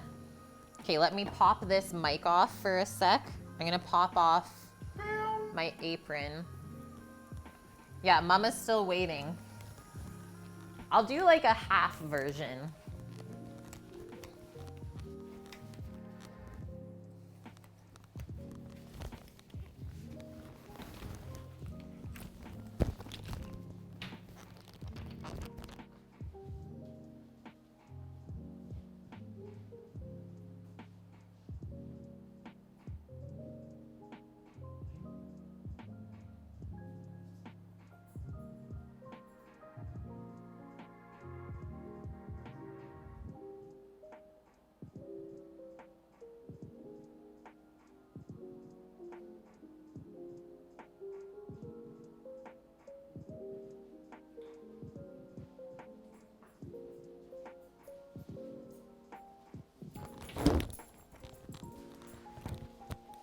This is what I got. My little vest. My little vestie. I'm not gonna change anything else because that would just take way too long. Way too long. Yeah, cute. So cute. Coca-Cola pulled jackfruit. Is that what we're feeling right now? Some vegetarian eats. Yeah, holy throwback Batman. This is something that is from a secondhand shop. Okay, we're gonna go do Sushi Day raid. All right, friends. Thanks for everything today. Hopefully we inspired you to make some delicious food for yourself this upcoming week, as I will be working full time. Doing some handyman stuff, some painting, drywall work. That's what Sam and I do during the week. And then on the weekend we cook for you guys and sometimes some other people that actually come and pick it up. So thanks guys for all the new follows, all of the raids today, some biddies for some new plates for stream. And we will be back on Friday this upcoming week. Hope you guys have a wonderful time, and be sure to check out my Instagram for stuff that I'm working on during the week. I have a couple of videos and stuff happening. So see you then. Okay, let's go into Sushi Day, spread some love. Bye. Take care, guys. Love you all.